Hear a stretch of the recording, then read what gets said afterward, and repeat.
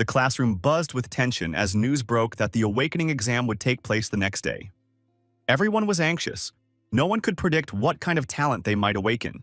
The boy suddenly opened his eyes, startled, and remarked that apparently, sleeping was all it took. The protagonist turned his gaze toward his classmates, observing them quietly. He narrowed his eyes slightly, focusing straight ahead with a calm but sharp look. In an instant, his eyes widened in confusion. What was this unfamiliar place? Hunched over and gripping his head tightly, the main character seemed overwhelmed. A sprawling futuristic city unfolded before him. Known as the Blue Star, it closely resembled Earth. But everything changed after a great catastrophe a century ago. An onslaught of monstrous creatures swept across the land, claiming millions of lives and leaving countless more gravely wounded.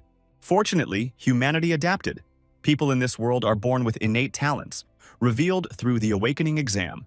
Once awakened, they discover their power and join the fight to hold back the monstrous tide. The survival of society hinges entirely on those who awaken.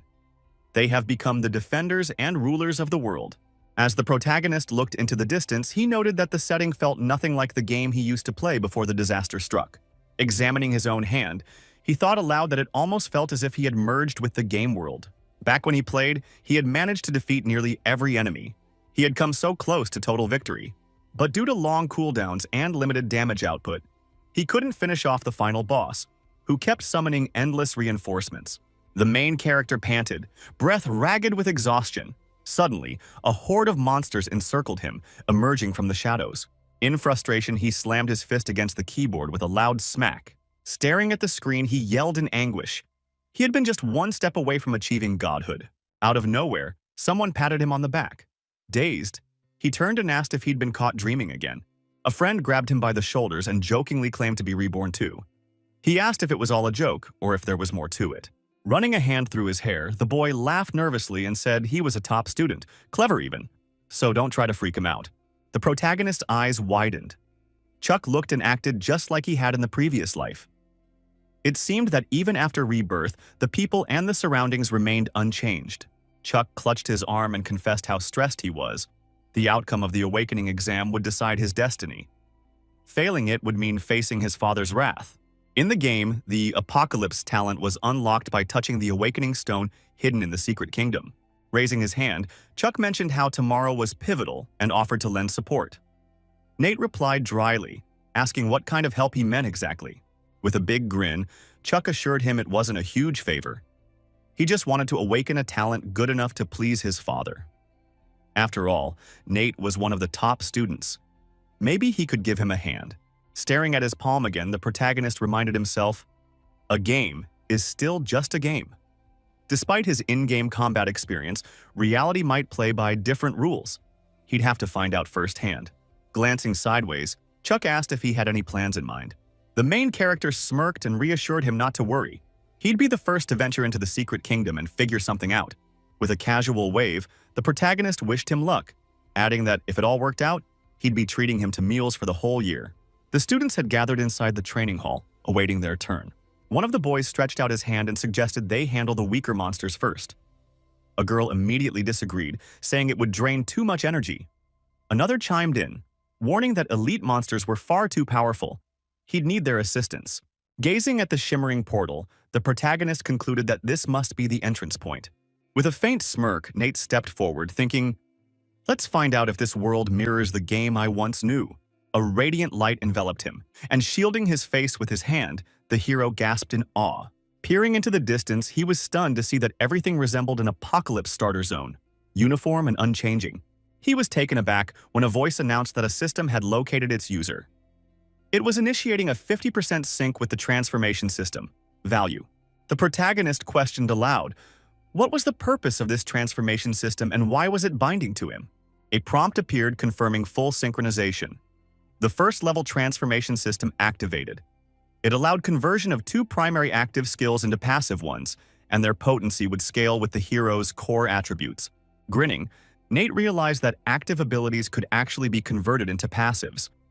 If this was indeed the same apocalypse world, the system was exceptionally powerful. While battling a monster, the protagonist noted aloud that most skills in the apocalypse were active and bound by cooldowns. Constantly using them was inefficient and costly. a monster struck him, and violet energy surged around him. He declared that passive skills, unlike active ones, weren't restricted.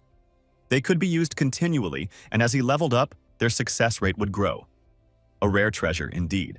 Clenching his fist, the protagonist remembered how his past life's downfall came from limited abilities. But now, with the transformation system in hand, he vowed to finally ascend to godhood. A digital interface unfolded before him, asking which skill he wanted to convert. He selected one confidently and said he was ready to give it a shot. A sword materialized in his grip. He had acquired the skill Wave Cut at its base level. This ability unleashed a concussive shockwave that struck enemies within a 3-meter radius. Staring at the weapon in surprise, he received confirmation. The transformation had worked. Wave Cut was now a passive skill, with a 30% chance of activating upon a basic attack. When triggered, it released an energy blast that dealt enhanced damage and made him invulnerable for 2 seconds. Swinging the blade, he cognized it. A level 3 Minotaur. Quite the formidable opponent for this training area. As the Minotaur launched its attack, the protagonist smiled and thought, "Perfect timing. Let's test the new ability." The protagonist slashed with his sword, and to his surprise, the Minotaur was violently thrown backward. A powerful explosion echoed, and the hero stared at the impact in awe. The Minotaur rose, its eyes glowing a furious red. The protagonist noticed, alarmed, that the creature hadn't sustained any visible injuries. In a flash, the beast lunged forward, swinging its massive axe toward him. With agile movement, the hero evaded the strike and counterattacked, muttering that this wasn't looking good. At level 1, he stood no chance of defeating the Minotaur in a head-on fight. Watching the monster advance, fear gripped him. "Damn it," he hissed.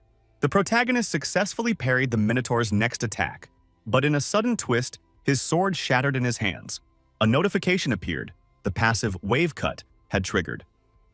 The invulnerable body effect activated, granting 2 seconds of immunity. The hero, stunned, lowered his head and processed what had just happened. Staring forward, he heard the system confirm a 5 increase in power. Without warning, the hero dropped into a crouch. Focused, he triggered the passive Wave Cut once more. The beast was hurled backward by the impact. The Minotaur's teeth scattered, knocked out from the force of the blow. Unblinking, the protagonist stared ahead, calm and calculating. A distant explosion rocked the ground.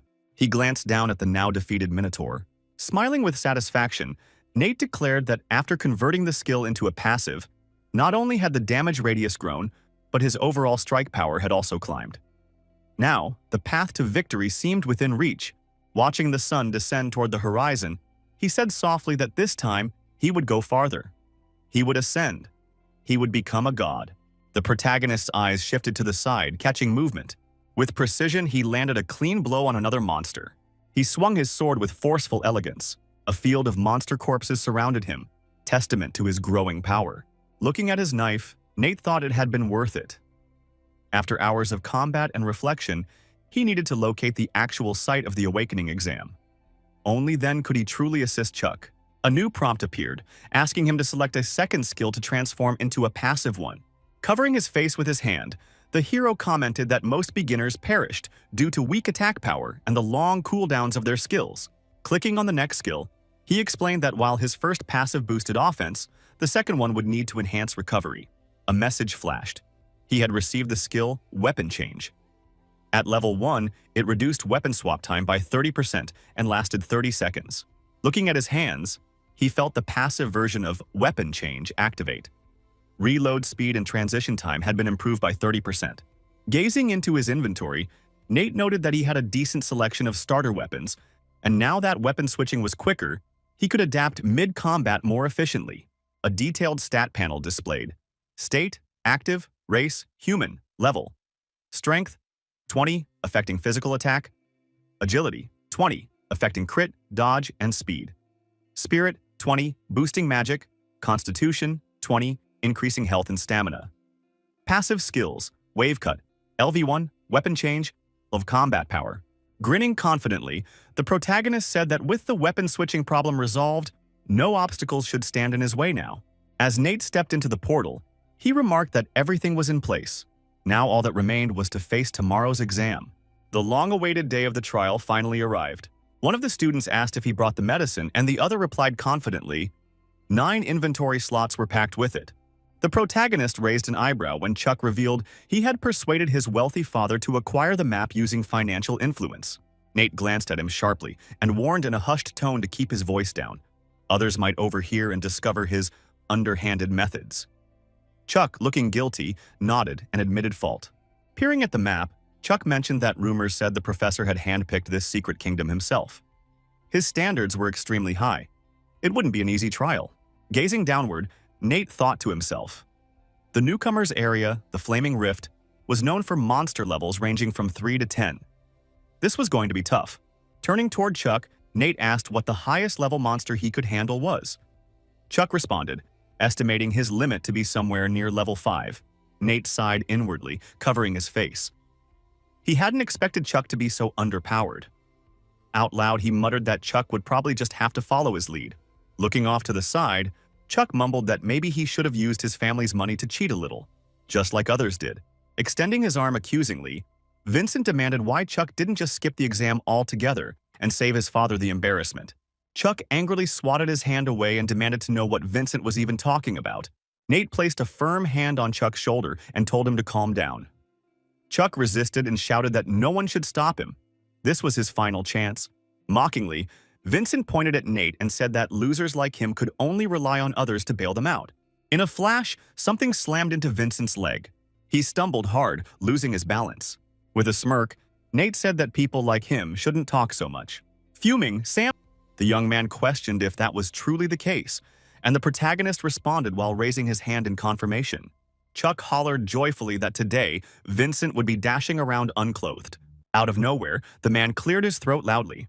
With eyes fixed ahead, Carl announced that the examination was officially beginning. The students overheard him instructing them to step through the teleport gate one at a time. With a smirk, the boy insisted they wait until he gave his speech. Without warning, the protagonist stepped into the glowing portal. A figure emerged within the alternate realm. A fiery crack tore through space. A voice explained that this realm was essentially a massive volcano filled with bubbling magma. Orcs and demons were the dominant creatures here. After several trials, a boss monster awaited at the summit. The protagonist rubbed his palms together and remarked that he hadn't felt such excitement in ages. Nate abruptly turned his gaze to the side. Behind him appeared a grotesque orc, a low-tier follower from the second level of the Flaming Blade cult. The creature lunged toward the protagonist without warning. The protagonist stared nervously at the weapon in his hand. He immediately leapt backward. His body bent slightly in anticipation. The hero looked at the orcs with stunned disbelief. The monsters encircled him menacingly. Drawing his sword, the hero reflected on how he once played using a mouse and keyboard, but now he had to trust his own body's reflexes. This was known to be a standard weapon for beginners.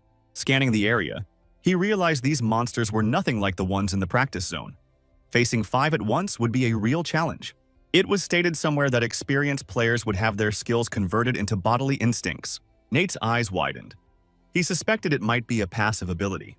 A skeletal frame enveloped the hero. The experience he'd accumulated turned into muscle memory. But something felt off about the body. The orcs charged toward him in unison. The protagonist sprang into the air with force. His eyes glimmered with a violet hue. Nate abruptly lowered his head. The hero took to the air in a single powerful leap. The monster received a direct blow. Locking eyes with the orc, the creature shouted in astonishment. With a smirk, the protagonist realized he could now manipulate every muscle with precision. At last, his in-game instincts had fused with his physical form. Glaring forward, he shouted that the orcs didn't seem as furious anymore. Let them come. The orcs let out surprised howls. Suddenly, they charged at the hero again. The protagonist flipped sharply through the air. Gazing ahead, he strategized how to lure them in a specific direction. In a sudden motion, the creatures tilted their heads skyward. The hero glided backward smoothly. The creatures spun around, roaring with fury. A spark lit in the hero's eyes. This was the opening he had been waiting for. The protagonist activated the basic ability called Slide. Bracing himself, the hero pressed his palms against the ground. Gripping his sword tightly, Nate unleashed the wave cut technique. He slashed his blade through the air, channeling the skill's full force. The protagonist smirked and thought, "That was fast?" While crouched, Nate reflected in disbelief at how strong the passive strike had been. The hero's weapon landed a solid blow on the monster. Nate advanced confidently, walking along the edges of the fiery cracks. A message appeared stating he earned 50 XP for the kill. "Congrats on reaching level 2, it said. "Free stat points awarded." Then, "Level 3 achieved. More attributes granted." Staring at his clenched hand, the hero realized he could jump 5 levels at once just by slaying monsters. In an instant, the protagonist leapt upward. Focusing straight ahead, Nate noted that now he had quite a collection of weapons and skills. This was way more exciting than the doomsday of his former life. A leaderboard suddenly materialized before him. The young man pointed at the board and exclaimed that it had all shifted dramatically. The protagonist's name occupied the top rank. Raising a finger, another student exclaimed that this was the same guy who clashed with Benson. He'd reached level 3 in under a minute, earning the top spot. Someone else muttered that they had a hidden prodigy at the academy all along. One man stared in shock and muttered Nate's name under his breath. With arms crossed, Carl commented that this was getting interesting. They'd see what other surprises Nate had in store. The protagonist soared out of the rift. All of a sudden, the hero's expression changed to one of disbelief. He kicked off the cliffside and landed gracefully. Gazing forward, the protagonist questioned if this really was what he thought. Out of nowhere, an illusion of a warlock accompanied by demonic hounds appeared. A note identified him as a second-level warlock at the beginner stage. Wide-eyed, the hero recalled from memory that there had been a bug with these enemies in the apocalypse. They couldn't be defeated one by one. They had to be struck simultaneously. Concealed behind a boulder, the protagonist mused that things were going well. The warlock couldn't detect him, and when out of sight, the enemy couldn't attack. The first phase had gone off without a hitch. Smirking to himself, he thought that the next step was to strike the warlock directly. The protagonist lunged at the summoned beast, declaring he'd eliminate the dog first. Shifting his gaze, he noted that the bug in the system was the most intriguing part now. As the warlock began conjuring his hound, the hero realized that summoning took priority over casting shadow arrows. A radiant light formed around the hound. The protagonist blinked in astonishment. Success again, just as planned. With the dog's eyes now glowing, the hero observed that, unable to find his target, the warlock had defaulted to erratically summoning hounds non-stop. Even if his mana was depleted, he'd resume the summoning as soon as it replenished. Peering from behind the rock, the protagonist thought that killing the warlock would cause all his summoned dogs to vanish, meaning he'd gain experience from each one. He lay down comfortably and remarked that he could just nap while waiting for the perfect time to act. 8 hours slipped by. The rankings board reappeared. Chuck, startled, pointed and urged everyone to take a look. A girl drew her gun confidently, while a boy shouted that Sister Bella had fired first. She was incredibly strong. Within a moment, she'd snatched first place and reached level. With weapon in hand, another participant exclaimed that Adam had just become a swordsman. They were curious whether he could beat the boss and reach the Awakening Stone. Their group had made quick progress, and he planned to join in the next year. With arms casually folded, Carl pondered how the standout students were finally making their presence known. But then he wondered, where was that guy? The leaderboard scrolled to reveal Roe. One man widened his eyes in disbelief. He was at the very bottom. A boy chuckled, saying the guy had made such a splash at the start but completely burned out. A joke. A nearby girl added that they had all been wondering how someone that talented had stayed hidden so long. Looking at him, Carl calculated that the secret realm would only remain open for 12 hours. At his current pace, he wouldn't even reach level 6, let alone take down the final boss or claim a talent. Only 4 hours remained in the trial. Another participant pointed and yelled that the scoreboard was shifting again. The man turned his eyes toward the display. Carl gasped, eyes wide. He couldn't believe what the boy was doing. Just a minute ago, the protagonist stretched lazily and thought with satisfaction that he had finally caught up on sleep. Others turned to look. A flood of hounds suddenly appeared, and the hero counted roughly 400 of them. He muttered, "That's a lot." The protagonist pulled out a heavy machine gun. With a sly grin, Nate mused, "Let's see just how many levels I can climb now." The protagonist opened fire, shouting that the hunt had officially begun. A barrage of bullets rained down on the warlocks. They grinned with wicked delight. Bullets zipped through the air as monsters scattered under the onslaught. A system message popped up confirming a warlock had been defeated. Smoke swirled and curled around the hero's body. A prompt appeared, congratulating him on leveling up. He earned free attributes and muttered to himself that the progress felt incredible, even a bit exhausting. Another notification stated, "Congratulations. The passive skill Wave Cut advanced to level 2. Now it has a 35% trigger chance when attacking. Upon activation, it releases a wave of energy dealing amplified damage, 16x strength, and grants 3 seconds of invincibility. The message also announced that the passive weapon swap skill upgraded to level 2. Reload time was cut by 40%. The hero remarked that leveling up also enhanced his passive abilities. What a bonus. With a confident smirk, the main character thought this power boost was impressive. He wondered if a new passive could now be unlocked. On the leaderboard, the protagonist held the top rank. One student exclaimed in disbelief that someone had leaped 10 levels in a single minute. Where had this monster of a genius been hiding? Another replied that a level 13 rank could already compete for a national top 3 spot. In all their years, they'd never seen anything like this guy. Raising a clenched fist, a man declared that everyone should take notice. This student was the real deal. Bob turned toward the headmaster and asked what was going on. In a fit of rage, the headmaster shouted that this behavior was outrageous. That student was completely reckless. He should have been warned beforehand. The teacher beside him lowered his head and apologized quietly. Glancing sideways, Carl muttered that maybe he really was getting old, so easily amazed. Still, he admitted, Nate might just be the most gifted of them all. Junk confirmed it. A new dimension unfolded before them. The protagonist turned his head in surprise. A message flashed. Congratulations on reaching level. Choose your specialization. Level 10, milestone reached. Selection now available. With a stomp of his foot, the protagonist made his decision. A menu materialized before him. He reflected that in his last life during the apocalypse, he maxed out every tree and nearly reached godhood. Yet there had been one option he never dared select. Examining the list, he said aloud that freedom-loving was a curious choice. It didn't significantly alter stats. A diagram appeared, showing that this specialization allowed complete flexibility. No restrictions on gear, stats, or attributes. He could switch at will. Viewing the stats screen, Nate acknowledged the downside: weak damage output and a massive skill list due to lack of limits.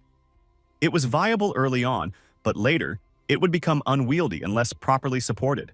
The protagonist noted that thanks to the transformation system, even a specialization like freedom-loving wouldn't be a burden. Time to test it out. The system confirmed his choice. Since no change was selected, he was auto-assigned as a spellcaster. Loading 50%, 80%, 100%. Load complete. Glancing at his hands, the protagonist wondered aloud. What was this hidden class? A sorcerer? It was announced that Nate remained ranked first, now level 13, and that his chosen specialization was freedom-loving. Someone screamed in disbelief. Was their vision broken? That class had 0 talent markers. What a horrifying pick. Turning red, the principal roared, "What was this madness?" Teaching children to chase freedom. The man, visibly uneasy, muttered that most students traditionally picked the warrior path. He couldn't understand what Nate was thinking. Covering his face with one hand, he exclaimed that selecting such a class was like throwing away all future potential. An absolute disaster. Leaning back with his hands behind his head, another student asked if the freedom-loving path was truly that bad. Maybe it had some hidden advantages. His friend replied with a nod that he kind of understood the logic. With a confident smile, the hero explained that the biggest strength of the freedom-loving class lies in its flexibility.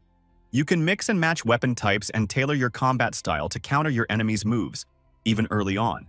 As several warriors advanced, the protagonist remarked that while the class shines in the beginning, it loses momentum later. The skills become harder to evolve, and the overall damage output won't be enough to secure victories. Shutting his eyes, one student said that in the long run, hope fades fast. Another questioned the point of a class that couldn't grow effectively in advanced stages. Jagged stones emerged from the ground. Still grinning, the protagonist reaffirmed that freedom-loving was a perfect fit for him. With the transformation system on his side, he could make up for any lack in power. His past life's knowledge would serve him well in enhancing this class. Browsing the interface, the hero tilted his head and asked curiously, "Spellcaster? What exactly is this about?" He gestured toward the freedom-loving icon as his eyes widened in genuine astonishment. A description flashed. The spellcaster class cannot learn skills taught in academies. Instead, they must acquire abilities from boss drops.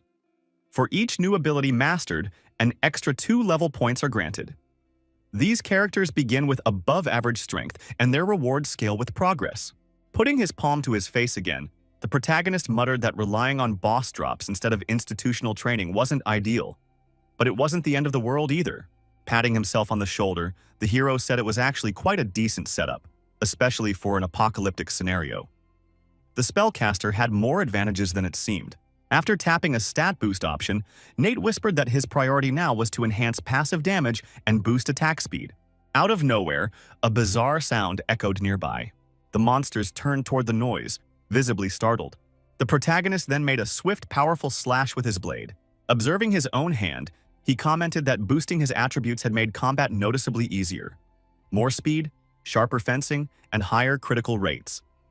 This world was turning out to be fascinating. Suddenly, a mysterious item, the Book of Demons, materialized behind him. Picking it up, the hero asked aloud if this ancient-looking book could be the key to unlocking hidden quests. Smiling again, he reminded himself not to rush into boss battles recklessly. It was wiser to gather more attributes first. A notice appeared.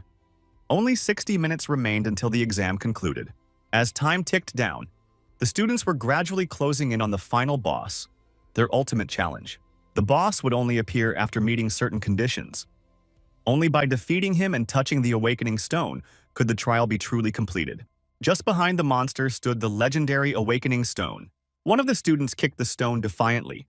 Staring at the boss without blinking, he thought, this was it. If he could win, the Awakening Stone would be within his grasp. Without hesitation, he dashed forward, shouting as he launched his attack.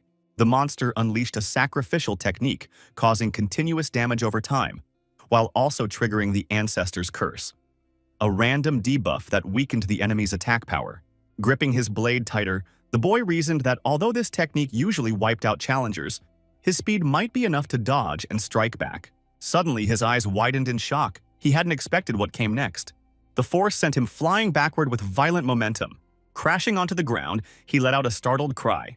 The pain caused him to grimace as he gasped for breath. Staring ahead, bewildered, he asked himself, what just happened? The boss stood there, seething with rage, eyes locked forward. Watching the towering creature, the boy's heart sank. He was sure he couldn't win. The trial chamber materialized around him. He was flung out of the portal and shouted involuntarily. The surrounding students looked at him and exclaimed, wait, isn't he in the top 50? Even he lost? One of them explained that even the strongest couldn't take on the level 10 boss alone. They'd probably have to form teams this year. The creature was protected in close range by 2 powerful orcs. That's why this secret realm was once sealed. It was just too difficult. Why reopen it now? The protagonist advanced, one careful step at a time. Peeking cautiously around a wall, Nate reflected that it had taken him nearly a full hour to gather the resources needed to unlock this hidden quest. Thankfully, he'd reached the boss in time. A sharp gust swept past him, ruffling his hair and cloak. The monsters roared as they charged. Observing their rapid approach, the protagonist noted their incredible speed. Extending his hand forward, he remarked calmly that he was prepared. Pressing his palm against the ground, he startled the monsters, who turned back in confusion. With swift precision, the protagonist slashed his sword through the air. The blade crashed down with immense force. Dashing ahead, he realized the boss was vulnerable without his orc guards. The sacrificial skill's intensity continued to rise. Leaping toward the enemy, the hero braced himself. This would be the critical moment. Kicking the boss hard, he thought bitterly that he felt like nothing more than a walking bullseye. He seized a machine gun, thinking there was no time to hesitate. He pulled the trigger and opened fire on the towering monster. A hailstorm of bullets tore through the air, heading straight for the beast. When the magazine emptied, he realized he had used every round. This weapon wouldn't be much help anymore. The boss collapsed with a thunderous thud. As the protagonist turned to assess the situation, the boss erupted in uncontrollable fury. Activating his weapon-switching ability, the hero thought to himself that it was surprisingly effective in fast-paced combat. He launched a flurry of powerful strikes, hammering the monster with relentless precision. Human bones littered the ground, evidence of those who had failed before him. Grinning wide, Nate mused that the enemies had underestimated him, and now they were crawling after having their legs shattered. They had no one to blame but themselves. Holding a spear tightly, he recalled that the biggest challenge in this trial was the boss's spellcasting phase. He couldn't fight during it, but his 2 orc protectors could. Any hit landed then would reset the entire battle. His blade sparked violently as it scraped along the armored hide. Gazing down at the defeated enemy, the protagonist murmured that now, finally, the monster was wide open. The boss lay motionless, and the protagonist shouted triumphantly that it was pathetic. Driving his weapon deep into the fallen foe, the hero declared that the enemy was far too defenseless. A low hum echoed from the nearby portal. Bella extended her hand calmly and remarked that it seemed the top spot now belonged to her. The boy agreed, congratulating her while admitting his misjudgment. It was a loss he couldn't avoid. As he turned back around, he paused and said to wait. Her name wasn't at the top just yet. The girl stared at the leaderboard in disbelief, exclaiming how it could be true. He hadn't even chosen a specialization or hit level 10. Her brow tightened in frustration as she asked aloud if she really lost to some random girl. Holding out his hand gently, the boy told her not to worry. She still deserved first place. Someone else chimed in, saying, "Of course, how could a level 7 defeat elite-class monsters?" They suspected Chuck of cheating and said he needed to be confronted. Adam laid a hand on her shoulder and remarked that ordinary class students sometimes resort to underhanded tricks. The girl replied dryly that if it was fraud, she wouldn't be surprised. In the academic affairs office, someone mentioned hearing that he had used dishonest means. Standing before the instructor, Chuck insisted that he had only participated in the fight and done nothing wrong. Robert, glaring straight at him, angrily demanded to know what abilities the boss used in its final phase and how Chuck had possibly survived it.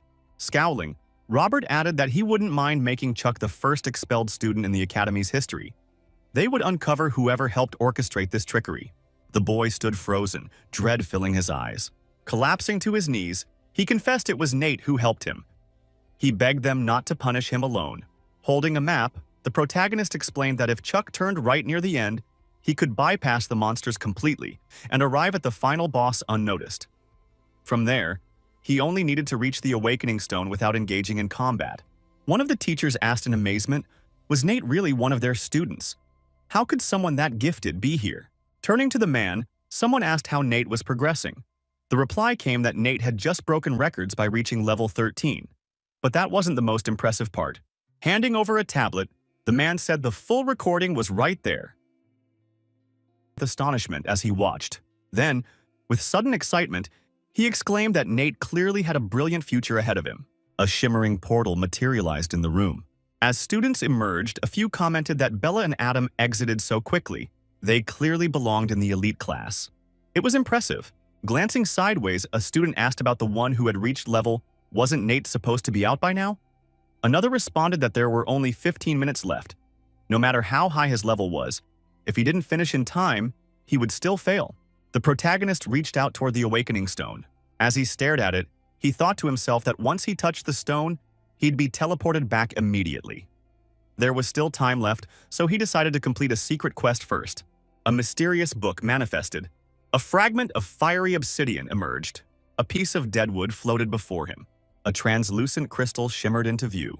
The jagged edge of a shattered sword appeared at his feet. Sitting down, the protagonist commented that he also had the skull of a demonic hound, bringing his total attribute count to 6. Gazing into the flames, he murmured that it might be possible to perform a summoning. Suddenly, violet beams of light erupted in the air. A voice echoed ominously through the glow, asking who dared to disturb his slumber. The protagonist blinked in shock, realizing this must be the hidden boss. Without warning, a level 12 elite boss named Tommen materialized. Raising his arm, the boss growled a question. What was this creature before him? Slamming his sword into the earth, he declared with fury that the protagonist must die. The protagonist stared at the widening cracks below, fear creeping into his expression. Streams of magma burst through the fractured ground. Chunks of stone launched skyward, propelled by the lava's force. A massive crater formed, encircling the fearsome boss. Observing the enemy, the protagonist admitted this secret boss lived up to its title, far more dangerous than the last. Focusing forward, he assessed. Students cheered with raised arms, exclaiming that Nate had shot up to level 14 and now held first place. But doubts crept in. Some insisted there had to be foul play. After all, he was still inside the secret kingdom. Watching the crowd, a man remarked that once the timer ran out, everyone would be forcibly ejected from the secret realm, and then they'd confront him. With an angry glare, the man exclaimed that these kids were utterly clueless. Observing him, Carl thought it had been ages since he'd seen this gentleman so fired up. It was clear he had faith in Nate. Just 59 seconds remained before the trial concluded. Slinging the machine gun over his shoulder, the hero noted that every monster in the secret kingdom had been eliminated. The system rewarded him 50% bonus to strength, 200% experience for defeating the boss, over 3 million XP gained. As he was promoted to level 14, the hero covered his face and sighed that completing the secret side quest had cost him valuable time. Turning his gaze aside, he mentioned he'd unlocked a new title and wondered aloud if the Awakening Stone might still hold value. The hero reached out and touched the stone. Instantly, bolts of lightning erupted around him. A voice congratulated him. He had passed the exam. The hero watched the radiant beams with curiosity. Out of nowhere, purple rays surged toward him. The transformation system was upgraded to level 2. Now he could perform 2 of 3 possible transformations and assign 2 of 4 passive skills. He received new rewards, including the coveted Book of Demons, which boosted his critical hit speed by 20%. Opening the menu, the protagonist asked what the 2 new transformations were, then smiled, pleased by the discovery. One passive transformation had completed: the Gatling gun. When using firearms, attack strength rose by 25%, with a chance to fire 10 bullets at once, each guaranteed to hit. With a smirk, the hero said this would be a major game changer. He might take out multiple foes in one move. Delivering a blow to the monster, he noted that when battling higher-tier beasts, all stats like speed and crit rate usually drop. Often, the enemy struck first. But with his new passive skill, he could slay enemies before they had a chance to act. Reviewing the menu, the protagonist reminded himself that transformation slots were limited, so he had to pick carefully. Selecting a skill, the hero murmured his choice aloud. The system confirmed a successful passive skill transformation. He acquired the Knockdown passive. 10% of normal strikes now triggered a shockwave within 2 meters. The hero quickly activated the skill. Wiping his palms, he commented that unlike energy-hungry levitation, Knockdown consumed far less power, had a broader attack radius, and could kill multiple enemies. He asked the system to display the current stats. His current condition and power status appeared on screen. Reaching his hand out, the protagonist declared that his combat strength was nearing 10. With that, he would travel to the Apocalypse continent, where the true fight awaited. It was time to leave. The portal glowed intensely as a voice declared the trial over. The secret kingdom was officially shutting down. Students shielded their eyes from the blinding light and cried out in confusion. Then, suddenly, a hand reached out from the radiant portal. The protagonist tossed a hand behind his head and heard someone say it was night. He had regained consciousness. With a furrowed brow, a man pondered the situation. He had truly succeeded. Before him lay limitless possibilities. Observing him closely, a girl asked why he looked so indifferent. Was he not even a little thrilled? One student yelled that he was a fraud and should leave with Chuck, while another demanded that Nate's result be annulled. The man abruptly went quiet. Then, without warning, he stomped his foot. A wave of silence rippled through the hall. The students instinctively covered their mouths, stunned. Robert, standing behind the hero, questioned if he had truly completed the test alone. Turning back calmly, the protagonist thought of how fast everything happened, then confidently replied, "Yes, he did." Placing both hands on Nate's shoulders, the man proclaimed him number 1, someone with a boundless future. Yet it was strange. Despite exiting the secret kingdom last, Nate still emerged victorious. Another student behind Nate chimed in, asserting that deception wouldn't fool them, while a girl added they needed solid proof. The crowd erupted again, forming lines and shouting that he should be disqualified. "Idiots!" someone snapped. "How could you fall for this?"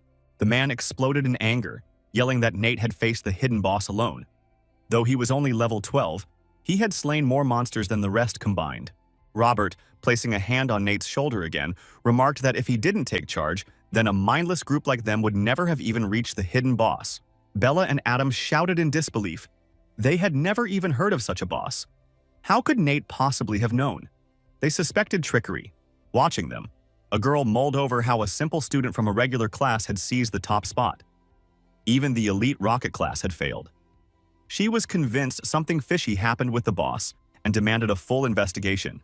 Without warning, she landed with a thud. Extending her hand, she smirked and told Nate to be generous, then asked how exactly he managed to summon the hidden boss. The protagonist, taken aback, looked away and asked why he owed anyone an explanation. Amanda blinked in astonishment and repeated her question.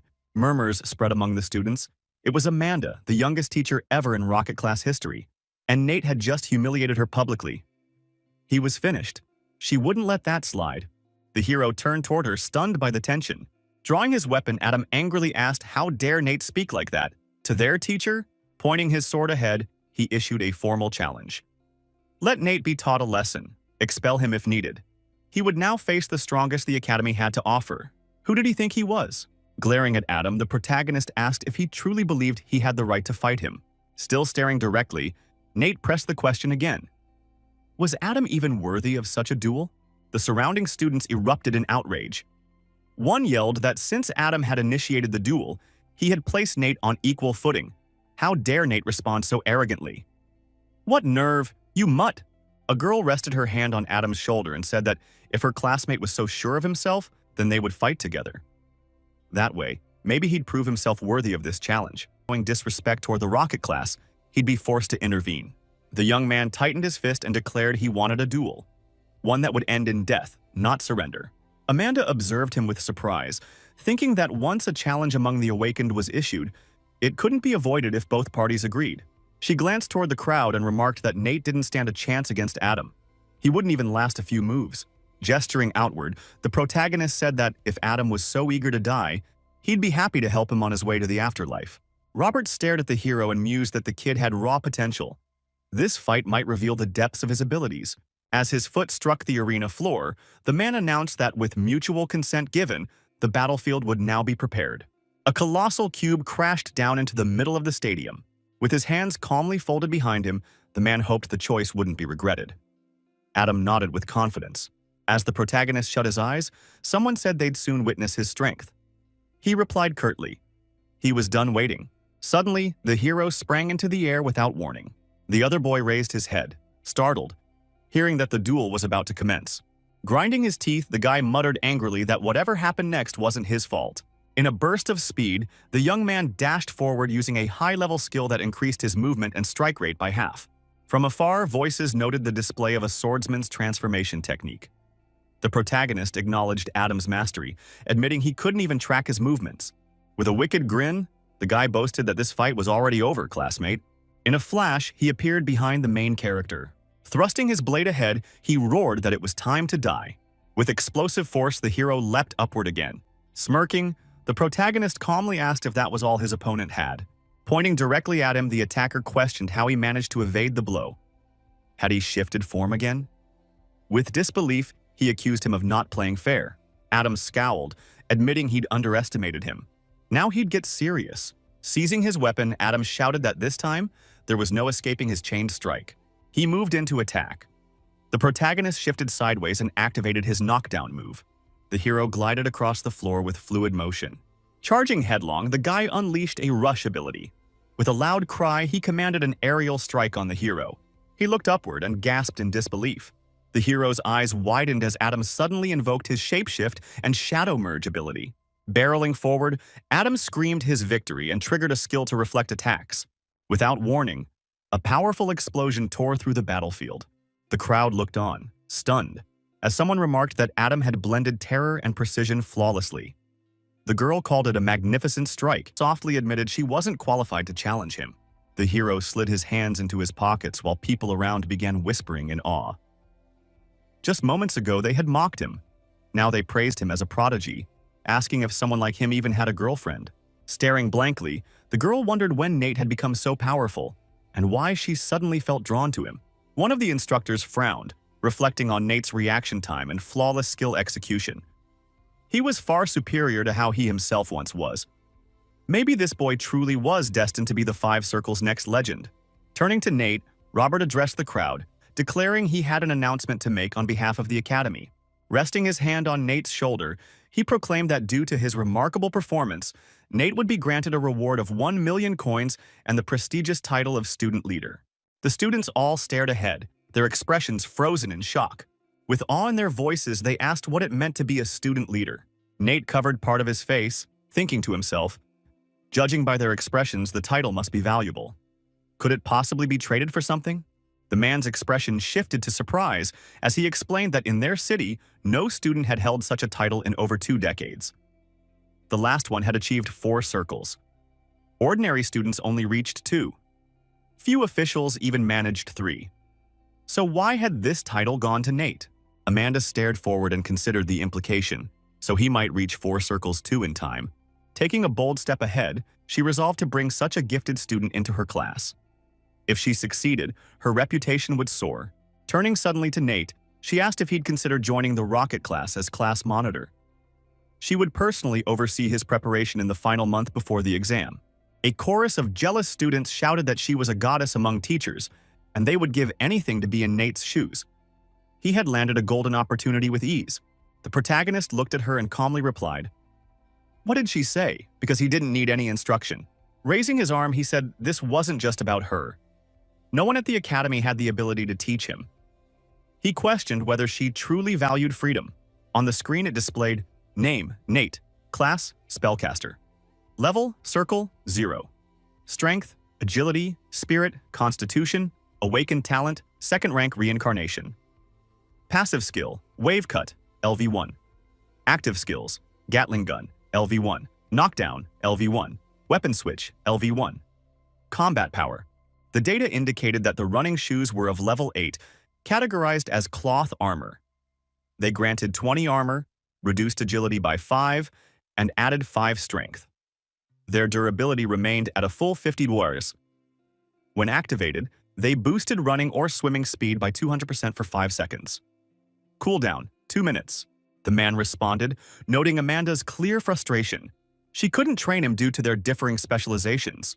The professor patiently explained that once someone adopts a new specialization, they lose access to their original skills, leaving them inexperienced in that field. Everyone turned to the young man and remarked that he would have to educate himself going forward. Standing beside Nate, Robert remarked that walking the path of the free-spirited class was tough, and one day he might regret it. Nate answered calmly. It was a choice he had made consciously. The teacher said that if no mentor was qualified to instruct Nate, then he'd authorize self-guided training, with the hope that Nate would stand out at the exam next month. The unified exam was a national-level test for discovering promising awakened individuals. Those who succeeded would be granted valuable resources and awards. The students were shocked. Nate was the only one among them pursuing studies completely on his own. That left a strong impression. With a cheeky grin, Nate asked the teacher when he could expect his promised 100 million reward. Headlines were now covering the story of a young hero who had reached level E. People continued to bombard the professor with questions. Why did Nate opt for this unique specialization, and where was he headed? The Management Association was involved. Nate stood before the terminal moments after acquiring all the necessary hero data. His registration into the Apocalypse system was finalized. A century ago, savage beasts from Oblivion invaded Blue Star, bringing death and chaos. Humanity's only answer was resistance. To fight back against the disaster, humanity discovered mysterious rifts that led into Oblivion, called the Apocalypse. Brave souls entered, hoping to fight back. Thus began the era of cultivation, as people strove to reach the Apocalypse continent. That realm soon transformed into a battlefield where elite warriors from across the globe converged. Unlike the structured exams back at the Academy, the Apocalypse was fraught with real danger. The priority was reaching level 20 and passing the unified trial. In the Broken Islands, the minimum requirement was between levels 13 and... Coincidentally, it was the same region where Nate had once stood himself. The protagonist observed other students working together in teams to exterminate monsters faster. He realized that their tactics were based on what limited methods they knew, just like he once did. Nate remembered that completing hidden missions first yielded the highest score returns. It was the optimal route. He arrived at an abandoned village, still bearing signs of human life. Reaching out, he grabbed a piece of parchment. The note described how someone had spotted a massive shadow while fishing the day before, but no one believed him. The villagers were doubtful. Maybe Nate could investigate. A hidden mission was now available to the protagonist. Nate understood that this quest was one only he could complete. It demanded significant effort but promised a beginner-friendly artifact as a valuable reward. Hernan Beach stretched out before them, bathed in a strange glow. Nearby, people calmly battled against the onslaught of mutated turtles. A fiery spell launched through the air, guided by someone's precise command. Cries erupted as many covered their eyes, startled by the sudden brightness. One student questioned another, accusing him of breaking the no-fighting rule enforced by the Academy. With a chuckle, the other replied that he was merely playing around. He claimed the entire beach's monsters belonged to them and told everyone else to back off. Drake protested nervously, pointing out that this wasn't Demon Academy property but public ground. His eyes darted to the side, clearly unsettled by what might follow. The man challenged the hero, asking him to repeat his words. After all, no monster belonged to anyone. A chorus of voices demanded they leave, insisting there were others in need of the monsters too. Drake growled in frustration, saying they always stole hunting grounds, keeping them 3 levels behind. Chloe yelled that one last guy was still out there. With swift and practiced strikes, the group took down the remaining creatures. The protagonist rushed forward, declaring that this would be the day he taught them a proper lesson. Another guy decided he'd eliminate all the monsters in a single attack, ensuring no one else could claim the rewards. Nate realized the hero was exploiting the combined magic damage of 2 mages to wipe out every enemy. Whoever landed the majority damage would secure the kill, leaving nothing for others. Since regular players didn't understand this mechanic yet, he dashed ahead. If his output was 3 times higher than theirs, he would claim the full credit for the kills. He had to whittle down the monster's HP without redirecting their aggression. If the monsters switched targets, it would be fatal. Being a melee fighter with limited ranged options, he had to act tactically. Meanwhile, the others looked on, confused. Mike sneered and asked if they really thought they could steal his prey. As an icy storm began forming, the system warned, death here would lower his level, and repeated deaths would disable resurrection. The group mockingly asked Nate if he was ready to die now. Everyone was convinced Nate couldn't survive a double mage attack. But to their shock, he stood unharmed after the snowstorm hit. Nobody could believe he lived through magic that should have ended him instantly. Mike bellowed to trigger another storm and finish him. Nate remained unfazed, saying he had activated Wavecut's passive defense and was now following with a snow-slow combo. Then he powered up his Gatling gun. The system confirmed successful activation of the machine gun skill. One bystander was stunned. It should have only lasted 8 seconds, yet somehow Nate extended its use. The crowd stared, puzzled, as Nate casually collected the loot for himself. Chuckling, Nate commented on how devastating the Gatling gun's damage turned out to be. Magic energy crackled and surged in every direction. All around, mutated turtles scurried across the terrain. Nate smiled in satisfaction. He had secured 32 mutated turtle tails. Mike, seething with rage, shouted that they'd been looted and promised revenge. An uproar broke out. Voices echoed that they never should have defied the laws of the Apocalypse continent. Chloe yelled at Mike to stop what he was about to do. With visible fear, the girl warned them that Nate's power far exceeded theirs, and provoking him was a bad idea. Mike, frustrated, muttered to Lee that this wasn't over and they'd come back for payback. Sully, clearly annoyed, told his companions they weren't allowed to just walk away like that. Laughing nervously, Mike admitted he'd made a mistake and promised not to fight Nate again. Nate, furious, gave them 60 seconds to hand over all their loot, or risk starting over from scratch. One of the fighters yelled that he'd never surrender, even if it meant facing death. Drake glanced at the group, puzzled by how fearless all the students seemed.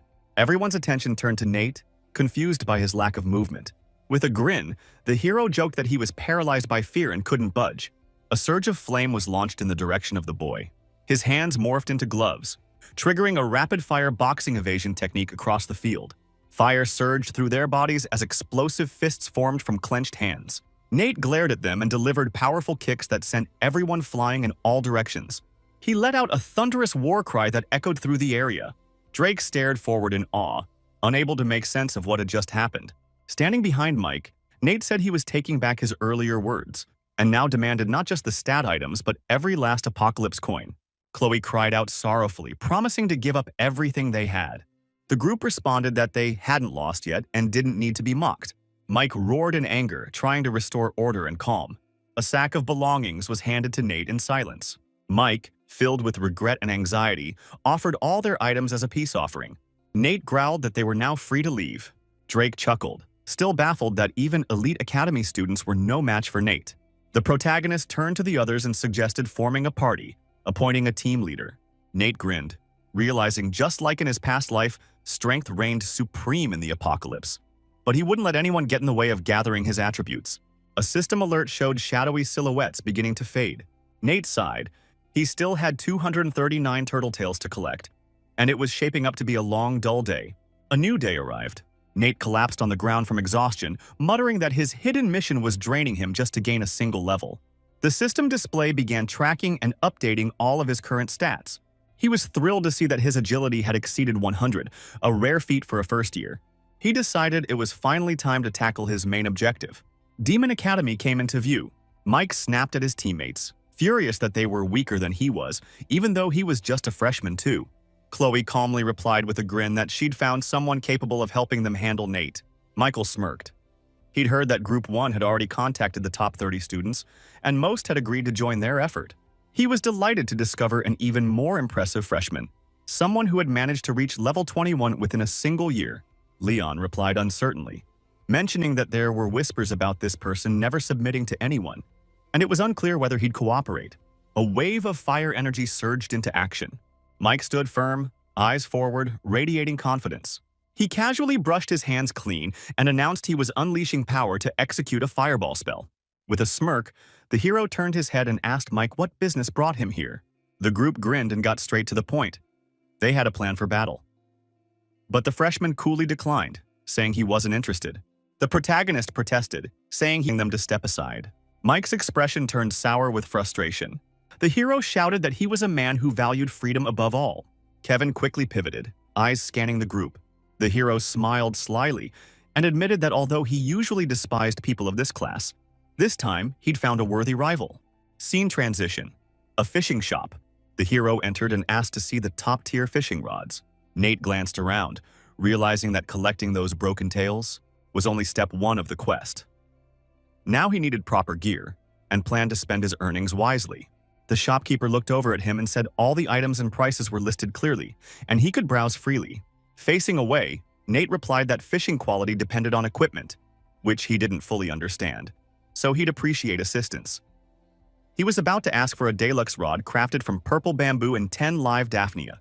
The shopkeeper was surprised by his interest in a high-end item. Nate's shopkeeper smiled and offered him a discount. He could take the rod for just 10 gold coins. Chuckling, the seller said if Nate managed to catch anything, he could bring it back to sell. Nate had already battled numerous monsters. As he gazed at the ocean, he acknowledged he had the gear and the tails. Only one more thing remained. Calmly, the hero recalled from his past life that there was a powerful boss on a nearby island, emerging every 72 hours. Though it wasn't far from the beginner village, no novice could realistically defeat it. So it was best not to interfere. He realized he needed a specific part of the boss's body to gain the ability to breathe underwater. This was key to solving the mission's mystery, the vanishing shadow. The others looked around, puzzled, trying to figure out who had dived into the water. In the apocalyptic world, people could only stay submerged for 2 minutes. Any longer, and blood would begin to drain. 10 seconds past the limit meant certain death. The group exclaimed in astonishment. This guy was something else. None of them had seen a rookie take such a daring leap before. 2 of the team members muttered that the underwater situation had grown more dangerous, and they needed to dive in right away. The party decided to distance themselves from the crowded shoreline. They came upon a tiny isle amid a scattering of fragmented islands. The hero remarked calmly that it was just a small island, and they should take 10 minutes to scout it thoroughly. Deep in the forest, mysterious statues loomed.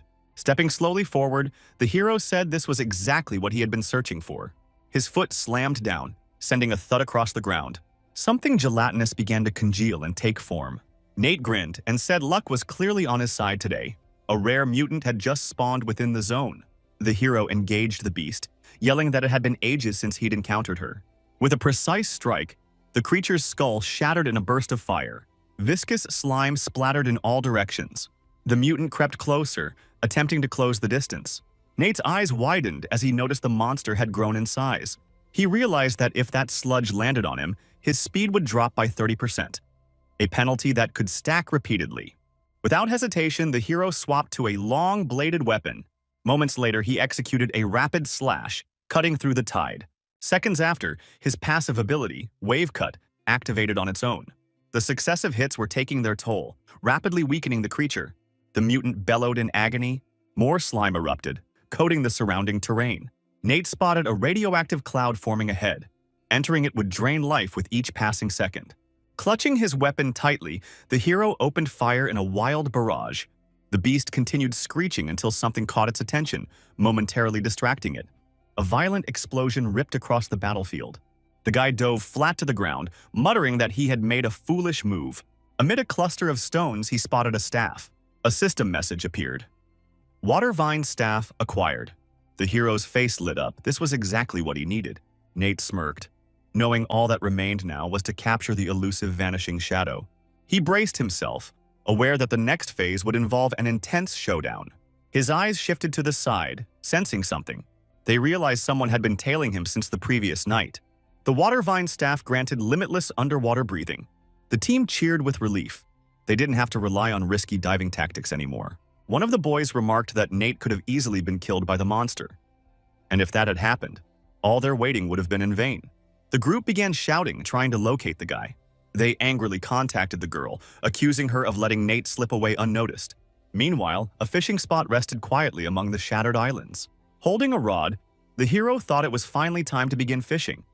Everything was ready, and this was the place to lure out the vanishing shadow. He noticed someone already standing on the shore. His ideal spot had been claimed.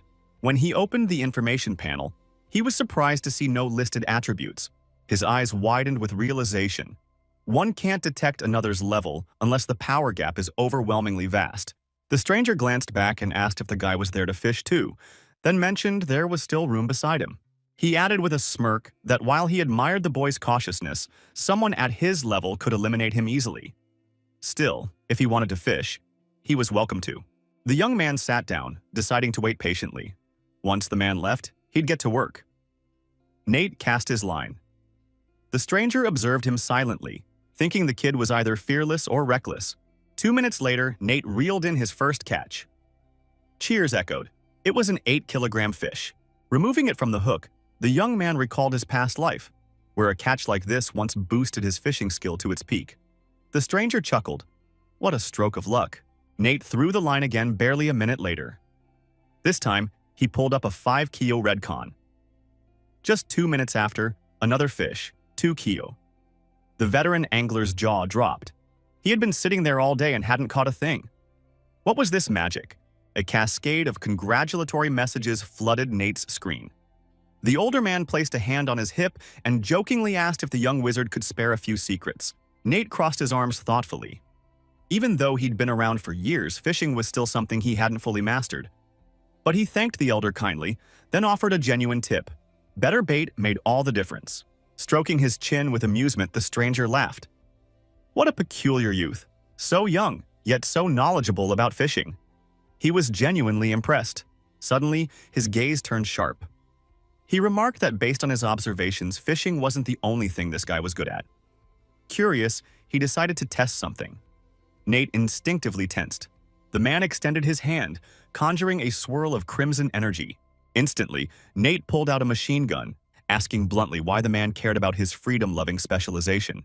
Resting the weapon on his shoulder, Nate replied that walking your own path was the essence of freedom. Why wouldn't he choose that route? Rising to his feet, the man nodded, acknowledging Nate's potential. With talent like his, the future held limitless possibilities.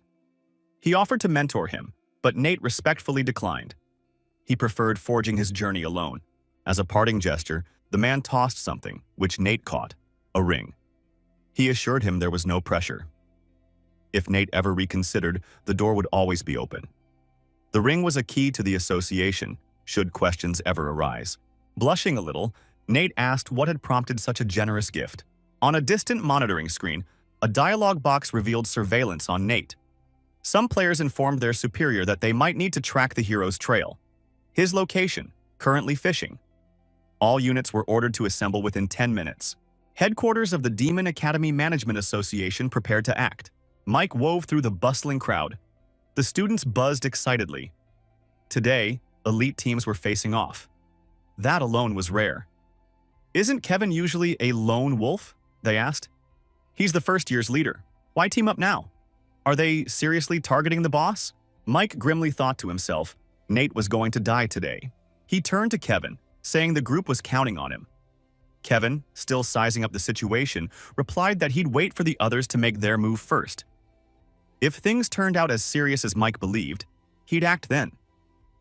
Meanwhile, a management officer informed Steven that Mike was heading to the Apocalypse continent with 20 people. Something big was clearly about to happen. A man from the City Management Association barked into his communicator, furious that they hadn't reported back. He had clearly instructed them to track the group and update him immediately on any developments. Running his hand through his hair in frustration, he muttered that this guy would be the end of his sanity. Hopefully, nothing critical would unfold today. Meanwhile, the hero kept fishing. He now had 39 turtle tails. He calculated confidently. He needed exactly. No doubts, he was sure of it. Suddenly, a group of players emerged behind him. Mike greeted him smugly, claiming it had been a while. He added that Nate's peaceful fishing was over. Nate chuckled. Weren't these the weaklings from that infamous loser group? What now? Couldn't handle him solo and had to bring backup? What a shining example of the Demon Academy's pride. Kevin narrowed his eyes. So this was the so-called freedom-loving type. Intriguing. The students seethed with anger. Their leader barked at Nate to shut up. How dare he mock the Academy's honor? He should prepare to meet his end. At that exact moment, Nate's fishing rod bent violently, a sign of an incoming big catch. He let out a yell. Finally, a gargantuan creature erupted from the water. The players gasped and shouted in panic. What was this thing? A secret boss? None of them had seen anything like it before, and Nate had reeled it in. The monster had a sleek blue body covered in spikes. The system identified it. NASDAQ, a level 22 elite boss. Kevin clenched his teeth. Even for him, this boss was out of reach alone. Could its appearance really be tied to a mere level 15 freedom-loving class? A student addressed their leader, pointing out this was a rare opportunity. They had numbers on their side, so why not bring it down together and claim the reward? Nate tossed turtle tails toward them and mocked, saying if they wanted the prize, they'd have to be ready to lay down their lives. Without warning, the monster lunged from the water. Mike cried out. It was initiating its assault. The beast's attack flung players in every direction like ragdolls. Kevin sidestepped swiftly and muttered coldly. Freezing technique. Raising his arm, another guy conjured a shield and called for everyone else to strike now. Magical bursts collided with the monster. The group leader commended his ally. They had a chance only because of him. But he added, Nate started this chaos. They had to eliminate him. While the others battled the boss, 3 Demon Academy members veered off, charging straight at Nate. He scowled. They were trying to disrupt his strategy. Mike really had lost it. Switching to a spear, Nate muttered that subtle tactics wouldn't work on these guys. Time for direct elimination. He activated his clean sweep skill. Spotting 3 mages on the sidelines, he immediately changed to throwing darts and launched his assassin's core move, Shuriken Blitz. The mages were stunned. His shurikens had disrupted their casting mid-spell. Without missing a beat, Nate brandished his blade and unleashed a sweeping crescent slash. The enemies reeled back in shock. One of them blurted out in disbelief. How was Nate switching weapons so rapidly? Even for a freedom type, this was unreal. Another added that he'd seen others like Nate before, but they had at least twice the cooldown time between switches. What kind of trick was this? Their magic shattered the ice barrier. Someone cursed aloud. Damn it! We could have controlled the boss. But it was too late. The creature entered its second form. The monster now summoned its signature weapon, a massive trident crackling with energy. Torrents of water exploded from beneath them. The beast roared that it would drown them all. The battlefield became a lake in seconds. Trapped beneath a dense wall of water, the players struggled. Nate, however, remained calm. He figured this was Phase 2, and he knew he had the upper hand underwater. Prince Nasdaq transitioned into his second combat phase, entering a temporary state of invulnerability set to last 30 seconds. Leon swam over to their leader and asked what their next move was. Casting magic in this submerged environment was nearly impossible, and they couldn't hold their breath much longer. Chloe pointed out that Nate was completely isolated. Either way, she added grimly, the boss would likely eliminate him soon. Mike clenched his fists in frustration. What was the point of bringing so many people if they still ran into a disaster like this? Was the universe favoring Nate now? It felt utterly unjust. From behind, Kevin spoke up. If the rest wanted to retreat, he'd face the so-called freedom-loving warrior himself. Mike took comfort knowing Kevin was still on his team. Raising both arms, Mike rallied the team. If they focused, they could still take Nate down. He proposed they ignore Nasdaq for now. Instead, he urged them to concentrate all efforts on killing Nate, promising double the reward to anyone who helped finish the job. The students exchanged uncertain glances. Then, one by one, they activated their combat gear and advanced toward Nate. Grinning, Nate asked mockingly if they were finally serious about trying to kill him. He evaded a fireball and noted that only 32 seconds remained until the boss resumed action. Holding it off would soon become impossible. Without hesitation, Nate dove deeper into the water. Mike lost sight of him and wondered, had Nate chosen to end his life voluntarily? 2 minutes underwater was suicide. That time had nearly passed. The boss opened its maw. Prince Nasdaq's invincibility was nearing expiration. Tension mounted. The elder's forehead pulsed with a vein. He knew he couldn't last underwater much longer either. Escape seemed unlikely now. The boss unleashed a skill, Abyssal Vortex, targeting the players. Swirling whirlpools formed, dragging everyone toward the depths. Cries of panic echoed. What kind of terrifying force was this? One player cried that if they were sucked to the bottom, they'd never resurface in time. Another begged for help, not ready to die. Suddenly, a blazing fireball struck the monster's head and exploded. Kevin had launched the attack but was baffled. Even as a level 21, his magic barely scratched it. Could this monster resist spells completely? Mike shouted in frustration. Of course! Fire spells were significantly weaker underwater. A student agreed. This enemy was out of their league. A bespectacled mage added they needed to focus on survival instead of fighting. The leader turned to Kevin, declared Nate was still doomed, and suggested retreating.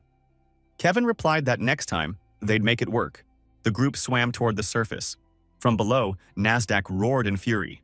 Cowards! You provoke me and then try to flee? The beast responded by casting frozen shackles. Ice began spreading over the players' limbs. Mike shouted in horror. No! One of the players was entirely encased in ice. A warning appeared. Oxygen depleted. Only 10 seconds of life remained. The elder swore vengeance, thinking he hadn't finished with Nate yet. Once revived, he'd end him personally. But suddenly he froze in disbelief. Nate casually waved and greeted them with a hey. Mike shouted in shock, how is he still alive? The group was dragged deeper. Mike yelled again, no! How did Nate survive all of this? Jack turned back. Nate told him the battlefield now belonged solely to them. Just then, a powerful beam of light shot from Nasdaq's mouth. He cast frozen shackles once more. Nate thrust his hands forward and activated the beginner ability Mask of Awareness, which cloaked his presence. He thought it was time to match the monster's speed. He parried the incoming blow with precision. A digital interface popped up. Nate tapped quickly, thinking he only needed to close the distance now. His sprint boots were successfully equipped. He darted straight toward the boss, thinking the speed boost reward was finally paying off. The acceleration kicked in instantly. Switching to a one-handed blade, he noted that while his level was technically 15, stat bonuses let him wield level 17 skills. Thanks to his 5x attribute multiplier from dual specialization, he was effectively fighting at level. Without hesitation, Nate declared it was time to bring Nasdaq down, thrusting his sword into the monster's skull. He quickly leapt backward as the beast snarled, vowing to kill him. The hero changed weapons again, this time to a machine gun. He leveled it at the monster and prepared to fire. The weapon came to life, bullets striking the boss squarely in the head. Nasdaq's health gauge plummeted, nearly depleted. Nate extended his hand and cheered. Just 101 HP remained. It was time to finish this. The monster lunged forward with a deafening roar, mouth wide open. How dare this human insult him like this? He swore Nate would die. A smirk tugged at Nate's lips. He realized the final blow depended on whether he could survive long enough to land it. Spinning with deadly force, he unleashed a massive attack dealing 120 damage. Jack's body burst apart. A system message congratulated him for completing a hidden objective. A shadow faded into nothing. A glowing notification appeared in a blue frame. He had reached level. Cheers rang out. They had earned a golden treasure chest. Nate emerged from the water and stepped onto dry land. He lifted the lid of the chest with anticipation. Inside, he found a white ribbon inscribed with ancient glyphs. The system congratulated him for obtaining the epic item, the Tide Amulet. A note clarified that it could be used even at his current level. The higher the item's level, the more powerful it would become. A cunning grin crossed Nate's face. This artifact would let him destroy high-level monsters with ease. As long as he respected its usage limits, he'd be untouchable against enemies 10 levels above him. Over at Jiang City's education department, a man shouted in protest against awarding Nate the annual quota. Charlie folded his arms and reminded them Nate had just shattered the city record by hitting level. "So what's the issue?" he asked. Greg, seated across the room, admitted the boy was gifted, but argued he hadn't chosen a traditional path. He was just a freedom seeker. Suddenly standing and slamming his hands on the table, Greg barked that only one quota was available this year. Why should they waste it on Nate? He was strongly against it. Charlie stood too, snapping back that Greg had secrets of his own. Was this just a way to bury them? A man across the table began clapping slowly. Adjusting his glasses, he suggested calmly that the matter could be resolved easily. After all, their last vote was to send Misha from thank you school. That student not only hit level 12 but also awakened an officially ranked talent. He'd selected the wizard class, but in the end their choice wouldn't really matter much anyway. Nate arrived just after the verdict had been reached. Greg proposed a simple solution. Why not let them duel for it? The winner would earn the quota. A man in a sleeveless shirt opened the door, apologizing for the delay. Nearby, his friend was excitedly weighing his catch. 734 kilograms, exactly. He handed Nate a coin tray and asked how he managed to pull off such a feat, promising to return 30% of all purchases. Nate mused that the apocalypse continent was truly overflowing with wealth. The hero turned to the display where the host was addressing the audience. Live coverage from Jiang City Academy. The young man removed the towel from his head and questioned, "Jiang City Academy?" The man beside him looked surprised and noted that recent news had been dominated by the upcoming competition between Jiang and Fang academies to decide the quota's owner. Nate flicked his fingers to bring up the info window, muttering, "Quota contest?" Why hadn't anyone informed him? His eyes landed on a string of missed calls. He realized the chaos from the last event had buried the notifications. Shrugging, he decided it was time to catch up on recent developments. A man with a mic gestured toward the scoreboard, explaining that the contest had two segments: 10 points for the team round and 20 for the endurance battle. The academy with the highest score would win. Each academy would send 20 fighters, and the 5-on-5 matches would be elimination style. Whoever had the most survivors would claim victory. The announcer's voice echoed across the vast stadium as he welcomed the competitors into the arena. The Jiang City team fielded a well-balanced lineup: a melee fighter, spellcaster, gunner, healer, and traditional warrior. Representing the Feng Academy were a swift swordsman, mounted fighter, elemental mage, stealthy assassin, and a brute force boxer. Cheers erupted from the crowd. Bella was wished good fortune.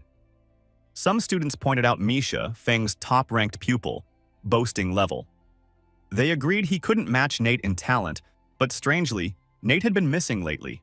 Greg smirked openly, mocking that Nate was likely too scared to compete. Robert reassured him that Nate would show up, no doubt.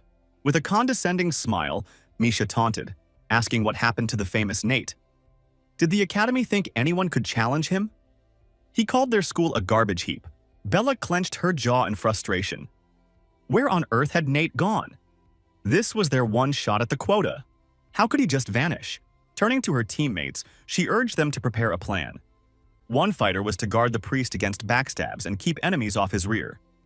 The opposing team lacked a healer, so their own needed maximum protection. Nodding toward her allies, she explained that she'd launch a fire attack later and instructed the fighter and boxer to strike Misha directly.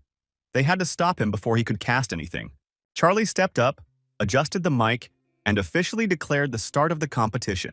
Bella issued the order, attack. Two teammates charged forward. The boxer intercepted incoming bullets, shielding the leader from gunfire. The commentator shouted with excitement. It was classic Bella. Her A-ranked fire ability boosted her power by 25%, allowing her to overwhelm her opponent fast. Now, the fighter had a clear shot at Misha, who was in serious danger. The fighter launched a strike on the mage from behind. The mounted warrior responded, activating a support skill that knocked the attacker back using his shield's force. Just then, the assassin activated a stealth technique, vanishing from view. Bella glanced back at the priest and yelled a warning. The enemy assassin had disappeared. She urged them to protect the healer. One teammate shouted and pointed behind her. The threat was at their rear. The enemy struck Bella from behind. She gasped in pain, barely managing to turn around. She countered the blow with a powerful kick, sending the assassin flying sideways. Wiping the blood off her face, Bella questioned aloud why she was the target instead of the priest. Misha raised his gleaming staff and sneered. Did she still not understand? The marksman was central to their formation. He was now preparing to unleash high-tier demonic magic. Thunderbomb. Spectators in the stands gasped in disbelief. Wasn't a spell like that supposed to take 5 seconds to cast? How was he this fast? Greg chuckled smugly. The others were baffled. Misha had awakened a rare talent, spellcasting acceleration, which slashed casting time by 30%. He launched an attack aimed directly at Bella. The priest activated a defensive barrier to pull her away from danger. Though she tried to flee, Misha declared it pointless. Thunderbomb would catch her regardless. She looked over her shoulder, her eyes widening in horror. A blinding burst of light descended on her. Bella lay motionless on the arena floor, while the enemy mage instinctively recoiled. A teammate rushed to her side, urgently stating they had to heal Bella immediately or she wouldn't survive. They had lost this round. Misha burst out laughing, gloating that their leader had fallen and Nate still hadn't shown up. He mocked that Zhang City Academy would be crushed today. The team match was halted due to Bella's severe injuries. The attrition battle score hit 418, putting Fang Hu Academy in the lead. A brutal warrior now faced off against a magical swordsman. A student in the stands clutched his head, crying that it was over. They had already lost 18 skirmishes, while Fang still had 15 fighters. Another blamed Misha, calling him unstoppable. He'd taken down 8 opponents solo. A third said even Nate couldn't turn this around. Greg gestured dismissively toward Robert, suggesting he accept defeat and spare himself humiliation. The old man urged patience. A bystander tilted his head and sneered, surprised that Robert still had faith. He invited everyone to sit back and enjoy Fang Academy's dazzling victory. Carl frantically tried to call Nate, angrily tapping the screen. Why wasn't he answering? In the arena, a warrior lunged at a red-haired girl. Spectators whispered, "Was Nate too scared to step forward?" The enemy disarmed the girl, shouting at her to leave the stage. Suddenly, the crowd froze in stunned silence. Nate appeared beside the girl, calmly assuring her they could count on him now. He held her by the shoulders as teammates erupted in cheers. At last, he'd come. There was still hope. They urged him to fight back for their fallen. The enemy warrior pointed at Nate mockingly, asking if this was really Zhang Academy's final hope. Too bad, luck wasn't with him today.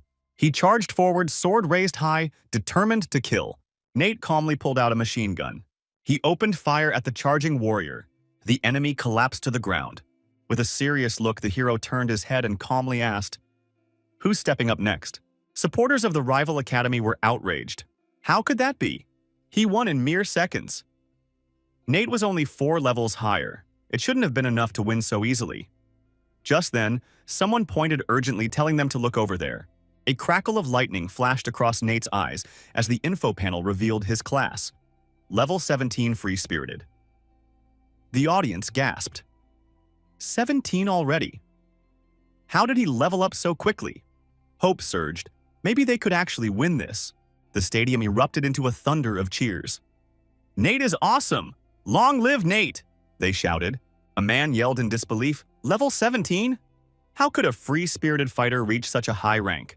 Robert grinned, admitting even he hadn't seen this coming. He recalled that Chang mentioned Nate would arrive in time. But this was the first he'd heard of level. The same man shouted again. Nate really pulled it off, and even arrived with a smile on his face. Ben landed on the battlefield, placed a hand on his chest, and respectfully asked for guidance. But in his thoughts, he grumbled. It wasn't fair. His teammates fought weaklings, yet he was up against a monster. Would he even stand a chance? Nate gave him a firm look and told him to hurry. His time was limited. Ben charged forward, silently praying for some miracle to help him win. Nate noticed the enemy suddenly vanish from sight. Reacting swiftly, he leaped forward and shoved the invisible attacker aside. Chuck grinned broadly and shouted, "He even managed to catch someone who was cloaked." Nate eyed the opponent thoughtfully, wondering aloud why their instructors never taught them that skill. He made a mental note to ask his older brother later.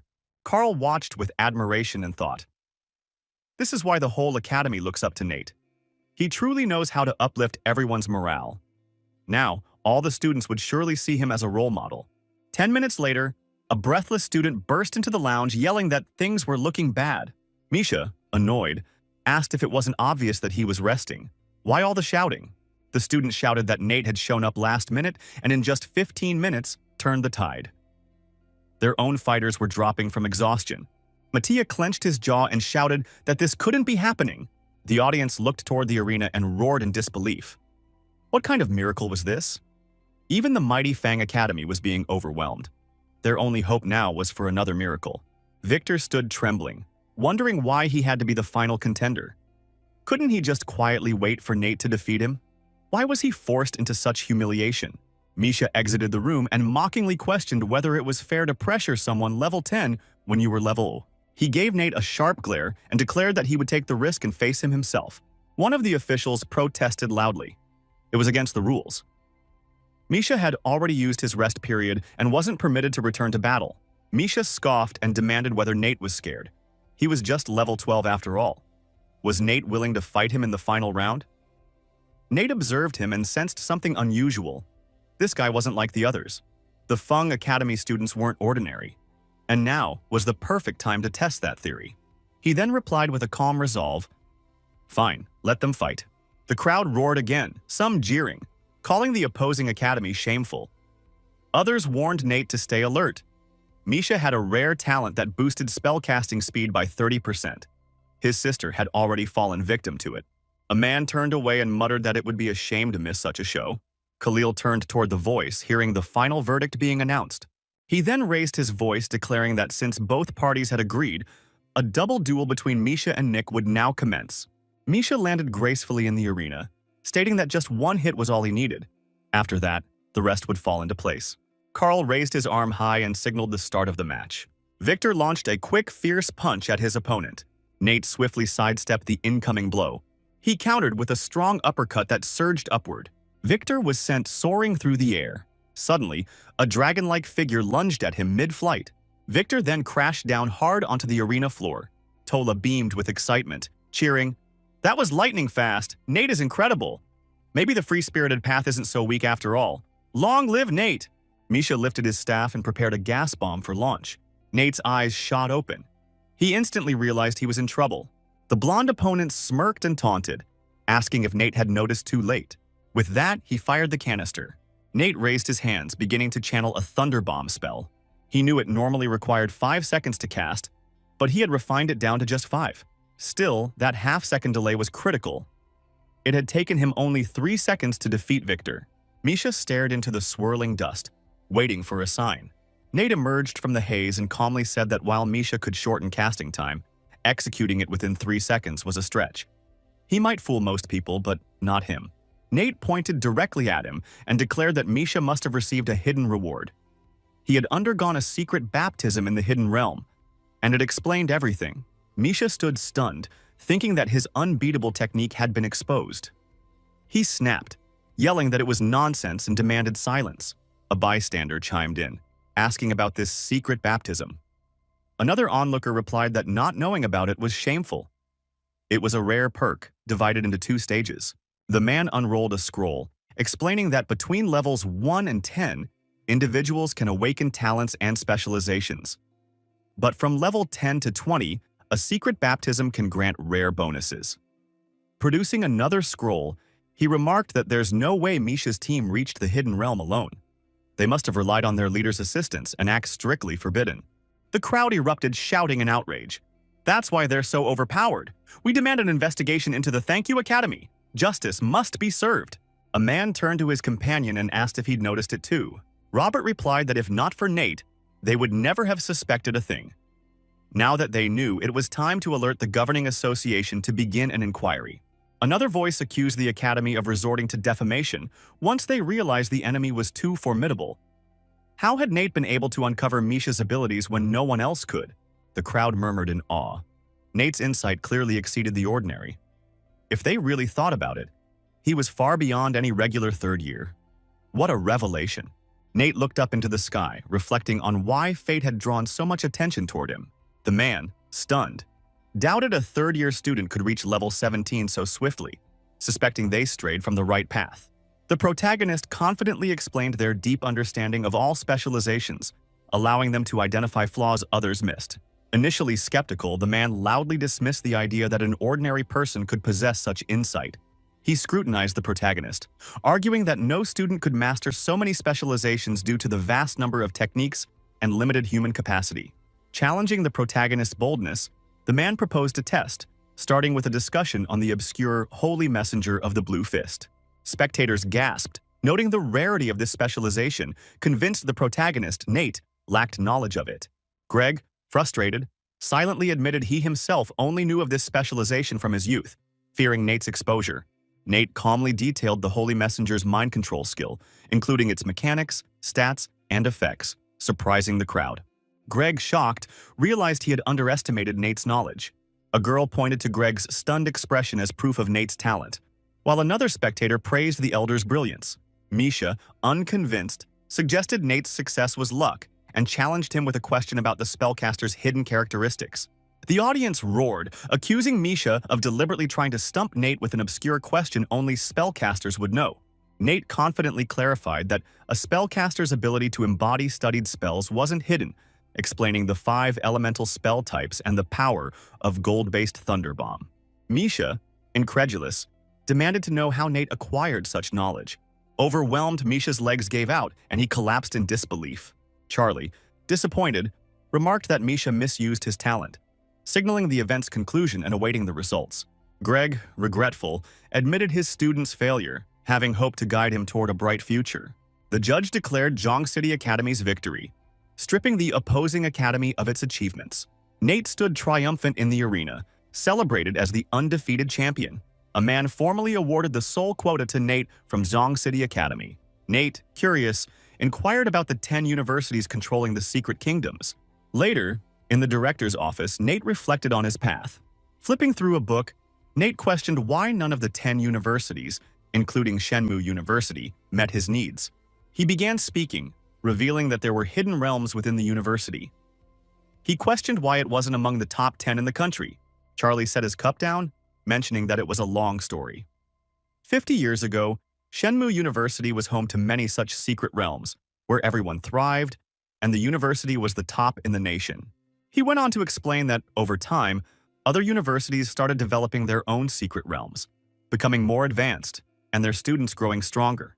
Then, he showed a map with marked points, noting that the secret realms at Shenmue had grown tougher compared to other institutions, making it increasingly difficult for students to progress. As the students walked across the campus, Charlie added that the difficulty led many to give up, and eventually, expulsions began. The protagonist, deep in thought while gazing at the book, realized that although this university wasn't ranked among the top 10, it still offered what he needed, and that didn't scare him. He suddenly spoke up, declaring that the academy could give his spot to someone else. He was determined to take the entrance exams himself and choose his own path. Charlie quickly responded, urging him to think carefully, explaining that such an opportunity only came once, and he shouldn't let it slip away. Robert extended his hand, confidently stating that he had his reasons for choosing this particular institution, and that no one had the right to question him. Nate held out the book, asking if the academy could provide the necessary documentation, and Robert assured him there wouldn't be any issues. Charlie, looking at him, asked what it was that he wanted. The other guy spoke up, noting that they had just received data on the beach area. He believed they could gain a better understanding of Nate's personality. He should take a look. He scrolled through the data on his tablet, thinking that it was hard to imagine which institution would actually choose him, before staring at the protagonist's profile in disbelief. Zhong City Academy, 3rd year? Impossible. And his combat power exceeds 12,000? The guy gasped, exclaiming that Nate was a demon. It made sense now. He had killed 22 rare bosses at level 15, along with 21 people. The gentleman added that he was certain Nate would achieve great success in the future. The country couldn't afford to miss out on such a genius. He pointed to the screen, urging everyone to take a closer look. Stephen then remarked that this was an unknown level of combat power. What exactly was it? He then turned to Nate, asking in surprise why he was with him. The guy asked, wondering aloud if people from the Demon University were present. Stephen entered the crowded reception area, where people immediately began moving toward him, shouting that he had come to ask for help. Stephen hunched down and overheard that his son had once been one of the best, but had mysteriously dropped to level 4. They believed Nate was behind it, and they demanded his data. Romeo smiled, saying it had been a long time since they'd last met. He had heard everything and thought this was a genuine request for Nate's data. Stephen extended his hand, suggesting that they needed to carefully consider the matter. From what he knew, Nate had no involvement in the incident, which had actually been caused by his own university. Thus, he couldn't provide the data they were requesting. Romeo then asked what would happen if they issued an instruction to release it. Stephen spoke up, confident in Nate's immense potential. He believed Nate was their hope for the future, and he couldn't let him fall prey to scoundrels. He vowed to protect him no matter what. The crowd watched in awe and fear, observing the two powerful warriors standing before them. Romeo laughed and declared that he had expected things to unfold this way. He had sought advice and received the instructions he needed. Stephen clenched his teeth, recognizing how slippery Romeo was. He had already betrayed the headquarters. Regardless, Stephen knew which side he was on. As everyone turned toward the screen, they heard a cheer. Long live the level 60 armor made it quite valuable. He stared ahead, thinking that Nate had already surpassed 90% of the country's population. He couldn't afford to let him down now. The sunlight streamed through the window. Robert spoke up, apologizing but saying they could only provide a third of what was requested. Charlie added that the demands were steep. If he wanted everything, he would likely find no university capable of teaching him. The protagonist, caught off guard, opened his mouth in surprise. He then lowered his head, expressing his gratitude. He remembered some other matters and said he needed to leave. Charlie extended his hand, sensing that the protagonist was planning something dangerous. He asked why he was leaving. Robert looked at the protagonist, warning him that if he had a plan, it was better to abandon it. They could settle things, but killing people wasn't an option. However, he asked what exactly he intended to do with the materials he requested. The protagonist grinned, revealing his intentions. He was going to create the strongest weapon ever made. In the office of the Thank You Academy, the director announced that they had received a message from the Education Bureau. He instructed them to read it. The director spoke, revealing that the Municipal Education Department had decided that Thank You Academy would have to return all honorary awards received in the past 3 years. A student named Misha would lose his academic status and be banned from participating in the university entrance exams for the next 5 years. Everyone at the table fell silent as they heard the consequences. All teachers involved in the incident would no longer be eligible for employment. As for Wong, preparations needed to be made, and further action would be taken by the Discipline Quality Committee. They spoke up, declaring that this was the end. The punishment would do irreparable damage to the academy, with the best students now suspended. Success was out of reach this year, and other students were considering transferring. Tony sighed and commented that hard times had come. He feared they were about to regress to square one. The man burst through the door, shouting for forgiveness. Things were in turmoil. Nate, the student, had arrived. The teacher stood up, shocked, and asked if they were talking about that student from the Young Academy. Why hadn't he left? What kind of punishment was this? The man clenched his fist, determined to go confront Nate and find out what brought him here. They looked at the grass and murmured that Nate looked like a monster. Yet he was strikingly handsome. Strong, handsome. He seemed like the ideal guy. It would be something if he decided to transfer. Tony spoke up, noting that as the director, it seemed Nate had come just to mock them. The protagonist smiled, correcting him. He wasn't here to mock anyone, but to start a battle for the secret kingdom. The director's eyes widened in disbelief. He asked if the student was joking.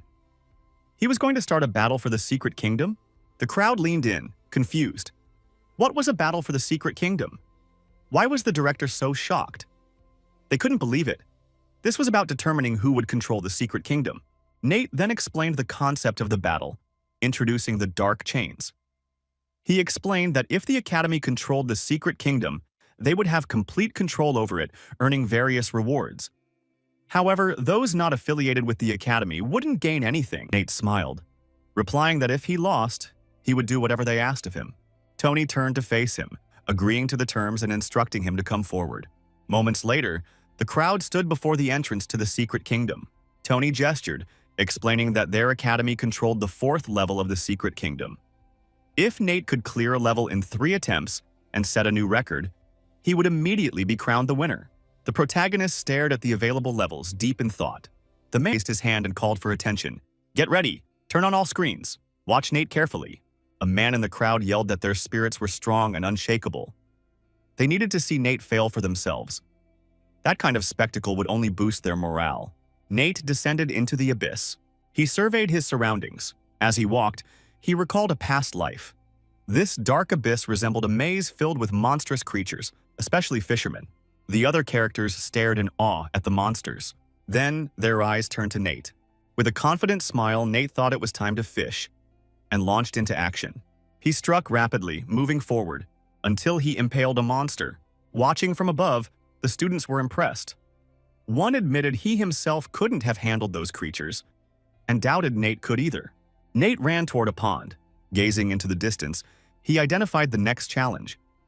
If a whirlwind hit the local artifacts, tracking them down again would be hard. Thankfully, his specialization, freedom-loving, would help him manage. He stepped onto the water, and within seconds, dashed across the pond. A man watching the screen gasped. Who was this, Nate? He was making it look easy, though the piranhas had once tormented even the teacher. Tony asked how much time had passed. The teacher once needed 25 minutes for this trial. The reply came. Nate had only taken. Tony shouted in disbelief. Nate advanced, locking eyes with a slumbering monster. Suddenly, the lobster lord awoke. Nate extended his hand, thinking the boss's stats weren't too high. It shouldn't be a problem. A projectile shot toward the lobster's head. Nate analyzed his opponent, stating that the lobster lord Balshaw attacks up close, especially when provoked. A man pointed and shouted, Nate had walked into a trap. Another voice remarked that although Nate dealt impressive damage, he lacked real combat experience and might not pull through. He recalled how Nate had already made it through the abyss. It took the teacher several tries to do the same. The teacher had used the piranhas to distract enemies and completed the stage through evasion rather than direct combat. Tony heard that if Balshaw died, the piranhas would be unleashed. Nate could still be doomed. He might witness the legendary Nate being devoured. Nate charged at the monster, then slid under it, and delivered a powerful blow. Just as the monster collapsed into the water, Nate suddenly turned sharply. Rising to his feet, he shouted boldly that water was his element. Nothing here could stand against him. Calmly, Nate remarked that it all came down to whether he was brave enough to dive beneath the surface. Then, with precision, he struck the back of the boss's head. Blood rose, and the piranhas swarmed to the surface. Nate realized they were drawn by the scent. An attack was imminent. Omar, watching, squirmed and screamed in pain, unable to handle the intensity. Meanwhile, Nate squeezed a vial filled with an orange liquid and tossed it aside as Omar shouted in protest, vowing not to let this go unanswered. Nate stepped onto the fallen lobster's head, then leapt back, commenting that he was still a bit short of true growth. But he was getting there. Without hesitation, he sprinted into the next tunnel. Tony, astounded, blurted out in disbelief. How had Nate even come up with this approach? It made all the teacher's prior efforts seem irrelevant. What once looked like random action was actually strategic. He was just a student, so how did he think like this?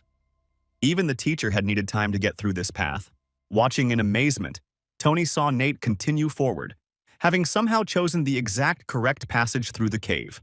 Another man couldn't believe it. There were countless dead ends in that maze. The teacher had needed 20 tries to memorize it. Someone else guessed Nate might just have an exceptional sense of direction. Maybe he'd even been here before. Tony flew into a rage, cutting them off. No, this was Nate's first time here. The dark abyss was always under strict control. Why was it so hard to admit that someone might just be better than them? Looking down at the screen, Tony muttered. It looked like a mere high schooler was about to conquer their academy's dungeon. The students cheered. Nate was unbelievably fast. It hadn't even taken 2 hours to beat the boss. Once he passed this intermediate point, the final boss would be within reach. Either way, today they'd witness a new record. No one would ever top it. Nate reached a large doorway and noted that this must be the final stage. He approached the altar, recalling that whenever the braziers were lit at level 18, snakes would be summoned. Lighting all 4 would trigger the final boss. Given his current strength, he believed he could handle it. His eyes landed on the staff near the altar. Summoning a fireball, Nate was confident. This battle would be over quickly. Flames burst to life in all 4 braziers. The students watching gasped. Nate had triggered everything at once. He'd now face 16 level 18 monsters simultaneously. If he somehow survived this, they joked, they'd switch academies tomorrow. One man remarked that Nate had just taken on a massive burden, while another cynically added that his failure would actually benefit them. With arms crossed, Tony remained quiet but focused. He wanted to see what Nate would do next. Suddenly, snakes slithered out and surrounded Nate. Nate crouched and activated an ability, reducing the enemy's attack power while boosting his own defense for 30 seconds. Green beams emanated from him as the effect took hold. Then, without wasting a second, he leapt back, preparing for the onslaught. Nate pulled out a bomb launcher and fired without hesitation. A thunderous explosion followed. One of the observers shouted in awe. Nate's arsenal was too vast. His explosives not only reduced enemy attacks and bolstered his own defense, but napalm bombs also ignited enemies with precision. He pointed urgently at the screen. Nate raised his staff and cast a powerful spell, summoning a massive rock from above. It crashed down, followed by another explosion. A man clenched his fist in disbelief. This is insane. He's combining the skills of an ammunition expert and an elemental mentalist. Those are separate disciplines. Another added, the so-called free-spirited specialization clearly hides much more than we thought. Tony stood, voice shaking with emotion, shouting that Nate was a genius. His fusion of techniques and flawless execution left no doubt. The academy was being outclassed. Suddenly, the braziers roared to life. A massive serpent emerged, hissing, demanding to know who had dared to summon it. Nate calmly replied that it had been a while. Now was the time to test strength. Akmal roared in fury, vowing revenge for being summoned. The two clashed, dodging streams of venom and moving at lightning speed. Nate severed one of the snake's tails, recalling that the creature could resurrect. To stop it completely, he had to eliminate the other heads. Without hesitation, he charged straight into its gaping maw. He drove his weapon into one of the monster's heads. Then he grabbed onto another with determination. His eyes lit up with an idea. He'd use a grappling hook to lift himself closer. With swift strikes, he decapitated the remaining heads. Landing gracefully, Nate saw a glowing notification. A new record had been set. He eyed the message beside a treasure chest and commanded it to open. Smirking, he muttered that this was exactly what he came for. He was now one step closer to the ultimate weapon. The students erupted with cheers. Nate had broken the record in 1 hour, 56 minutes, and 32 seconds, nearly twice as fast as the previous best. They declared no one would touch that time for the next 1,000 years. The portal flared with blinding light. Tony, watching it all unfold, realized the truth. The dark abyss now belonged to Nate alone. Their belief in the permanence of their past achievements had cost them dearly. A decade of complacency had caught up to them. Nate stepped through the portal, calmly stating that he had fulfilled his side. It was time for the academy to honor its promise. The director extended a hand in acknowledgement, assuring him that their academy would stand by its word. Within a week, he'd receive everything he was promised. Nate nodded, then added with a sharp gaze, he wanted 3 of their secret kingdoms. Would they have the courage to wager them? Panic broke out among the men behind. They cried out that this was too much. Any further challenge, and they'd be left with nothing. Tony snapped back, outraged. Did they truly think they were that weak? By their own rules, they couldn't refuse a challenge for the kingdoms. He then looked directly at Nate and proposed a counter-offer. If Nate managed to win all 3 secret kingdoms, they would double the amount of promised resources. But there was one condition. Thank You Academy would merge with Jang Academy. Ralph silently stared at the glowing tablet in his hands. Stunned, someone commented with surprise that Thank You Academy had lost all its secret kingdoms, and realized too late that the whole thing had been a ploy to merge with Jang Academy. A student burst through the door in a panic, announcing that things had gone south. Nate had arrived. Ralph dismissed the commotion, asking why they were getting worked up over something so minor. But his assistant replied that everything had been prepared for Nate's arrival. The director peered out the window, reflecting on Nate's display at Fung Academy. He knew this student wasn't ordinary, and suspected Nate had his eyes on their secret kingdom next. Worse, they wouldn't legally be able to refuse his challenge. A grim smile spread across his face. He muttered that he would ensure Nate couldn't get through, no matter what it took. At that moment, Nate stood calmly at the gates of the academy. A fighter named Rocky pointed at him, boasting that he had reached level 22 and specialized as a kick gong master. He wanted a duel. Nate raised an eyebrow and asked whether Rocky truly believed he could stop him. A bystander, stunned, asked what was happening. A teacher challenging a student? That wasn't allowed. The rules were clear. A level 22 couldn't duel someone at level. It was unfair, even illegal. Another added bitterly that Rocky had really messed up this time. In the conference room, an elder snapped at others to search for Nate's weaknesses. Rocky yelled back that he didn't need their judgment. Nate should have chosen their academy in the first place. With a shout, Rocky launched forward, leading with a punch. Nate reacted instantly, blocking the blow with precision. He countered, sending Rocky flying. The teacher had only milliseconds to act, but Nate's defense had been flawless. No one had ever countered his moves that quickly. Nate leapt into the air and landed a crushing blow to Rocky's chest. Rocky was slammed into the ground and lost consciousness. Nate turned toward the next opponent calmly. Students watching from the window gasped and shouted. Nate wasn't here just to prove a point. He was launching an assault on the entire academy. If even a level 22 teacher couldn't stop him, who could? They wondered what would happen next. Nate asked loudly if they really thought they could deny him access to their secret kingdom. Would they try to take him on one by one? A blonde fighter clenched his fists and shouted back defiantly. Nate wasn't unbeatable. He would show his true power and claimed Nate must be exhausted by now. He couldn't possibly have enough strength left to face the secret kingdom's trials.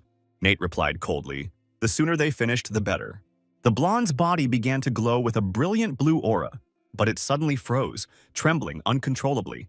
Nate summoned a firearm to his hand, and without hesitation, fired. The blonde collapsed, crying out in disbelief. What kind of ability was that? Even the teacher couldn't defend against it. Where had Nate gotten such power? Nate turned to the rest and shouted for them to come forward. He wouldn't wait. Then the display screen shut off. In the control room, the director and others stood up in silence. Someone muttered that Nate didn't even take them seriously. But they wouldn't back down. Not against a mere student. Outside, Nate stood over his fallen opponent, unshaken and ready for whoever dared come next.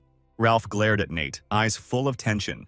Nate calmly spoke, inviting the challengers to form a line if they'd come to face him. One warrior leapt forward, shouting that, as a level 27 fighter, he'd teach Nate a lesson.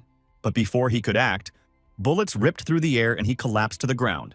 Nate casually slung his gun over his shoulder and called out for the next opponent. 3 more fighters stepped up, furious at Nate's arrogance. A level 30, a level 35, and even a level 38 warrior joined the fray. The sky burned orange with a dramatic sunset as the battle raged. When the dust settled, unconscious warriors surrounded Nate. He stood unshaken. Ralph clenched his jaw. There were no more teachers under level 38 available, and by academy rules, he couldn't stop Nate. Yet he also couldn't just let everything be taken. He considered facing Nate himself. His hand began to glow with energy, but a sudden wave of fear hit him. What exactly was Nate doing? Sweat formed on Ralph's brow. If he interfered now, it might cost him his life. He couldn't act. His position as director would be destroyed. Forcing a smile, Ralph acknowledged Nate's strength. Their academy had been caught off guard by someone exceptional. He extended a hand and welcomed Nate inside. News spread rapidly. A single student had swept through the 20 academies of Junk City. At Jiyoung Academy's conference room, one man addressed the council, noting that everyone had now seen the massive gap in strength, all thanks to Nate. Elsewhere, Nate stood tall before another crowd of enemies. Tony sat silently as a man announced a new proposal. They would grant Nate the title of honorary director. A flurry of debate erupted throughout the chamber. Rising from his seat, the man concluded that since there were no formal objections, they would wait for Nate's return before finalizing the decision. Robert looked around, puzzled. Where had Nate gone now? After making such waves, he'd vanished again. The scene shifted to the apocalyptic continent, where golden sunlight bathed the coast of Lotto. Nate was there, cutting down waves of monsters. A system notification appeared. Congratulations!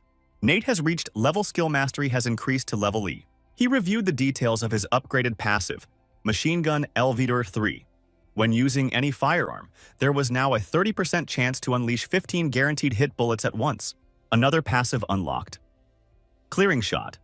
With a 10% chance to trigger a powerful ranged attack that affected everything within a 4-meter radius. Then came another message. Way of Skill. Elvitor 3 activated. Upon attack, there was a 35% chance to trigger Wave Strike, delivering 5 consecutive blows with damage multiplied up to 16x, while granting half a second of invulnerability. Smiling, Nate tallied the gains. His passive abilities were evolving. The machine gun effect now had a higher trigger rate, added 5 more bullets, boosted damage by 50%, and extended the invulnerability window. Each upgrade opened more possibilities. Stroking his chin thoughtfully, Nate realized just how much his power had grown. With his passive skills significantly enhanced, it was time to plan his next steps. Fortunately, he had already conquered all 20 academies in Junk City. Now, everything was in place to begin forging his ultimate weapons. Meanwhile, crowds bustled through the streets, unaware of what Nate was about to unleash next. Nate eyed the blacksmith and wondered if this was the place where he could learn weapon forging. The blacksmith coldly replied that training would cost 50 gold coins, use of the foundry another 100, and if Nate didn't have the money, he should leave. Holding out his hand, Nate questioned the steep price, pointing out that it used to be just 20 coins. Nate observed the man and concluded he didn't seem greedy, just someone who had poured all his resources into upgrading his foundry, likely obsessed with perfecting it. Without looking back, the blacksmith insisted the price had always been the same. Nate, unfazed, smirked and said it was a shame. The blacksmith would never get to see the blueprint he carried, one with remarkable potential. The blacksmith, suddenly intrigued, asked if the blueprint was truly that complex. He quickly followed after Nate, urging him to wait. Curious and a bit desperate, the blacksmith asked to at least take a look at the design. As he examined it, his face went blank with shock. He told Nate that if he gave him the blueprint, he'd gladly help with training, no charge. Enthralled, the blacksmith seized the drawing, declaring they could begin immediately and that no payment was necessary. Holding the forging manual in his hands, Nate received a message. He had successfully unlocked the forging skill, but could currently only craft low-grade items. To reach average quality, he'd need to accumulate 10,000 silver experience points. Sitting down with a sigh, the blacksmith admired the blueprint's brilliance. In 30 years of working with metal, he had never seen anything this advanced. Nate quietly thought to himself that he had personally refined the blueprint. It was designed to combine the properties of several weapons, something ordinary craftsmen wouldn't comprehend. Disappointed, he said that if the blacksmith couldn't understand it, there was no point in staying. Folding his arms, the blacksmith insisted that although he couldn't grasp it fully yet, he could understand the core mechanics. He pleaded to be part of the crafting process, offering to cover all costs, materials, and foundry use, free of charge. Surprised, Nate admitted he only had one piece of the rare material needed. If the attempt failed, it would take great effort to gather everything again. Smiling, he agreed, saying he had backup plans and wouldn't reject help. The story fast-forwards 2 hours. The blacksmith placed the newly crafted armor on the table, saying it was ready for inspection and that he'd put great effort into it. Nate examined a specially crafted glove. As he reviewed its stats, the armor emitted a soft pink mana glow. Nate was relieved. His judgment had been right. The craftsmanship was excellent. He checked his updated stats. With satisfaction, he saw a major jump in his combat power. He suspected no player had ever reached 16,000 combat experience before. Beaming with pride, the blacksmith asked if his work passed the test. Nate nodded, confirming the quality was excellent. It had met all expectations. Just then, another young man entered, announcing he had gathered the necessary materials and they could begin the next project. Glancing around, he asked if the blacksmith had stepped out. A new character, Drake, was introduced. He cheerfully presented Theodore, explaining that although he wasn't fond of people, he was still regarded as one of the finest craftsmen in the apocalypse. Drake emphasized that people paid generously for his expertise, and even he had his struggles.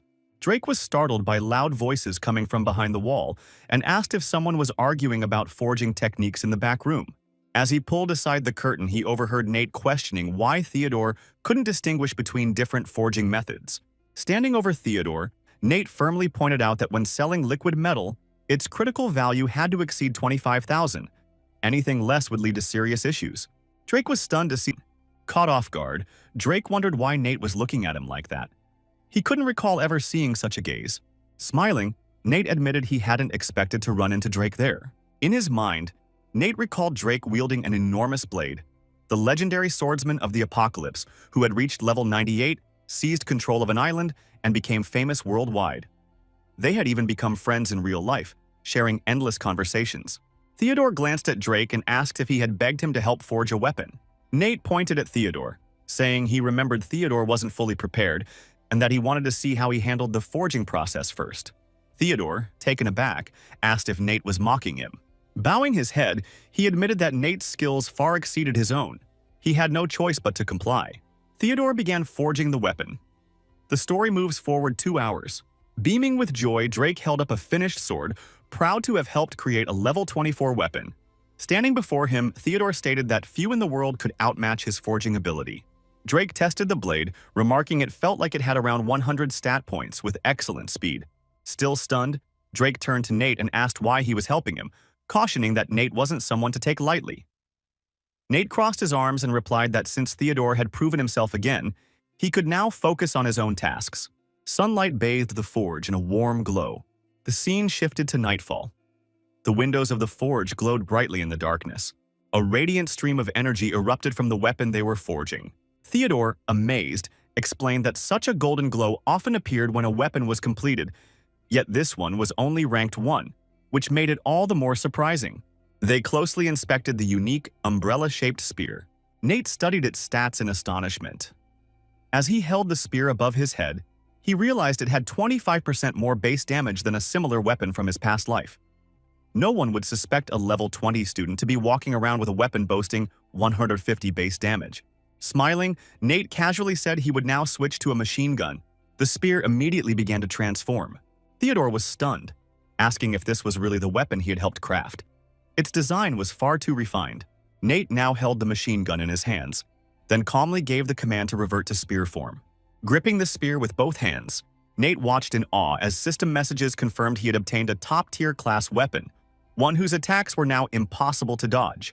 Since the weapon wasn't in an active state, its stats were reduced by 50%. To fully unlock its capabilities, Nate needed to lower a boss's health by at least 25%. The scene shifted to a murky, swamp-like area, part of a secret mid-tier realm. A crowd had gathered before a glowing pink portal, whispering among themselves. Some pointed out that teams included players at level 27 and 25, and questioned where a seemingly under-equipped level 22 kid like Nate even belonged. Standing quietly among them, Nate noted that about 10 minutes remained before the start. He reflected that events were unfolding just as they had in his previous life. Eyeing the blue portal, he reminded himself that he needed to stay ready for what was coming. He tapped a command, beginning the transformation of the Sphere of Nothingness. A system message appeared. The Sphere of Nothingness is a skill that allows you to launch an orb at an enemy, dealing continuous damage. The orb struck every half-second, delivering high impact and impressive speed. Holding the sphere, Nate thought it wasn't bad. After converting it into a passive skill, its stats improved significantly. During its cooldown, he could capitalize on a brief 3-second window to inflict bonus damage, and even stack 2 or 3 more passive skills during that interval. He accessed another projection and mentioned to himself that it was time to try something new, though he wasn't sure if it could be transformed. A new notification popped up, introducing the skill Dazzling Pattern, which replicated a powerful attack lasting 30 seconds. While active, it boosted physical and critical damage and reduced incoming magical damage by 10%. It also unlocked 7 additional attribute enhancements during its use. A vibrant pink sigil flared into view behind him as the system congratulated Nate on acquiring a dazzling pattern born from darkness. In combat, it would randomly enhance physical, critical, and elemental damage. Amazed, Nate thought he had picked the pattern mainly for its offensive boosts and compatibility with the Sphere of Nothingness. He hadn't expected it could also be transformed into a passive ability, making manual activation unnecessary. With a wild gleam in his eyes, he mused that if more skills could be converted like this, he would become unstoppable. He wondered whether he could one day wield 5 dazzling patterns simultaneously using just his spear. Around him, some people grumbled that Nate had the audacity to show up at level 20, seemingly trying to claim a share of something he didn't deserve. One man mocked Nate's free-spirited nature and doubted anyone would dare venture into the secret realm with him.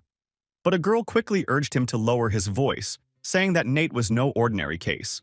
As murmurs continued, Drake appeared. People recognized him as a top-tier student from Lin Feng University, one of the 10 elite academies. At only level 28, he was already widely respected. Without a word, Drake moved calmly past the crowd. He stopped beside Nate and simply said, "Let's go." The crowd gasped in shock. Drake knew this so-called free spirit. They began calling Nate a god. Nate then unfolded a map and recalled that the swamp lay deep within the thorn-filled jungle in the northwest part of the Novice Zone. Unlike the school's secret realms, this one posed a far greater threat. Nearby was another dangerous realm known as the Island, designed specifically for level 40 players. A vivid image of a massive boar flashed through Nate's mind. He recalled an old legend linking the creation of these two secret realms to an ancient demigod and a divine beast. Naruto, an immortal, thorn-covered giant boar who once fought alongside his kin in the cataclysmic war against the Flaming Legion.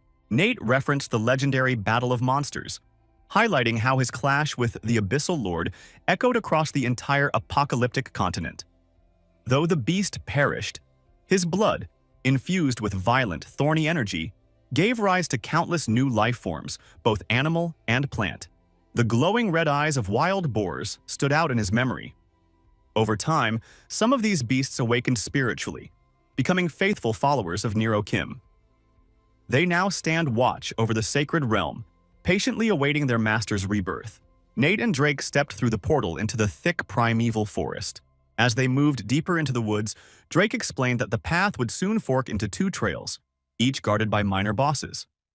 He offered to help deal with the mobs, but warned Nate to stay alert and prioritize his safety. Nate grinned and suggested they split up, each taking a path and racing to see who could defeat their boss first. Drake was caught off guard. He questioned whether Nate, despite being a free spirit, really thought he could beat a level 28 swordsman. He pointed out that the area was crawling with level 26 mobs that typically attacked in groups of 4 or more. Nate smirked and asked if Drake was the one who was scared. Drake covered his face in mock frustration and warned Nate not to blame him if he ended up dead. Choosing the left fork, Drake noted there were more monsters in that direction, making it his pick. As Nate darted down the opposite path, Drake called out, wondering why he chose that way. Frowning, Drake questioned whether Nate was a thrill seeker or just plain reckless. He then moved swiftly through the underbrush. A herd of wild boars blocked his way. Smiling confidently, Drake charged at them, thinking this wouldn't be too difficult. With a sweeping blow, he cleaved through the entire group. He leapt into the air, blade in hand. Drake unleashed a flurry of attacks upon the remaining monsters. With a determined look, he noted he'd already covered 2/3 of his route. Barely 10 minutes had passed. Meanwhile, Nate was racing forward at incredible speed. He sped through a massive crowd of boars without hesitation. His eyes gleamed with a bright pink glow. Gripping his spear tightly, Nate announced it was time to test his new weapon. He seamlessly transformed the spear into a machine gun. Nate began mowing down the boars with a hail of bullets. The creatures dropped one by one in a swift, brutal sequence. He calmly surveyed the fallen bodies. Examining the weapon, Nate noted that each shot unleashed around 50 bullets, with individual hits dealing up to 170 damage. All the effort he'd poured into its creation had paid off. Elsewhere, Drake decapitated a towering monster in a single decisive strike. The beast crashed to the ground. Smirking, Drake timed himself. 27 minutes. Not bad at all. He could feel how much stronger he'd become. The battle had proved it. As he turned to leave, Drake chuckled to himself, assuming Nate had probably been defeated, or worse.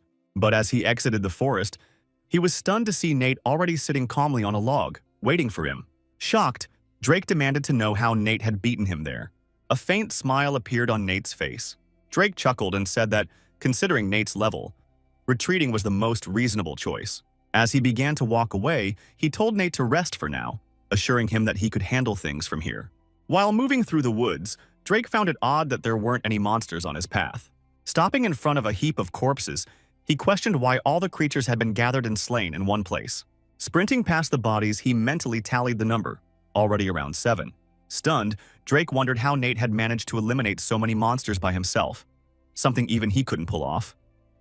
Was this level 20 free spirit actually stronger than him? He paused and recalled there should have been about 27 elite wild boars. Even if they'd been defeated, where were their bodies? Just then, Nate appeared behind him and told him to look up. Surprised, Drake lifted his gaze. Dozens of corpses were hanging from tree branches, impaled on sharp spikes. Fear crept into Drake's voice. Nate had taken down all the level 27 boars alone. Dazed, he admitted he had underestimated Nate. The guy was incredibly powerful. He hesitantly asked if all this destruction was really Nate's doing. Nate responded modestly, saying it wasn't too difficult and Drake could have done it too. He just needed to use his skills wisely. Sitting casually on a stone, Nate asked if Drake had started to understand. Raising his hand, he motioned to move forward. In his mind, Nate declared that his plan to become the strongest future character had now officially begun. Drake continued battling waves of monsters. A boar suddenly appeared behind him. As he turned around, the creature collapsed, already dead. Nate stood nearby, holding his machine gun.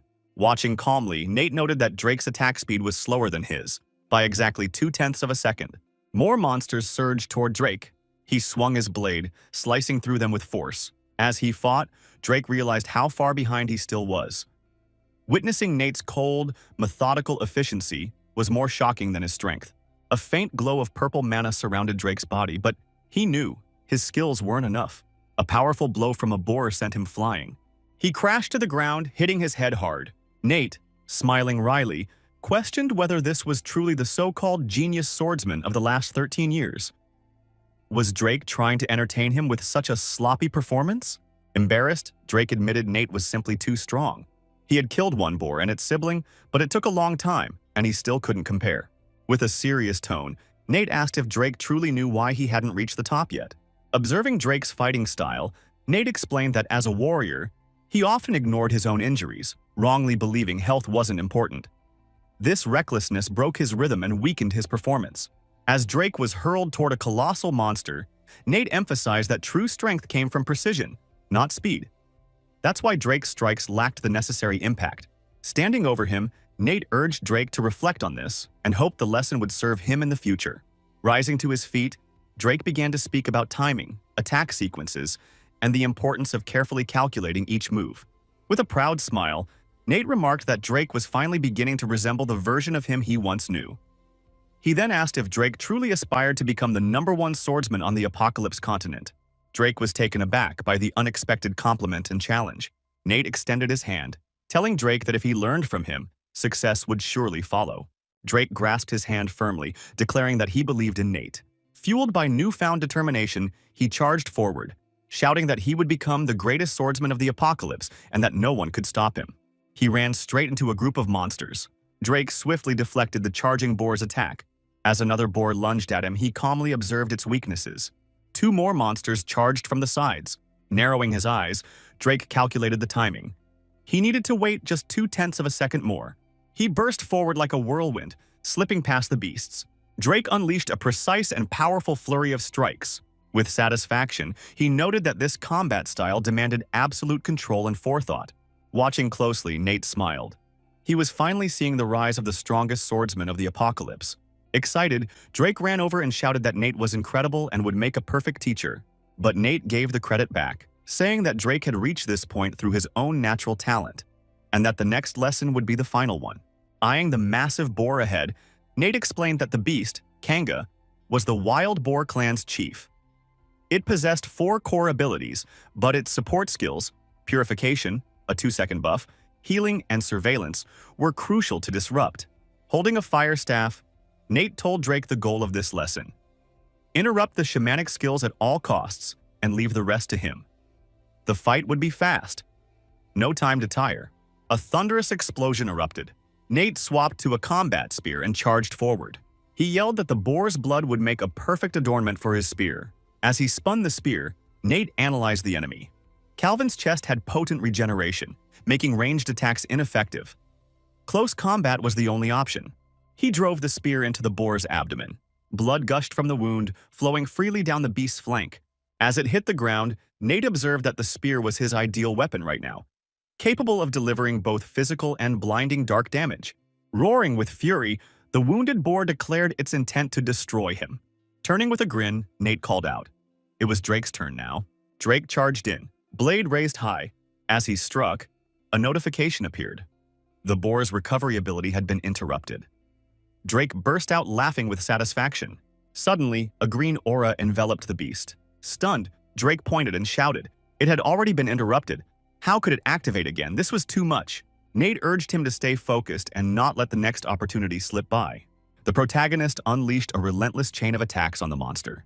Drake leapt into the air, blade held steady, and struck the monster, Shugang, head-on. The monster's head was severed and went flying. Drake noted with frustration that its grotesque regeneration was starting again, but his demonic skill hadn't yet finished cooling down. Gritting his teeth, Drake swung his blade and declared there was only one option. He unleashed a piercing strike on the creature. A system message appeared. Piercing strike. a ghost blade skill delivering multiple rapid horizontal and vertical slashes in one move, can cause dizziness in weaker foes and increases damage to large enemies for 5 seconds. Holding 2 glowing orbs aloft, Nate commended Drake's progress and said he was finally getting it. But now it was time to witness a skill that reduced health directly. Nate launched a barrage of magical blasts at the enemy. The boar collapsed, crashing into the earth and raising a cloud of dust. The dying monster roared in defiance, crying out that he couldn't die yet. His master still needed him. Nate calmly raised his hand in front of his face. A dark sphere emerged and hovered ominously over the wounded boar. The sphere exploded with force behind it. Staring at the defeated beast's corpse, Drake cheered. This was amazing. The enemy was completely obliterated. Beaming with joy, he added that he was certain Nate would go far and attract even more students with time. Nate closed his eyes briefly, thinking that if he could reunite his former comrades soon, they'd be able to traverse the Apocalypse continent together once more. Drake suddenly pointed and asked Nate to look at the map. Studying it, Drake explained that their final destination was ahead, a zone guarded by 100 elite wild boars. Once they reached and cleared it, the mission would be complete. With hands on his hips, Drake noted proudly that they'd only been at it for 2 hours and 3 minutes. They might actually break the record. Smirking, Nate asked if Drake had the guts for something even more thrilling. Without warning, Nate shoved Drake off a cliff. At the bottom, a wild boar stood calmly inside a tent. Drake crashed directly into the tent. He landed on the unsuspecting boar, which squealed in agony. Terrified, the creature cried out, asking if Drake was there to rescue him. They grabbed the creature by the head. As it struggled free and fled, it pleaded for them to stop saying absurd things. While running from a massive horde of wild boars, Drake yelled that this was way too intense. He felt like he was about to die. Suddenly, an ice wall materialized between him and the charging beasts. Nate appeared, rushing to protect a goblin. He told Drake to leave the rest to him. Still stunned, Drake pointed out that there were at least 100 wild boars closing in. Despite the odds, Drake charged at them, shouting that he would sacrifice himself if needed to buy time. They continued running through the chaos. Suddenly, Drake came to a halt and turned around. Nate declared that this was the final moment. All the enemies of that race had gathered. He pulled out a massive gun. Nate fired the cannon and was launched into the air, soaring away. A system notification appeared.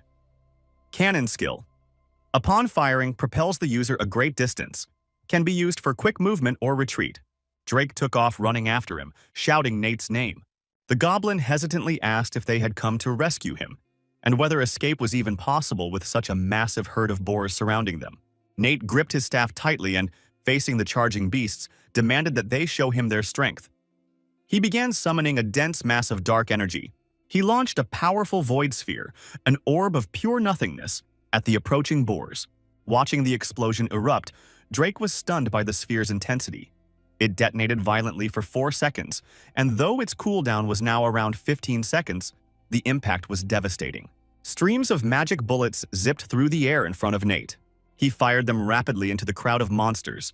More void spheres formed before him. Nate calmly told Drake not to rush. This was only the beginning, and the full force of the spell had yet to be revealed. The void spheres slammed into the ground, unleashing a crushing, destructive blast. Alarmed, Drake shouted, asking where the 2 new void spheres had come from. With a wild glint in his eyes, Nate reflected that these spheres typically didn't last long, and most players could only summon 1.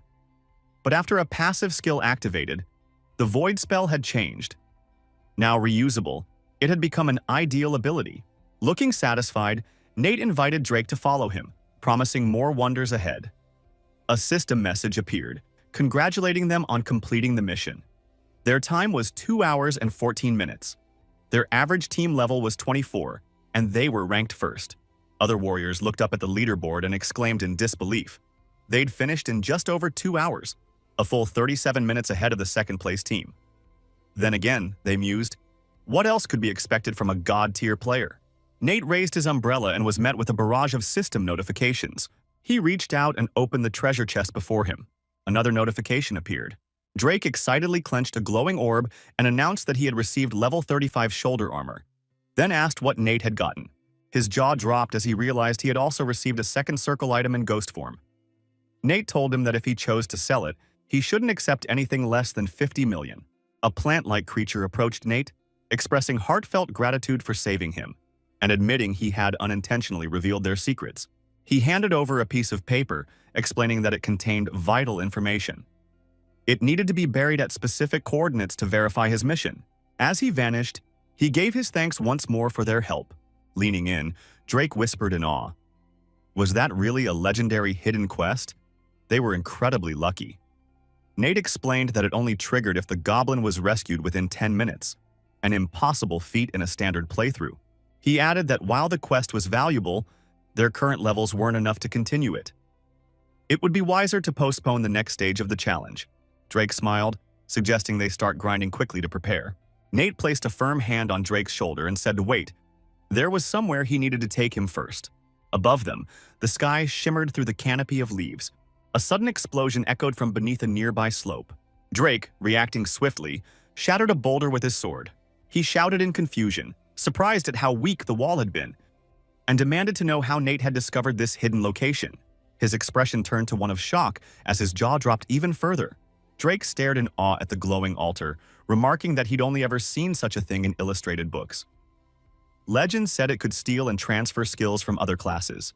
He never imagined he'd find something like this, especially at just level.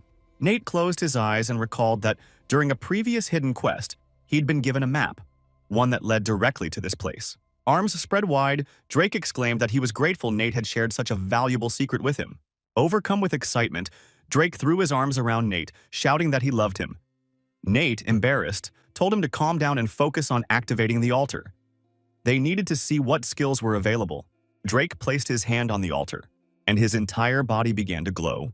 A moment later, he was engulfed in flames as the altar activated. Wide-eyed, Drake declared that he had acquired the warrior's outburst of rage, a powerful and ideal skill for a swordsman. He leapt back toward Nate, eager to see what skill his companion would receive. Nate looked up, thinking that while level 26 players were usually limited to one cross-class skill, he was curious what he could achieve. He reached out and touched the altar. With a serious expression, he muttered that this was it. In an instant, a flood of notifications appeared, offering him several skill choices. Focusing, Nate lifted his hand and chose Mad Warrior's Quantum Bomb. A message confirmed he had successfully learned the new ability. Staring at his own hand, Nate felt satisfied. For now, this was enough. He truly felt unstoppable. Suddenly, black smoke curled upward near a nearby building. Entering the fort, Nate heard someone ask why he had come. The blacksmith turned to face him, surprised that someone who had set a record had arrived. Nate requested to borrow the forge for a few days. He wanted to raise his forging skill to intermediate level. It was just part of an introductory course. The blacksmith's jaw dropped. Introductory course? Aren't you a third-year student? Counting on his fingers, the blacksmith pointed out that Nate had only 4 days. Wouldn't simple practice be more realistic? Exasperated, the blacksmith shouted that even with strong skills, reaching the intermediate level would require at least 10,000 experience points. Even 40 days might not be enough, let alone just 4. Nate glanced over the materials on the table and replied calmly that he understood the challenge. The blacksmith gawked at the pile. It contained rare cargo, blood-forged materials, and over 50 crafting stones. How in the world? Smiling, Nate said he had his own ways. Internally, he thought that while crafting stones dropped rarely, his critical hits and the void sphere had greatly boosted his efficiency. The blacksmith returned the smile, acknowledging that with so many stones, Nate could create extraordinary equipment. Light glowed from the house as they continued working. Watching Nate's skillful forging, the blacksmith jokingly asked if he was the reincarnation of a legendary blacksmith. Not only had he crafted the weapon's first component flawlessly, he was excelling with the rest as well. The blacksmith turned to Nate, impressed, and remarked that with how fast he learned, it was finally time to start teaching him seriously. 3 days later, the lights in the workshop window finally went out. Nate clutched a book in his hands as several system notifications flashed before him. The blacksmith exclaimed that Nate was a monster, in the best way. He stared at the equipment Nate had produced, shouting in disbelief that in just 3 days, he'd not only gained the full 10,000 experience points needed, but had also crafted 46 out of the possible 50 items. Wiping his brow, the blacksmith added that Nate was already 92% of the way to mastering intermediate-level forging. Even he, a veteran from the continent of the apocalypse, couldn't compare. Nate calmly placed the book on the shelf and said he was leaving it for the blacksmith. As for the price, it was entirely up to him. Extending his hand, Nate added that after he passed the entrance exam, he'd return without delay. Robert looked at Nate with surprise, noting that he really came back. He'd assumed Nate had forgotten all about the entrance exams. Nate glanced around and asked if they were trying to ambush him. Robert replied that everything would be explained in time, but first, they needed to discuss the exam. Robert looked to the side and explained that the exam would take place at the Central Sports Grounds in Han City, where over 400,000 students were participating.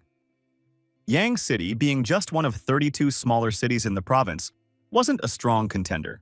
Holding out his hand, Robert added that the secret realm used for the exam was calibrated to level. There would be 4 bosses total, and to pass, Nate needed to defeat at least 2. This realm was designed specifically for the entrance test.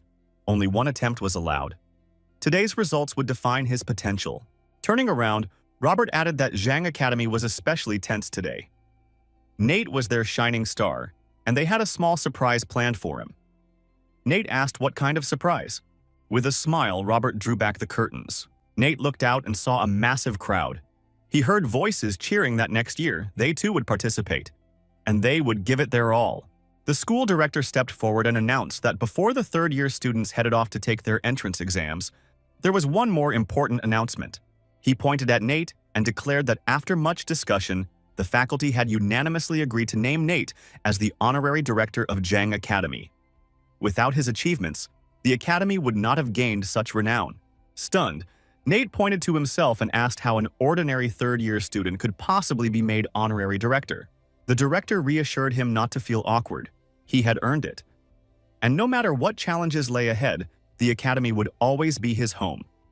He could count on their support, always. Nate let out a deep breath, visibly moved. Then, clenching his fist to his chest, he shouted with conviction that he would never let Zhang Academy down.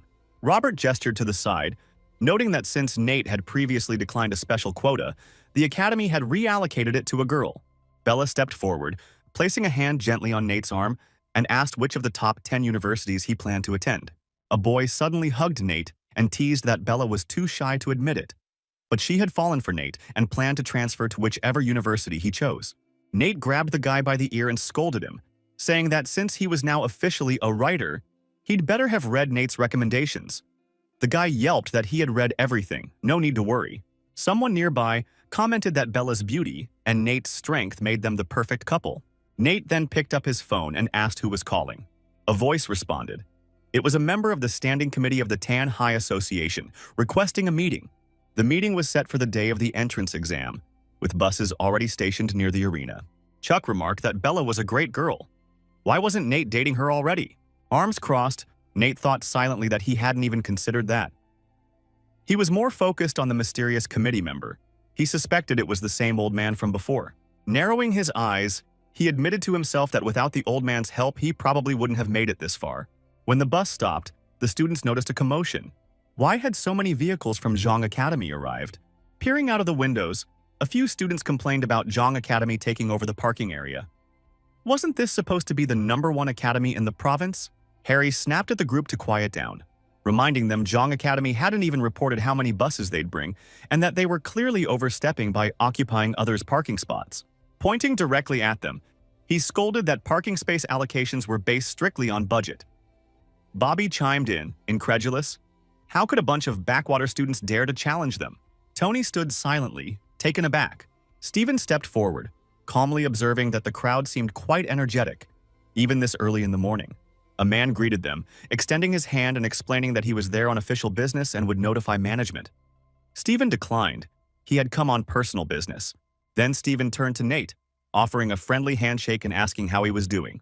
Harry was shocked. A standing committee member came just to see a student. Zhang Academy was supposed to be insignificant. Why would Stephen be interested in them? Then Stephen simply said they could see the reason for themselves, and that the parking spaces should be handed over to Zhang Academy. Folding his arms with a smile, Stephen pointed at Nate and called him their hero. Truly outstanding. He then presented a box, explaining it was a gift from Demon University. Robert was stunned. Even the 10th-ranked university was sending Nate gifts? Nate smiled, asking them to thank the university on his behalf. Stephen laughed and said he surely must be proud, and yes, he would pass on Nate's gratitude. Watching from the side, Robert was astonished. Even a committee member knew Nate personally. Jong Academy's reputation would only rise from here. What other surprises did Nate have in store? Meanwhile, a group of scientists was monitoring the exam progress from the central control room. One of them commented that Hanwoo Academy had been humiliated publicly, yet they still acted as if they had something worth showing. Enough with the chatter. The real test was whether the candidates could pass. It was time to focus. Here was the ranking of the top 1,000 promising contenders. And with that, they turned their eyes to the leaderboard. Harry pointed at the screen and muttered that even among the top 300, many were likely to be dead weight moving forward. Then, the profile of a certain student appeared. Harry gaped. This guy was ranked second? Then who was in first place? At that moment, Nate's information appeared on the screen. Harry leapt from his seat, shouting in disbelief. Level 20 with an SS rating? Impossible. The room erupted in noise. People shouted in shock. What kind of monster was this? Native bear genetics? No student in the northern provinces had ever reached this level. His specialty was listed as freedom-loving. His talent was hidden. Had he never used it? Harry shook his head and said it made sense now why Nate didn't flaunt himself. He was probably just arrogant. Maybe he would even let them down. Meanwhile, warriors assembled in the arena. The host announced that the candidates should read the rules carefully.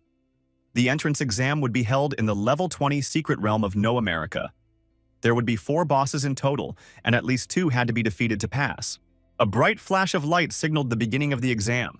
Nate extended his hand and reflected that today's results would define his limits. This time, he had to show his true power. Cloaking himself, he silently vowed that strength was the only way to gain status. He couldn't afford another loss. He wouldn't seek help from the old man again. He had to be stronger. With eyes full of determination, he stepped forward. It was time to act. A vision of a man appeared before him, accompanied by an interface stating that he could upgrade the secret realm or the Blue Star system. But only one option was available. Nate reviewed the prompt, thankful that he had already upgraded all his core abilities in advance. He was ready to choose.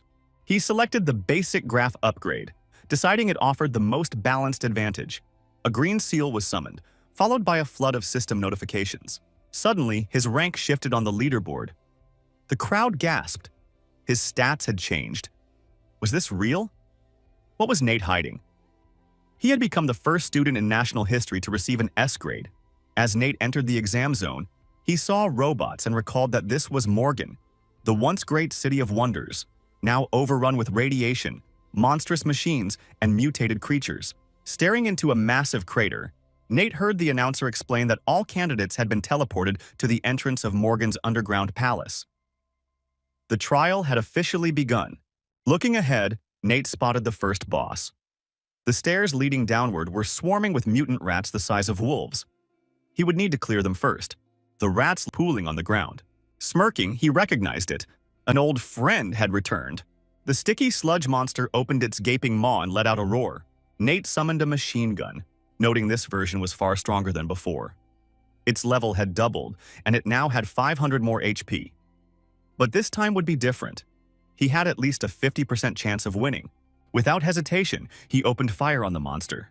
A precise shot struck its head. One bullet was all it took. He had neutralized it in a single blow.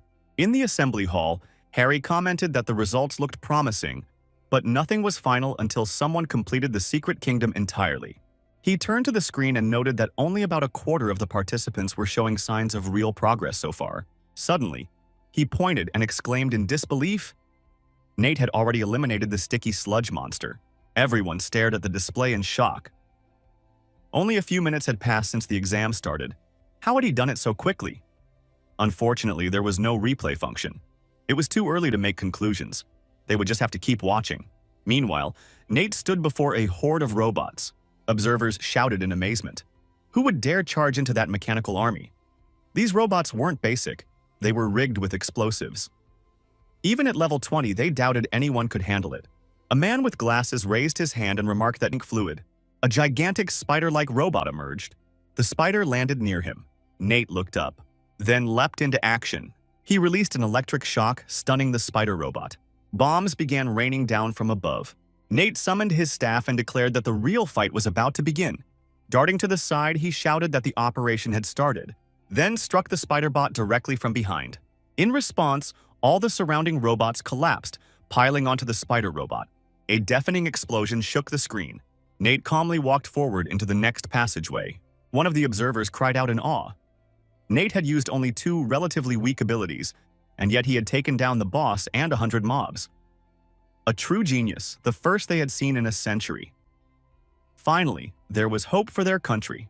Harry raised his voice, calling for divine blessing and proposing they shift the primary screen feed to focus on Nate. The crowd agreed enthusiastically. They would assign the smaller monitors to other candidates. If anyone wanted to watch their students, they could use those. For now, all eyes should be on Nate. The bespectacled man silently fumed. This glory should have belonged to Hanyu Academy. Someone else had stolen the spotlight. Clenching his fist, he reminded himself that with the entire nation watching, there was no room for mistakes. The observers watched as Nate stepped out onto a platform guarded by a green robot.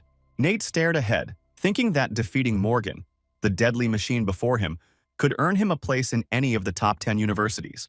As the massive robot turned to face him, Nate recalled why defeating Morgan was such a rare opportunity. The robot's core skill, aging energy, reset its energy every 5 seconds and inflicted 5% physical damage per cycle to any enemy within a 50-meter radius. Within a minute, most would lose over 60% of their health. Survival chances dropped fast. Calmly resting his hand on his elbow, Nate smirked. To him, Morgan was nothing more than a glitch in the system. He charged forward. Nate unleashed a flurry of rapid strikes and slid under the robot's body, swinging his weapon with force. He spun mid-air, blade in hand, attacking again. The spectators stared, baffled. Was Nate really ignoring everything they knew about the monster and still calling him a genius? The bespectacled man interjected. Look at Nate's status. He wasn't injured at all. Nate remained composed, saying nothing. Murmurs followed. It was true.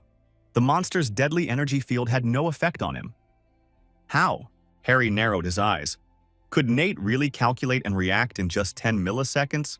Nate gave a crooked grin, his gaze shifting. A voice echoed. What does it mean to be invincible? In certain conditions, when a unique skill activates, the user becomes briefly invulnerable. But the window is so short, most can't utilize it effectively. Nate, however, had mastered it. During those brief invincibility frames, he became immune to all damage. A bystander noted that every awakened had a specialization, and perhaps this rare talent was the reason Nate had chosen his path. One of his key abilities, Arc Strike, delivered powerful damage within a 3-meter radius. Nate launched another assault. A brilliant spark shot forward as he vaulted high into the air, drawing his blade. The hit only grazed Morgan, but it still deducted strength points. He shouted this was the real boost. He activated a 5-second power surge. His weapon transformed into a longsword. Observers gasped. That was no ordinary skill. It resembled a unique rank martial art. But how could someone at level 20 possess it?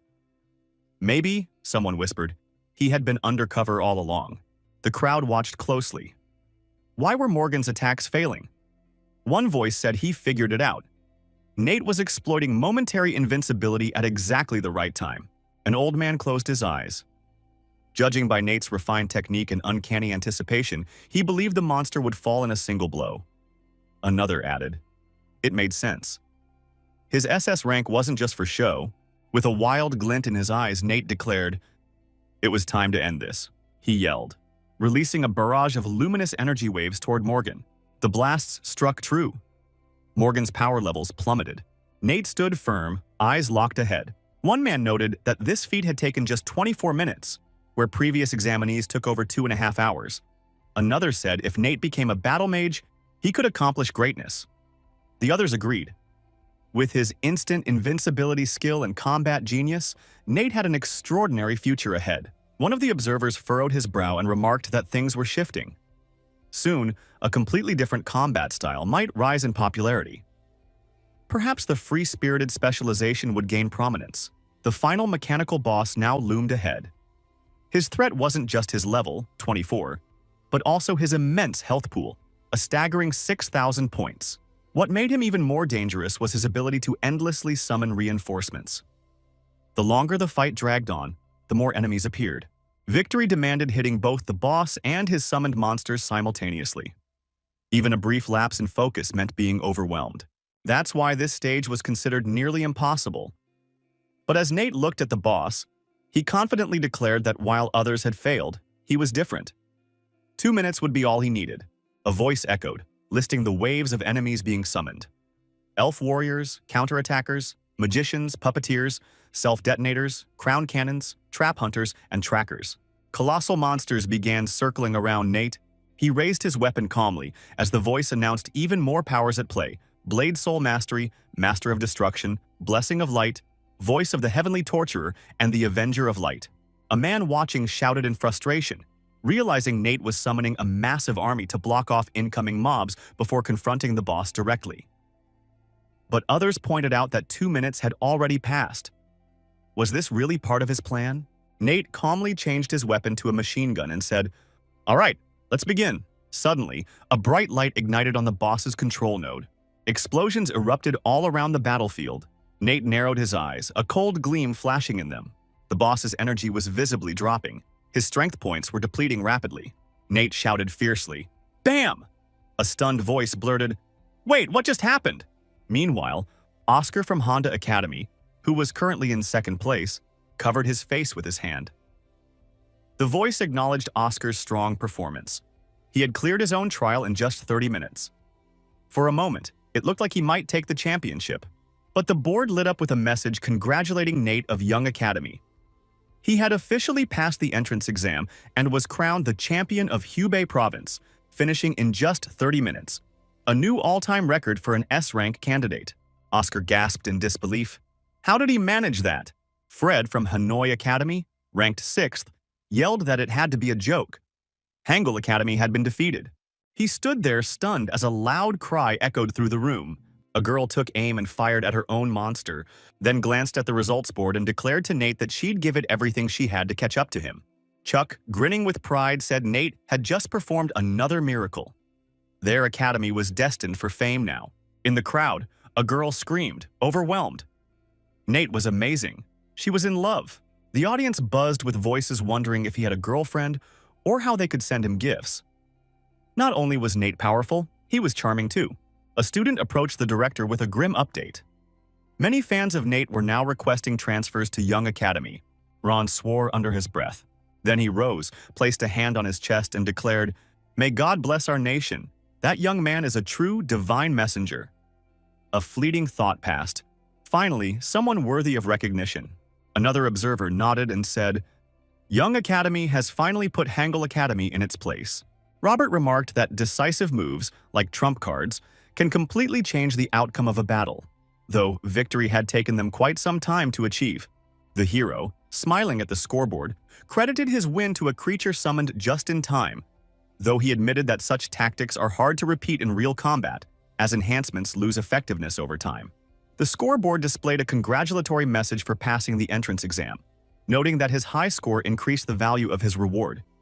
He had earned 182,133 points in the secret realm and received a precious prize. The hero expressed surprise at the massive experience gained from the secret realm. For a level 20 trial to grant such treasure was unexpected. Perhaps the exam served a greater purpose. He was eager to discover more. The scoreboard celebrated his acquisition of the S-rank skill book, Basic Attack Speed, and Nate expressed joy at obtaining such a rare reward. Excited, he explained that due to his class restrictions, he could only access Academy-approved books. Getting an S-rank book so early was a huge bonus, and the attack speed boost helped counterbalance his low agility. He recalled the concept of the agility limit.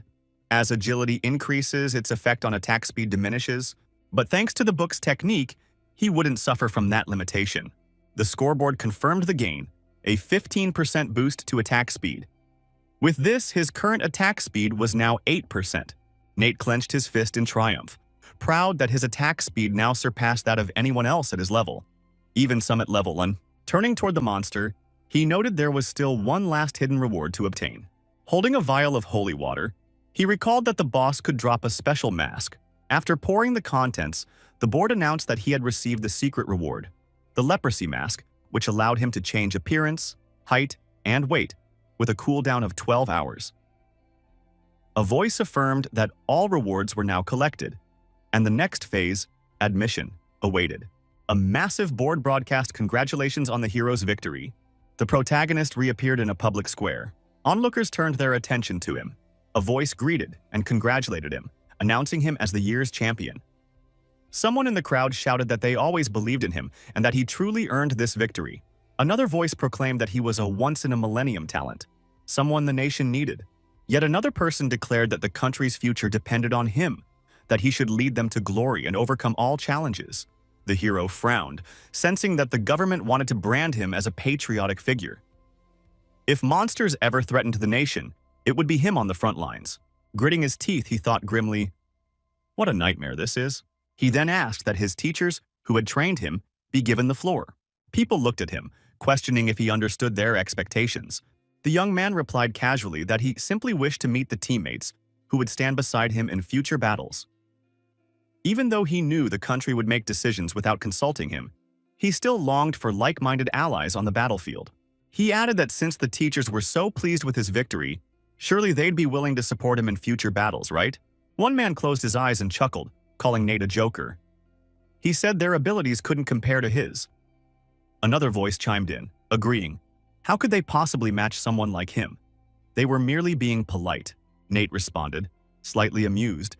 Noting how careless their words were, he challenged their reasoning, reminding them he was only a student, while they were level 30 and 40 instructors. Were they truly that weak? Or was there something more going on? Nate suggested that their behavior hinted at ulterior motives. The crowd reacted with outrage, accusing him of trying to manipulate them for his own gain, using them as pawns. They warned they'd report him, but another voice interjected, saying it was no longer necessary. They had heard enough. Then, a man named Harry raised his finger and declared that, as a representative of the education department, he would take action. All 6 teachers were dismissed. Their reputations would suffer, and their academies would be downgraded to 2 stars for the next 5 years.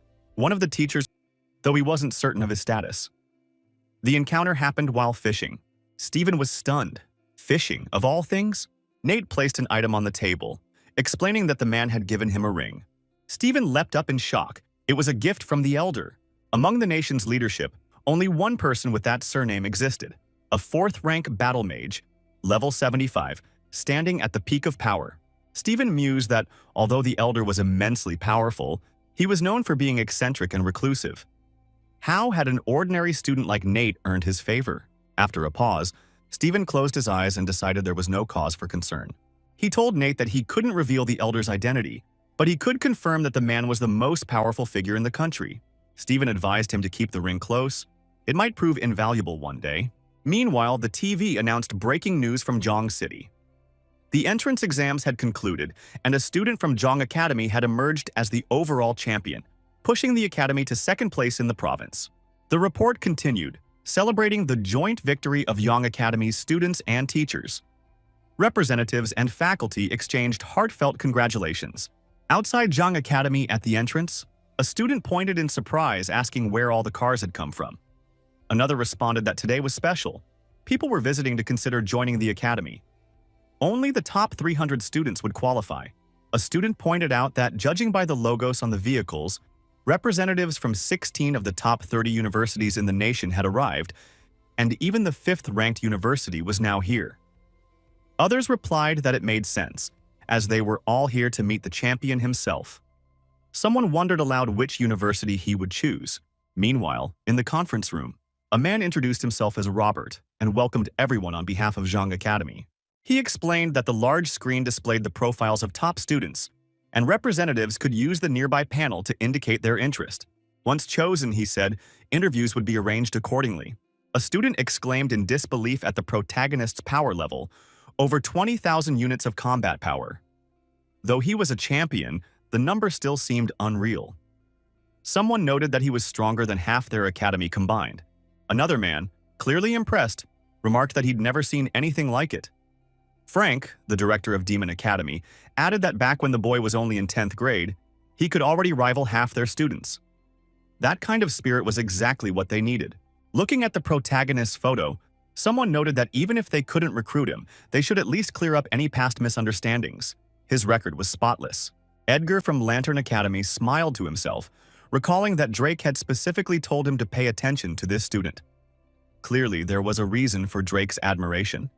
He had to secure this candidate. Half an hour later, Robert glanced at the board and said it was time to begin the selection process. In 5 minutes, students would be let in one by one for interviews.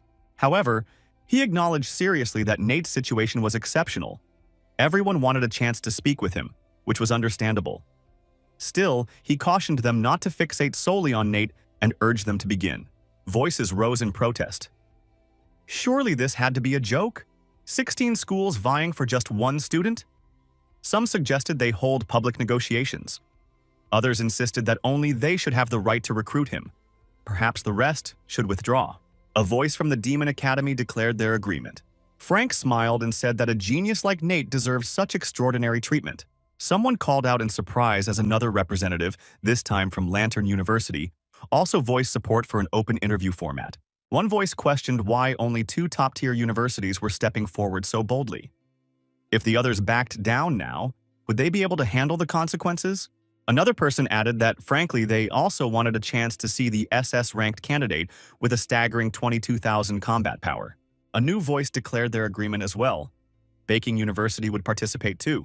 Just then, a staff member entered and informed Robert that the results were in 28 students had opted to join Jong Academy, with the acceptance rate exceeding 60%. He handed Robert a slip confirming that Bella had been admitted to Baking University. Robert's eyes widened in amazement. How had their students grown so accomplished? It was astonishing. 4 had entered Lantern University, 6 into Demon Academy. Clearly, the competition to recruit top talent was intensifying.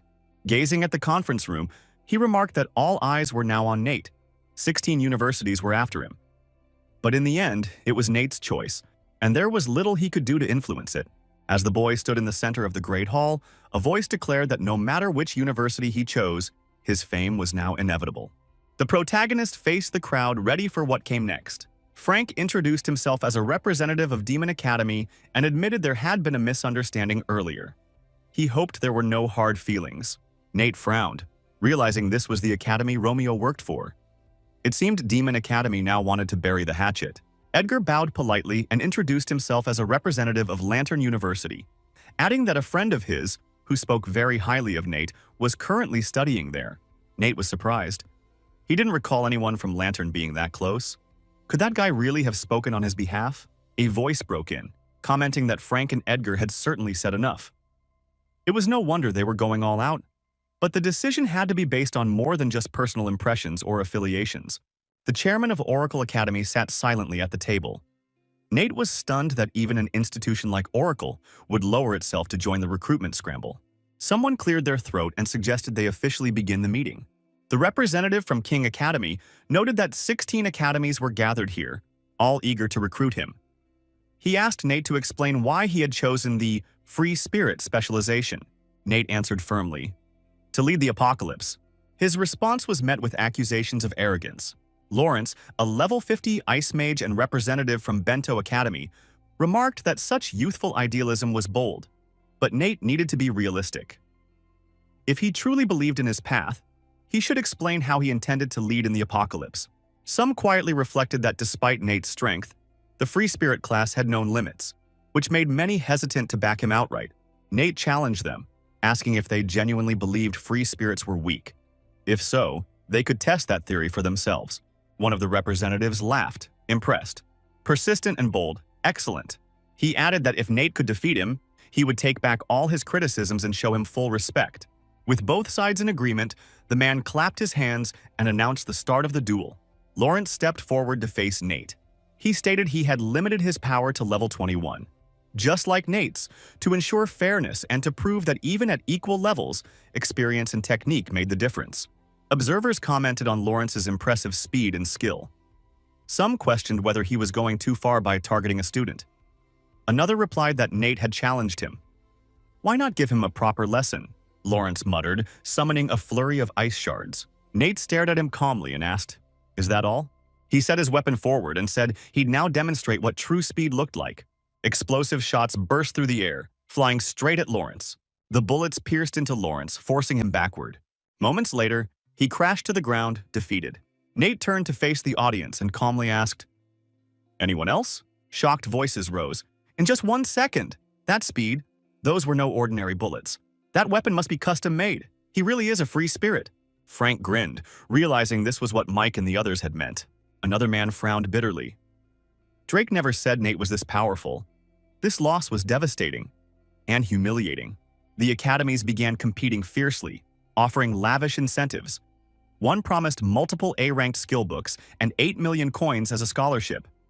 Lion University pledged 3 A-ranked skill books, free tuition, and a premium apartment in the capital center.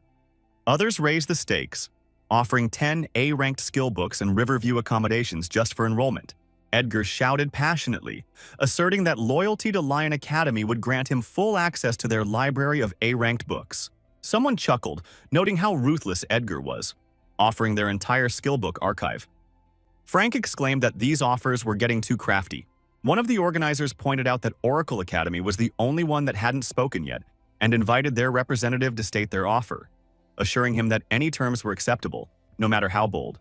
The Oracle Academy representative addressed Nate and calmly said they would grant him access to a secret realm and support in developing his strength. Someone scoffed. Was that it? Another chimed in, saying he should have at least offered attribute bonuses. Secret realms were rare, but the offer seemed too modest in comparison. Nate smirked. Unlike the others, he didn't care much for skill books, but the Oracle Academy's secret realm was exactly what he needed. It was a valuable offer. He acknowledged that all academies were serious in their offers. But, he added, he had his own priorities and was ready to make his decision. The Oracle Academy representative quietly thought that their institution was nothing compared to the others. Nate announced his choice. It would be Oracle Academy. The representative jumped to his feet, stunned. Gasps echoed across the room. People were shocked. Someone shouted, questioning why the top champion of Hubei province would choose what was considered the weakest academy. Nate reassured Mr. Theodore not to worry and shifted the topic, asking how much equipment they had sold recently. Theodore closed his eyes and answered that it wasn't much. 46 pieces sold, earning 920 gold coins. Nate handed him a bag, and someone asked what he planned to do next, since there was still time. Nate replied that he intended to head toward Duolan and take care of some business on the way. Theodore noted that Duolan was about 3 days' travel and agreed that exploring the outside world now and then was worthwhile. The old man added that he might find something useful there, and handed Nate a mysterious item. As Nate walked down the street, he examined the token. He sensed that when Theodore gave it to him, there had been a subtle suspicion. This token clearly wasn't ordinary. He glanced at his balance. After leaving 120 gold coins with Theodore, he still had 933 gold coins remaining. Time to stock up on supplies. Just then, he remembered the map Romeo had given him. That could be useful on this journey. As he walked, a sudden scream rang out. Nate raised his hand and called forth a summoning. Behind him, a massive creature loomed.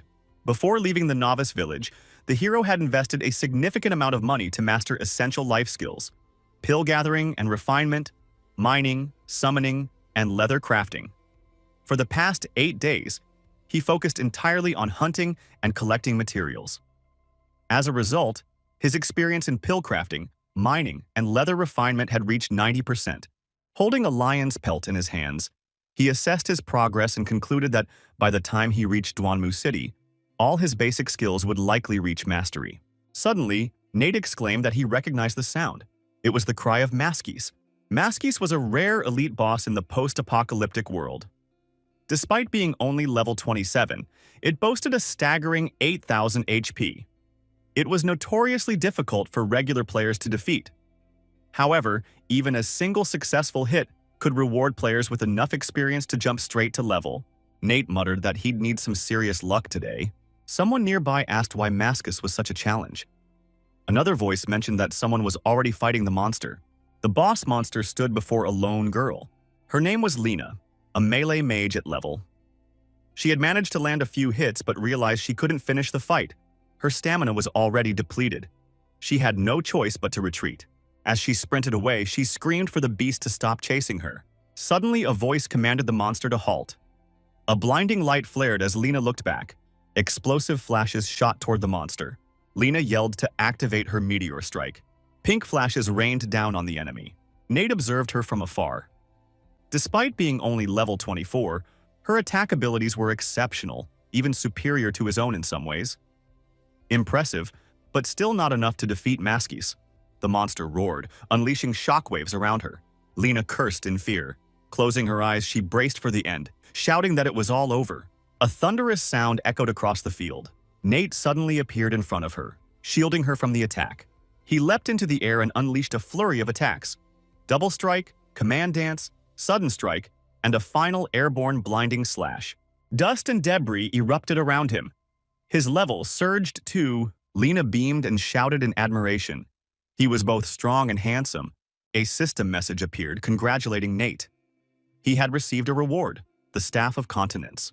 Staff of Continence, weapon type, two-handed staff. Plus an 11 spirit, dexterity, 100, 100, plus 11 constitution. Required level, effect, boosts damage and healing efficiency, reduces incoming damage by 50 points. Nate noted to himself that this staff was a rare, high-value weapon, an excellent tool for increasing ability ranks.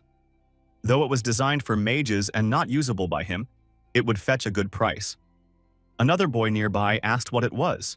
Lena, still astonished, asked how someone at level 22 could unleash such power. Even her superior, at level 24, hadn't been able to kill Maskis. She wiped her eyes and confessed that she thought encountering a rare boss was her lucky break, but it turned out she couldn't handle it.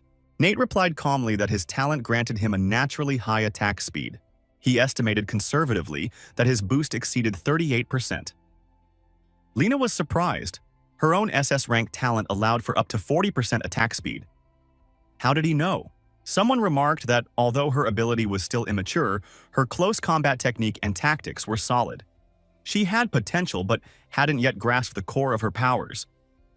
In shock, Lena asked if this free-spirited man truly understood the melee mage specialization. Nate simply shook his head. Nate turned away and began walking off. Lena called out for him to wait. Together, they had defeated several monsters in just a few seconds.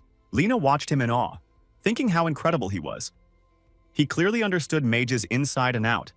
Just observing him had helped her grasp the emergence of new abilities. As Nate turned to leave again, he mentioned that Duanmu was just ahead and he needed to continue. Lena introduced herself and thanked him sincerely for the help. She stood with her head lowered, uncertain. There was a moment of awkward coughing. Frustrated, Lena crossed her arms and fidgeted irritably. She suddenly yelled that she hated. A red crescent moon had appeared in the sky. As the blood moon crossed the horizon, the city of Duanmu was plunged into crisis. A system alert warned monsters would descend in 5 minutes. Citizens were urged to take immediate defensive action. Lena groaned. Great, I thought today was finally going well. Now we've got monsters incoming too. Still, she added that doomsday wasn't here yet. There was time to fall back. Nate explained that monsters were usually categorized as small, medium, or large threats. Duanmu was just a small city, so there shouldn't be any high-level enemies. He suggested they look for a nearby hiding spot. Just then, Nate noticed a potential shelter. Without warning, he grabbed Lena's hand. Then, he hoisted her onto his back. "What do you think you're doing?" she yelled. He replied calmly, "Saving your life." Startled but trusting, Lena clung tightly to him. As he sprinted ahead, she yelled at him to mind where he was putting his hands. A wave of monsters charged straight toward them. Lena, still on his back, realized with surprise that he really was trying to save her. And strangely, it felt kind of nice. She offered to help, pointing out they'd defeat the monsters faster as a team. But Nate insisted she stay still. Her moving would just slow down his sword draw. Gritting her teeth, she muttered that he deserved a good punch. Nate sighed, wondering if she might actually be some kind of demon, and questioned how to deal with her. They came to a halt. Nate gestured toward a direction and told her to head there quickly. Lena hesitated, asking what he would do. He assured her he'd hold the monsters off and buy her time. She didn't need to worry. He'd be fine. Confused, Lena thought, what nonsense is this? How could a level 22 guy stop an entire wave of monsters? Is he really going to sacrifice himself for me? We barely even know each other. She suddenly appeared in front of him, blocking his path. Nate asked what she was doing. He urged her to run. But instead, Lena rushed straight toward him. Nate frowned. What is with her, he thought. If she keeps this up, we'll both die. His body trembled from exertion. He muttered that they had narrowly escaped. Lena, pressed against him, snapped that he should keep control of his lower body. She shouted at him to stop poking her. A cry rang out. Looking up at him, she said softly that once all of this was over, he was never to bring up this moment again. Nate simply agreed. Suddenly remembering, she said, surprised, that she still didn't even know his name. Nate introduced himself as Nate. Lena frowned, asking if he had been chasing her all this time. She narrowed her eyes and warned him. He had 3 seconds to explain himself. Nate closed his eyes, thinking Lena was a real menace with all her sudden questions. Still, he admitted. Yes, he had been watching her to observe her abilities. Smirking, Lena pressed him again for a clearer answer. Nate internally panicked. This girl's relentless, he thought. The monster was easier to handle than her questions. Just then, something startled them, and both Nate and Lena sprang into action. Nate landed back on solid ground. Looking over at Lena, he muttered they had finally escaped, then quickly told her not to look. She should turn around. Nate noticed, slightly confused and flustered, that her clothes had somehow been torn. Trying to be helpful, he offered to help her change. A notification popped up. Leather processing skill used successfully. Handing her a makeshift garment, Nate admitted his leather-working skills weren't great, but it was the best he could do for now. Lena took the cloth and warned him not to get any funny ideas or try to peek. Nate internally questioned what kind of person she thought he was. He stared at her, confused and taken aback. Nate clamped his hand over his mouth to stop himself from blurting something. Lena, visibly annoyed, accused him of doing all this on purpose. A system notification appeared. Congratulations on crafting basic clothing from animal hide. Nate defended himself, saying it really wasn't intentional, but then wondered. Why hadn't he just handed her his cape earlier? As she walked off, Lena muttered bitterly that men were the worst.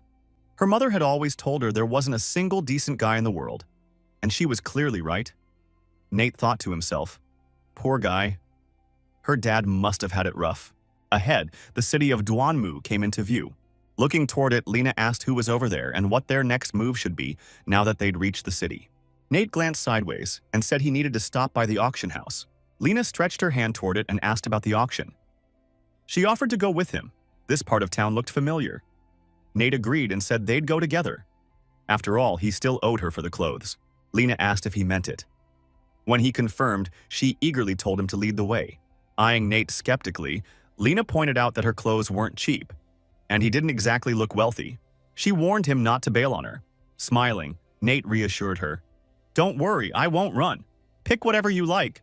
They arrived at a tailor's shop. As they stepped inside, Lena looked around curiously.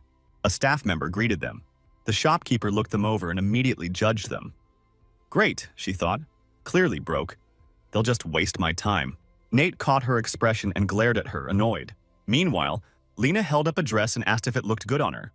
Nate replied honestly, it looked beautiful. The shopkeeper, standing nearby, warned them sternly to try things on carefully. The clothes were expensive. Any damage would require full compensation. Checking the price tag, Lena exclaimed. Shocked? It cost over 30 gold.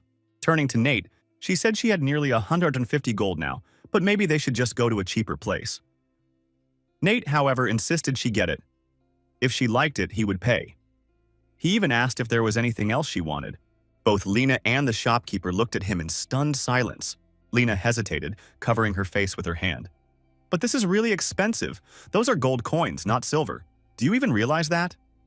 Nate calmly replied, It's fine. Just pick whatever you like. The shopkeeper's eyes widened in surprise when she saw the heavy pouch full of gold. Smiling now, her tone instantly changed. Right this way. Let me show you our latest collection. An image of Lena trying on an outfit appeared. The shopkeeper explained both outfits would cost around 40 gold coins. As she packed them, she regretted not treating them better from the start. Maybe they would have bought even more. Nate took one of the garments in hand and said they shouldn't rush. He wanted to examine the quality first. After a closer look, he commented that the quality was lacking, especially considering the steep prices. They should have put in more effort. These pieces aren't worth what you're asking. Frowning, he added, What kind of craftsmanship is this supposed to be? Offended, the shopkeeper raised her hand and snapped back, Nonsense. This store has been running for over 20 years. No customer has ever complained. Stop slandering us. Surprised, Nate said, In that case, call your boss. I'll gladly demonstrate how proper tailoring is done. Placing her hands on her hips, the woman replied firmly, I am the owner and the head tailor. What could you possibly teach me? Nate examined the clothing critically. This fabric is supposed to be 50% silk, 40% leather, and 10% wool. But the texture is off and the tailoring is uneven. The colors are dull. Tell me, do you honestly think this justifies the price you're asking? The woman was stunned. How could you possibly know all that? That's impossible.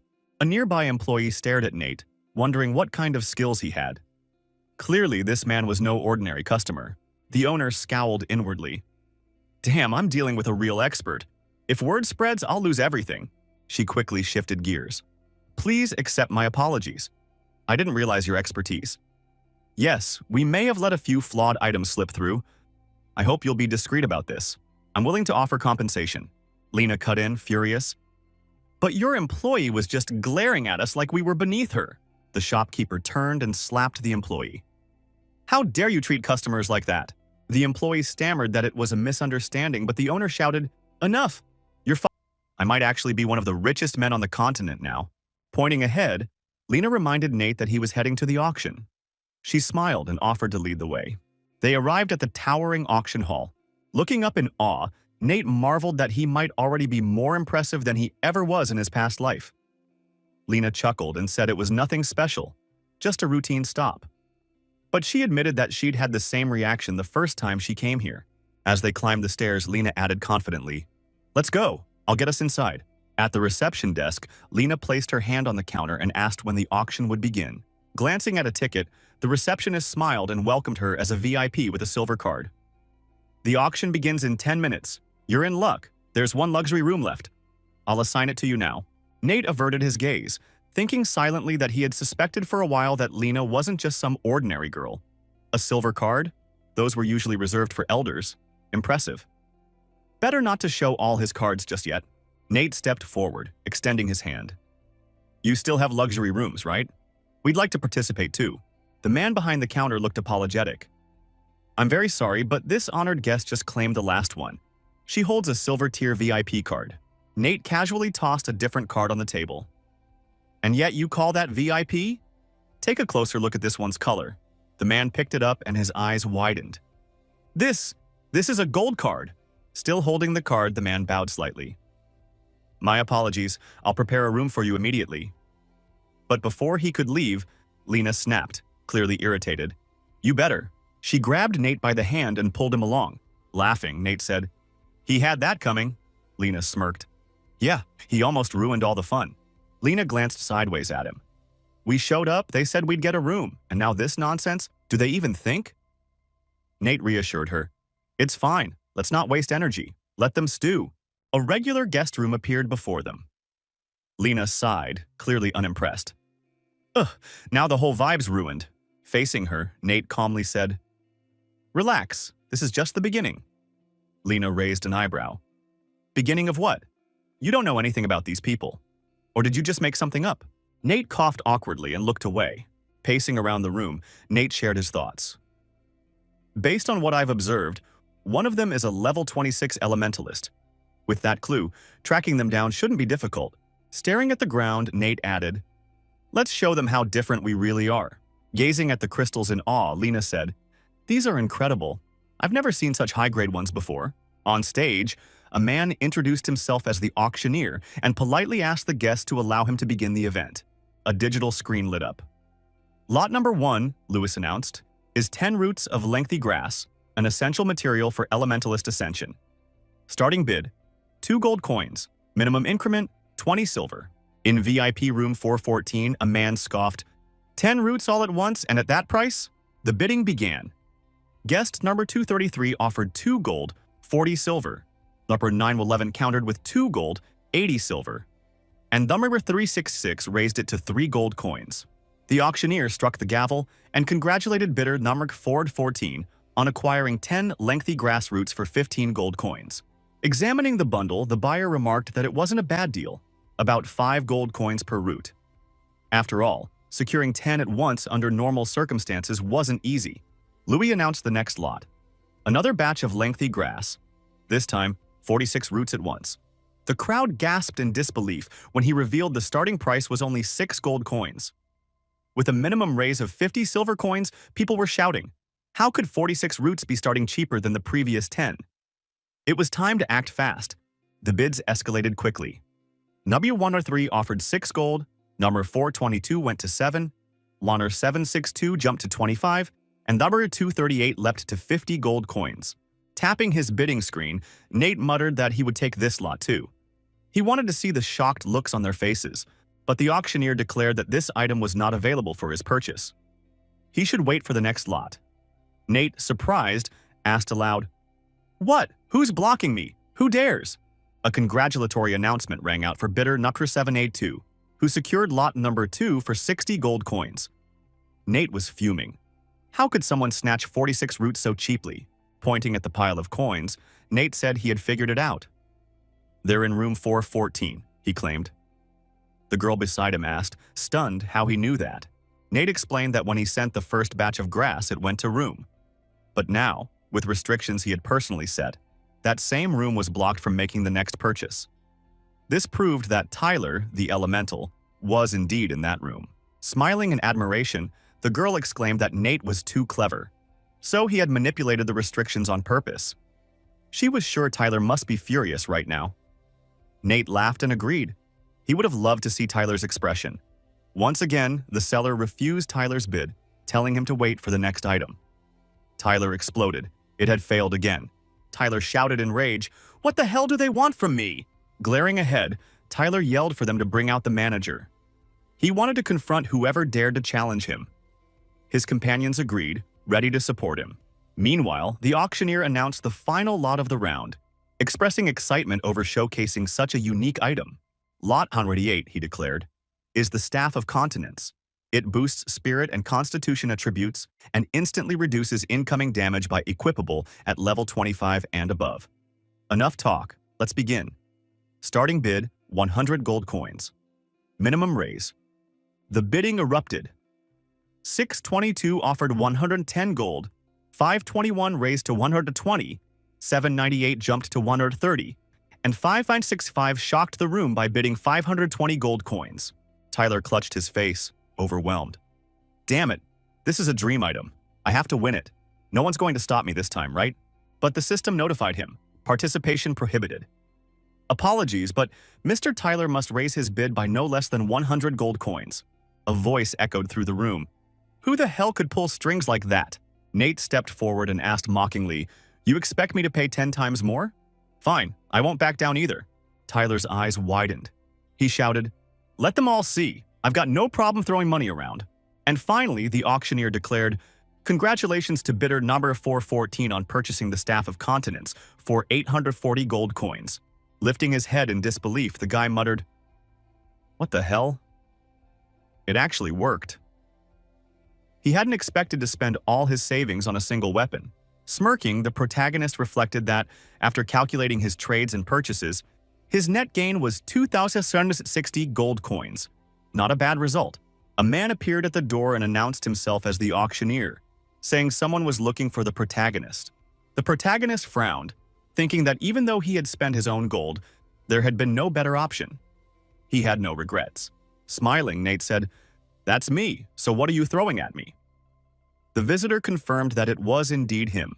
Bursting with anger, the man yelled, "Do you even know who Mr. Tyler is?" and demanded how Nate dared to challenge him. Grinning confidently, Nate replied that he knew exactly who Tyler was, a hypocrite, and asked mockingly what other questions there could be. Tyler scowled in rage. Standing directly in front of Nate, he shouted, "You've got a death wish? Then let's fight!" Nate accepted calmly. All right. The protagonist stood focused, eyes locked ahead. Nate and Tyler faced off, the tension between them thick. Holding the Staff of Continence, Tyler warned, "You came for this? Then prepare for the biggest mistake of your life." A bystander commented that, yes, the staff was an epic weapon. But Nate was 4 levels below Tyler. Did he really think he could win? The runes meant little if the power gap was this wide. Flames burst from Tyler's staff as he declared he'd end this with his own hands. Nate smirked slightly, unfazed. In a flash, Nate appeared right behind Tyler, completely unexpected. With a swift motion, Nate swung his hand sharply. Tyler, real name Winston Payne, was in shock. How is this possible? Lightning crackled around him as he realized in panic he couldn't escape. Nate pulled the staff to the side with controlled precision. A flurry of blows followed. Quick, brutal, and relentless. Onlookers gasped. He could have finished this with one strike, so why the show? Was the staff just a decoy? That damage? Tyler won't recover anytime soon. Lena grinned proudly. That's the guy I like. He's the real deal. She figured Tyler wouldn't just lose his weapon, but might even drop back to level 4. The Staff of Continents had only one durability point left. It was on the verge of breaking. Extending his hand, Tyler screamed, "If you enjoy pain that much, fine. Take it to the end." Then came a blinding explosion. The staff shattered completely. Tyler screamed in anguish. Suddenly, a massive explosion echoed through the area. Tyler lay sprawled on the ground, utterly defeated. Nate calmly held out a VIP client card. Sitting before Tyler, Nate asked mockingly, "What do you see? Look closely. Look at the color." Still on the ground, Tyler squinted up. What? What kind of card is that?" Face pressed to the floor in humiliation, Tyler whispered, "It's black." One of the bystanders looked stunned and asked in disbelief, "Wait, he holds a black card?" Another asked what tier that was, saying he'd never heard of it. A voice from behind clarified. The black card ranked just below the red card. The stunned onlooker's eyes widened further. He suddenly recognized Nate as the provincial champion, nicknamed the Demonic Freedom Lover. With an SS rank potential, it wasn't surprising that Nate outperformed his opponent. He wasn't just stronger, his influence was unparalleled. He might be the most powerful figure in the nation. A girl angrily demanded why Nate hadn't shown his card earlier. Nate gently patted her head and apologized, explaining that he had baited Tyler deliberately. He asked her not to stay mad. Nate asked her what was wrong. She looked at him and said she needed to return home briefly. She asked if he'd miss her. Nate closed his eyes and assured her, "Of course I will." She kissed him on the cheek and promised not to be gone long. As she turned to go, she told him that her kiss was a reward and a reminder. He'd better not even think about other girls in her absence. Nate smirked to himself. Then a system message appeared, congratulating him on crafting a high-quality purification potion. He earned 100 herbalism XP and 80 bonus XP, 180 total, bringing his progress to 9,000 out of 10. Another message followed, congratulating him on a high-quality vitality potion, awarding him 200 base XP and 160 bonus XP, 360 total, pushing his progress to the 10,000 mark. The system prompted him to level up his alchemy. A notification confirmed that his potion-making skill had improved and asked him to proceed with leveling up. Holding a newly made potion, Nate thought aloud that thanks to the 80% experience boost, he had completed the beginner stage in just a day. Spending around 400 gold had definitely paid off. He'd used up all his previous potions while traveling, so now it was time to craft new ones. The scene shifted to Lake City, AI City. Nate noted it was a small town overrun by elite level 25 monsters. But as night fell, those monsters became 5 times stronger. With no other players around, he knew he'd have the hunting grounds all to himself. Lowering his head with a grim smile, Nate whispered to himself that the night of slaughter had officially begun. As a glow surrounded his staff, he activated multiple summoning spells. Elves, mages, puppets, all bound to his contracts. Staring out at the night-filled battlefield, Nate issued a single command to his summoned units. Their only task was to pull every monster they could into combat. The monsters suddenly began stampeding forward. They charged straight ahead without hesitation. Nate came to a sudden halt, glanced sideways and said they should regroup at the central square. That's where all the monsters would converge, and where he'd soon arrive as well. In that moment, monsters leapt out behind him, and one creature landed right at his back. Suddenly, a trap was sprung. A net dropped down onto the monsters. Activating his special running shoes, Nate realized he needed more speed. A message appeared. Accelerator potion successfully used. Speed increased by 80% for 1 minute. The creatures closed in, encircling the trapped monsters. The ensnared monsters writhed, caught securely in the net. Nate looked ahead and thought to himself, soon. He raised his hand once more, triggered his level up, and sat on a rooftop reviewing his progress. Checking his stats, Nate noted that he had reached level 25. Remarkable progress for a single evening. His profile read, Name, Nate, Art Race, Human, Level 25, Strength 79, Agility 107, Spirit 31, Constitution 25, Defense 260, Attack, Bonus 30%, Critical Hit, Bonus 29%, Special Talent, SS Rank, 3rd Level Wave Cut, Combat Power, 2024. Unallocated points, 0, Gold, 2150, Silver, 52, Bronze Star, Coins, 600. Primary Enhancement, Bonus, Active. Crouching thoughtfully, Nate noted that with gear bonuses, his strength was nearly equal to his agility.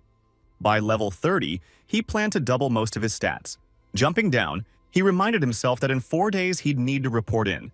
He had to keep training. At a leather workshop in Lake City, a message popped up. Congratulations, you've crafted an exquisite wolfskin hat. 100 XP. Total, 10,010. A system alert informed him that he had completed the beginner stage in leather crafting and could now move on to intermediate. Nate looked up, exhausted from 3 days of work but satisfied. He'd gained a lot of experience. If not for tomorrow's lesson, he'd finally rest. A girl smirked and handed him a book, saying, "Here's your intermediate leatherworking guide." A nearby man looked at Nate with admiration and said, "You've progressed incredibly fast, especially for someone so young. That's some serious skill." Murmurs rose from the crowd. Wasn't that the head of the Doom Lake City Association? And beside him, wasn't that this year's Northern Province champion? Incredible.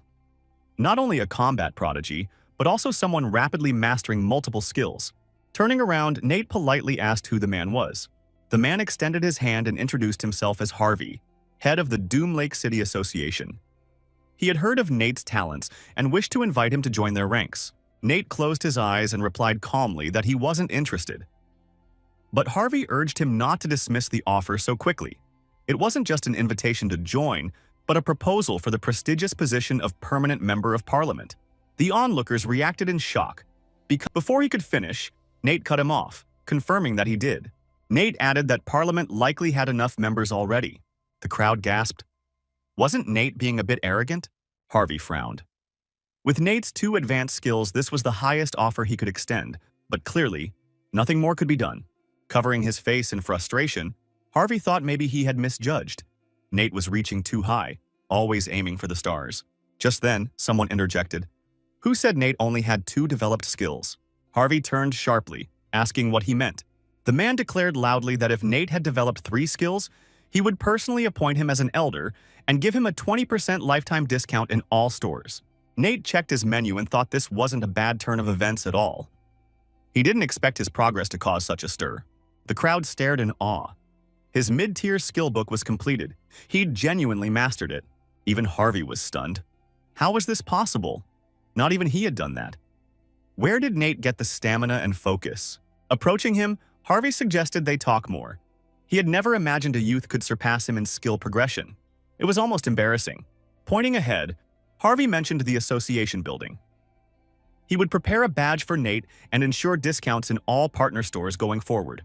Nate turned to him and casually asked about his association's relationship with the Blacksmith Guild. Harvey's face tightened.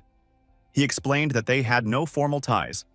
The Blacksmith Guild was notoriously selective, and without their own forging master, the Doom Association couldn't match up. Nate rubbed his face and muttered, "That explains it." Harvey, meanwhile, wondered if there was some way Nate could assist them. The scene shifted to the main association headquarters, where a meeting room came into view. One of the members welcomed Harvey and asked if the young man with him was a relative. Harvey stepped forward and announced to those present that this was no ordinary guest. This was the top scorer of this year's entrance exams. From this day on, he would serve as an elder. A man seated at the table looked up, visibly stunned. One man looked away and muttered that no matter how talented Nate was, this was excessive. Another added that their association was known for its strict selection. Making him an elder would turn them into a laughingstock across the city. Smirking, Nate remarked it was no wonder the Forging Association didn't want to collaborate with them. He asked if his credentials weren't good enough for their standards. Evan, frowning, told Nate he should know his place. If Nate passed their test, Evan would admit his mistake, but if he failed, he'd better leave quietly. Nate agreed confidently and asked if they wanted to make a proper bet on it. The man turned and nodded. If Nate could pass the test, he'd receive a generous reward. Facing them directly, Nate agreed to the deal and casually listed his skills: herbalism, harvesting, forging, and 6 leatherworking techniques. He added, frowning, that he had already advanced all of those skills to the intermediate level. One of the men exclaimed in disbelief, "Was he serious?" Frowning, another demanded to know why Nate hadn't mentioned this sooner. Harvey quietly said he wanted Nate to speak for himself. The conference room fell silent. Nate raised his hand and broke the silence, asking what was wrong. Time was ticking. Shouldn't they get started? He proposed the 7-duel format, where one must win several consecutive trials. Looking aside, Harvey agreed. It was efficient and wouldn't cause complications. They should start with a written exam. One examiner looked at Nate and said they'd begin with theory. What's the difference between soft and hard iron? Can one identify leather by examining its cut? What does he know about industrial gases? Let him explain. Nate casually scratched the back of his head and muttered, "That's it?" One of the men sighed and covered his face, disappointed by the simplicity of the questions. Another observer whispered that Nate was a genius. Reaching beneath his robe, the man admitted that a promise was a promise. Holding out a glowing orb, he asked, "Wasn't this the fruit of skill mastery, worth 1,000 gold coins?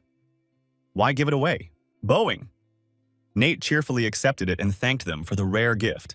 With a grin, he said he hadn't expected such generosity. The others watched him in silence, stunned. Later, Nate walked through a forest path. A cross necklace swung at his chest as he thought about the reward he'd earned from the elder, poisonous vine tiger skin. Smiling, Nate mused that today's gains were truly valuable. These materials would help with his next evolution. Standing at a portal, a knight reminded him that classes began the day after tomorrow. It was time to move quickly. It was recorded that Nate had received the Elder's Token from the Duelist City Association, granting him the ability to advance one skill to level 2. He chose potion making, converting it into a passive skill. All his passive skills were now at level 4. One such skill, Gatling Gun, level Y. With it, any firearm he used now had a 35% damage boost and a chance to fire 15 bullets simultaneously, with guaranteed accuracy. The knockdown skill at level 4 had a 20% chance to spread its effect within 5 meters, with an additional 5% chance to increase that radius by 1 more meter. Wave at level 4 could trigger a 35% chance of releasing an energy wave upon direct attack, doubling damage and granting half a second of invulnerability. All stats increased by 10%, and effect durations extended by 1/10 of a second. Weapon change at level 4 drastically reduced the weapon switching time by 60%, with a 10% reduction in cooldowns. The Ball of Nothingness spell had a 20% chance to cause continuous dark element damage over 5 seconds, with attacks occurring every 3 seconds. Though its speed was only 5 ms, its high penetration was deadly. Probability and duration bonuses added 5% and 1 second respectively. Blinding Pattern. At level 4, increased attributes by 10 points for 3 minutes, plus an additional 1 minute duration and 1 extra attribute point. The critical damage skill increased critical hit chance to 24%, while original speed boosted movement speed by 18%. Grinning, Nate noted that his system had leveled up again. He proudly acknowledged further skill development.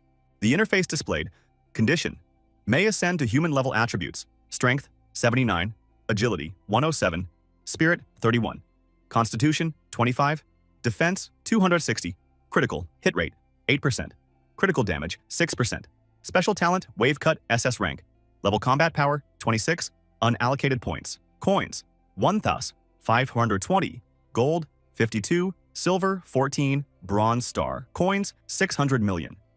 Bonus, Primary enhancement. Folding his arms, Nate commented that the enhancement was solid, though it was still too soon to evolve his new abilities. Looking downward, he reflected that pushing skill progression too quickly might backfire. Reaching out toward the portal, he decided it was time to return. Back at the Academy Stadium, people had gathered, the younger generation, but they had given it their all. They simply wanted to bless his journey and send him off warmly. Smiling, Nate appreciated the gesture and encouraged them to keep up the good work. Handing over Nate's ID, the man said he knew Nate was headed to the capital and what he was doing here. As he approached, voices buzzed with excitement about how powerful and cool he looked, like a celebrity. They hurried to access his profile. Surprised, the protagonist overheard the curators discussing that he must be a freshman. They suggested he add them as friends, saying they'd always be available for calls or messages. Calmly, he said he had another purpose and asked them to direct him to the main building. One of the girls took his hand, saying they would escort him personally. With a smirk, she offered to give him a tour, mentioning how vast Oracle Academy was and that he'd need time to adjust. Another girl, looking ahead with irritation, muttered that the first was overstepping. Who asked her to show off or act so familiar? It was annoying how she had claimed such a handsome guy for herself. Walking near the shoreline, Lucy told him they were almost there. Once he reached level 30 and completed his third transformation, he could officially pursue higher education. But earning grades here wouldn't be easy. She explained the class divisions. The first class ranged from levels 15 to 20, the second from 26 to 28. The third was for level. By senior year, students were expected to reach level 30. Otherwise, advancement wouldn't be possible. Stopping at a machine, she instructed him to insert his ID card for the system to retrieve his data. The protagonist did as told and inserted his card. Lucy was stunned as the machine confirmed his identity. A first-year student at Oracle Academy, named Nita, level 25, champion of the Northern Province. He had earned a spring rank and was assigned a luxurious private room in Dormitory District 7. Room, she asked in disbelief. Was he really already level 25? From the crowd, someone shouted that a level 25 freshman was unheard of. They suspected something was off and warned that the entrance exams were tomorrow. If he was caught cheating, he was finished. Grinning, the girl asked if he was really the champion. No wonder he had an SS rank. That meant he'd be placed in one of the elite dorms. Only 9 such rooms existed. She offered to take him there. Smiling, the protagonist declined her offer politely. A man nearby bent down and asked his name. Sensing suspicion, the protagonist replied simply, "Nate." Waving him off, the man said he was free to go, though Nate found the guy somewhat strange. Grinning to himself, the sage thought Nate was indeed an intriguing number 1. As the girl extended her hand during training, she asked about the pills. The man responded that the student had just left. At the academy gates, word spread that the entrance exams were about to start. Stress was once again unsure if he could pass. Both he and the Secret Kingdom hoped to qualify for a better dormitory. They decided to give it their best shot. Together. Smiling, a man commented that the competition this year would be fierce. He asked if Nate would take the championship again, just like he had in his province. Clenching his fist, the young man remarked that even their academy had tried to recruit Nate. Clearly, he was no ordinary candidate. He was a high-level professional. With a smirk, the man added that they couldn't ignore Nate. It was said his stats were off the charts in every category. A truly elite contender. The man glanced away awkwardly, just as someone approached from behind the main character. The newcomer introduced himself as Chris, the champion from Hubei province, and challenged him with a smirk. "Let's see who's really better." The main character turned, surprised, and noted that they clearly hadn't met before. Chris smiled, promising that they soon would, once they were both inside the Secret Kingdom. He added smugly that he'd show him where the crayfish hibernate. The protagonist, staring ahead, replied that it all sounded boring and wondered aloud if they could really handle what lay ahead. Turning to Chris, he repeated, unimpressed, how dull it all seemed. Chris asked, "What?" and warned him to calm down. With a frown, the protagonist muttered, "Fine, let's move on." He entered the Secret Kingdom through the Death Monastery. The area opened into an expansive zone, a cemetery, a library, labeled as level. Due to his specialization being classified, the difficulty was at its peak. He soon unlocked a new zone, the Arsenal Church at level. The challenge was immense. As he stepped into the cemetery, the hero recalled a key trait of his own, a deep love of freedom. Today, he unlocked the level 3040 zone map. It was intriguing. Looking over the nearby monsters, he assessed that the first 2 zones weren't especially hard, so he decided to bypass them. A large crowd had gathered in line, watching intently. One man mentioned that today, first-year students were taking on the Death Monastery. "Will they make it?" he asked. Another replied, "Some won't. The final boss is on level. Let's see how their stats hold up." The protagonist's card appeared. Specialization level 23, 40% total progress. He cleared the cemetery in 4 minutes and 13 seconds, earning second place. With a grin, a man remarked that he expected nothing less from the champion. He predicted the hero would clear the Secret Kingdom in just 2 hours, until someone pointed out he wasn't in first place. Wait, really? Then came the update. Nate had already completed the zone in just 25 minutes. Impressive, someone muttered. One man said it was time to change their strategy. They wanted Nate on their side. Another questioned if they were sure they could recruit him. "It's already settled," someone chimed in. But another voice countered, "Forget it. He won't even look your way." A young man looked shocked. "Why didn't he pass? Why hasn't he come out yet?" The hero's card lit up again. It turned out he had entered a far tougher zone. Today, his mission was to pass through the armory. "What's going on with the secret kingdom?" someone wondered. One man clenched his fist. "He was only supposed to go through the first 2 zones.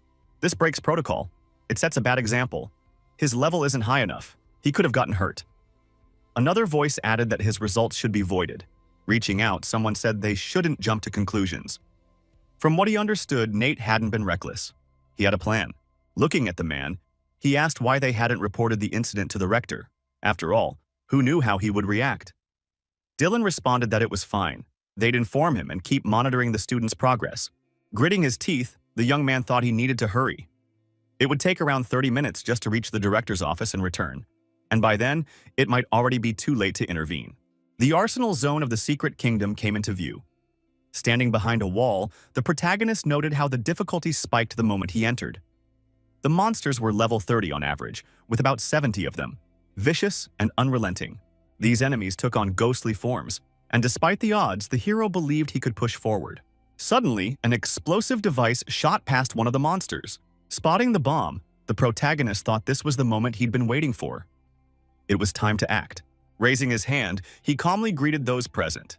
He conjured an ice wall, planning to slow the advancing monsters with it. With a fiery spell, he launched a fireball and muttered, "Let the fireworks begin." Gripping his staff tightly, the hero summoned an ice barrier, thinking it would grant him temporary immunity. 10 seconds of protection, just enough to withstand the explosion. The protagonist ducked behind cover as the explosion went off. A man cautiously opened a door and said he had something important to report. Sitting at his desk, Thomas asked why he had come in person. Standing before him, Dylan reported that a student had seriously violated exam protocol. The test was meant to be limited to the first 2 zones, yet the student cleared them in just 25 minutes and proceeded to explore the entire map. Thomas was shocked. 25 minutes? And it wasn't even about Nate? Surprised, the man asked how Thomas already knew that. Dylan explained that the student couldn't have known how to access the armory zone legitimately. He should be punished. Thomas, however, calmly stated that they would simply revise the rule. The man was stunned, but Thomas raised his hand decisively. Gazing at the glowing beam above, the man asked if Thomas was granting him a special privilege. The one allowed only once every 5 years, which lets a student pass through the secret kingdom without taking damage. With closed eyes, Thomas said firmly that he should let the boy be. He warned Dylan not to jeopardize the child's future. Dylan conceded with a simple, "All right." Looking away, the man thought it wasn't such a bad thing for the youth to be ambitious. He would give him this chance, but there would be no room for further recklessness. The protagonist glanced back and said it wasn't bad. He'd cleared the section in just 8 minutes. The risk was great, but the reward matched it. Standing before the next massive gate, he steeled himself. A tough battle lay ahead.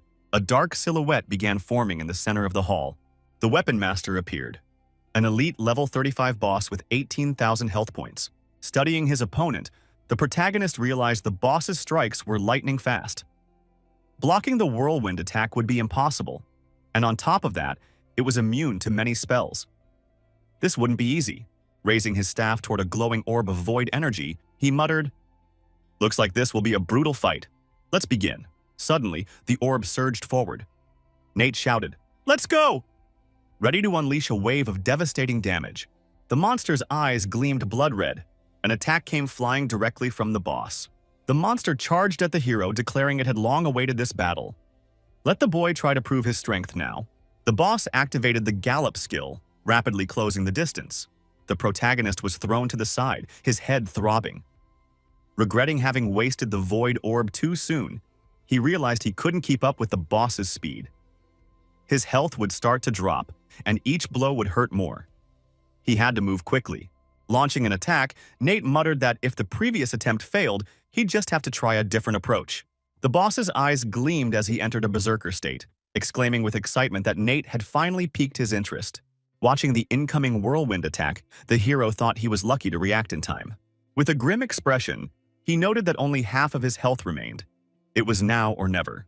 The hero launched a flurry of strikes at the swirling force of the enemy. After drinking a potion, he silently invoked the power of the Lord of Medicine. A system message confirmed the use of a primary vitality pill, restoring 600 health points. Green energy swirled around him, signaling the regeneration effect from the vitality pill. With renewed strength, the hero rushed forward, shouting with determination. A sudden burst of lightning cracked beneath his feet. He struck the final blow, defeating the weapon master. Breathing heavily, he turned and said he had less than 500 HP left. What a terrifying opponent. A notification appeared, congratulating him on clearing the zone and receiving a no-injury privilege. Even if he died in this test, it wouldn't affect him in reality. Confused, the hero asked aloud, "What was this? Who had helped him?" Yellow energy particles drifted around him. He shrugged and said, "Well, better than nothing. At least I've got some insurance." His player card appeared, 100% completion of the Arsenal zone in 53 minutes and 49 seconds. First place overall. A man nearby shouted in disbelief. How could this be? He had just returned and Nate had already cleared the zone, all thanks to a special privilege granted by the headmaster. The others were equally stunned. Thomas, the academy head, had personally granted Nate such an elite privilege. In 20 years, none of them had achieved that. It was clear. Nate was now truly recognized. His rank and status were about to soar. Fixing his eyes forward, one man yelled out that Nate had already reached the church grounds. Unbelievable. At level 25, he was daring to challenge a level 40 area. They had to go witness it. Dylan stared ahead and simply said that if the boss wanted to chase him, then let it happen. A massive building loomed ahead. The man remarked that in the end, he too was curious. He wanted to see how Nate would handle the strongest boss yet. The protagonist pushed open the grand doors. Inside the hall, figures were seated silently on the floor. A man sat upon a throne. Dylan explained. Two final bosses ruled over this church. One was the commander of the Scarlet Crusaders, and the other, a priest, lurked somewhere in the shadows behind him. The protagonist activated the ghost cloak, readying himself for stealth and survival. The Crusaders collapsed one by one. Gripping a torch, the protagonist acknowledged the brutal challenge ahead. Two level 38 bosses at once. He would have to fight with everything he had. A man hung suspended by chains from the ceiling. Approaching him, the hero asked if he sought revenge. The chained man turned his eyes away and asked what could possibly help him now. The hero slashed through the chains, freeing Edward, once the commander of the Scarlet Crusaders.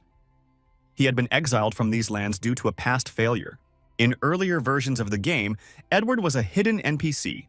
Players had two choices: kill him for rare blue gear or save him to gain his assistance in the final battle.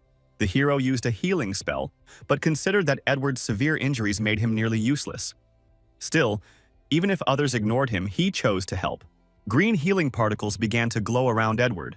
Bowing in gratitude, Edward thanked him for the healing and promised to assist however he could. The hero told him to keep watch. He'd handle the Crusaders.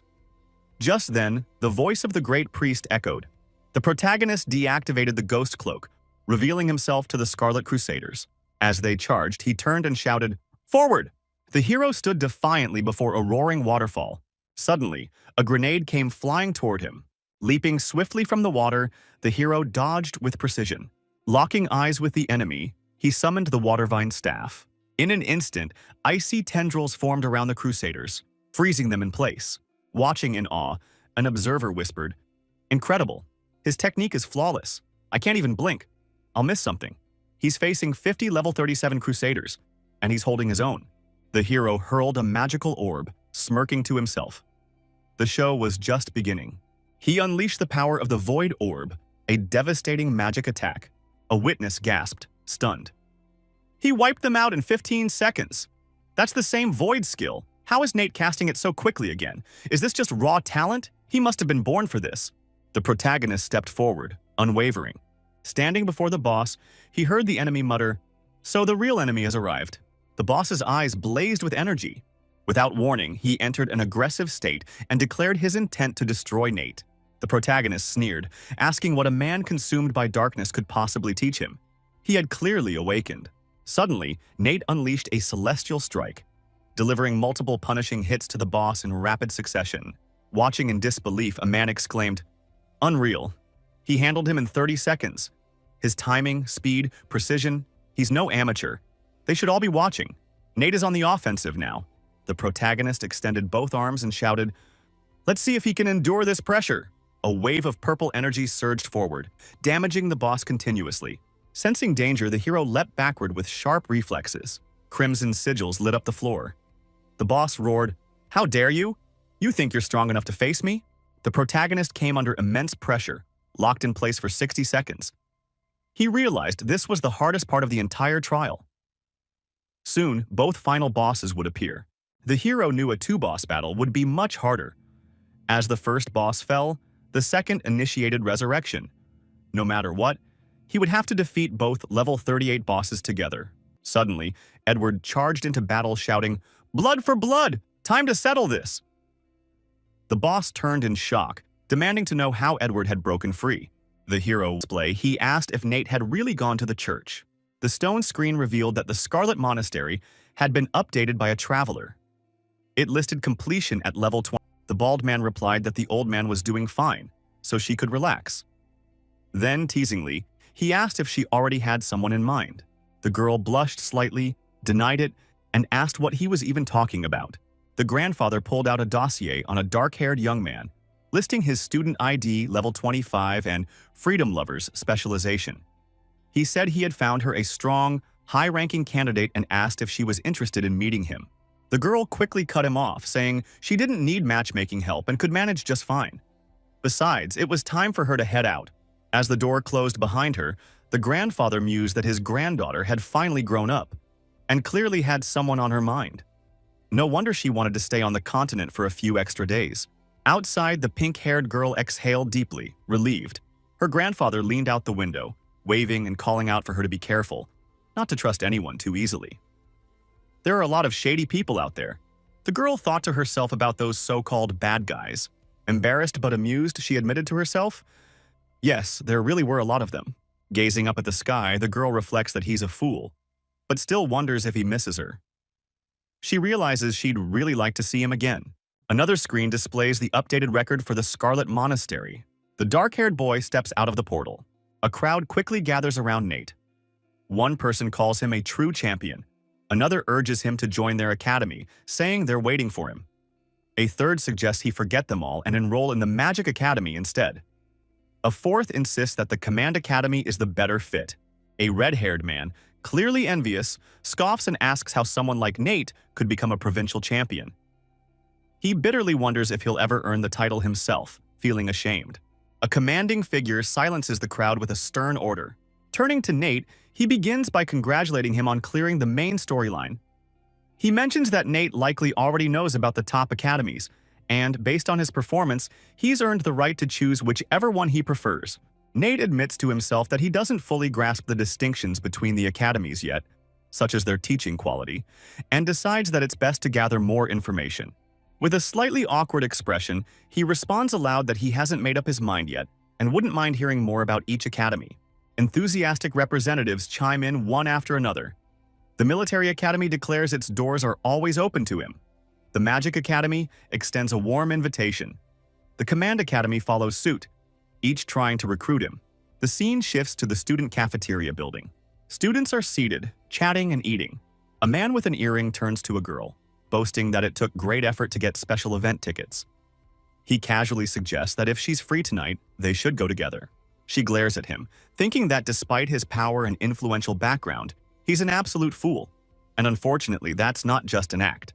She turns away looking for an excuse to escape the conversation. Meanwhile, Nate is aggressively eating his meal. Suddenly, the girl jumps to her feet, claiming she has other things to do. She tells the guy to just go by himself. As she walks away, he calls after her, brushing it off, saying they'll just go together next time. She sits down next to Nate, surprising him. He's unsure what kind of relationship the two of them have. She greets him by name, saying it's been a while, but Nate simply responds with a blunt, "What do you want?" She mentions that she heard about his success in the recent challenge and thought it was impressive. Nate nods in agreement. Watching them, the pink-haired man fumes. Despite all his efforts to impress her, she ignored him. The thought that she might like Nate instead infuriates him. In a commanding tone, the pink-haired man addresses Nate and tells him to stand up. He warns Nate not to get arrogant just because he scored the highest results.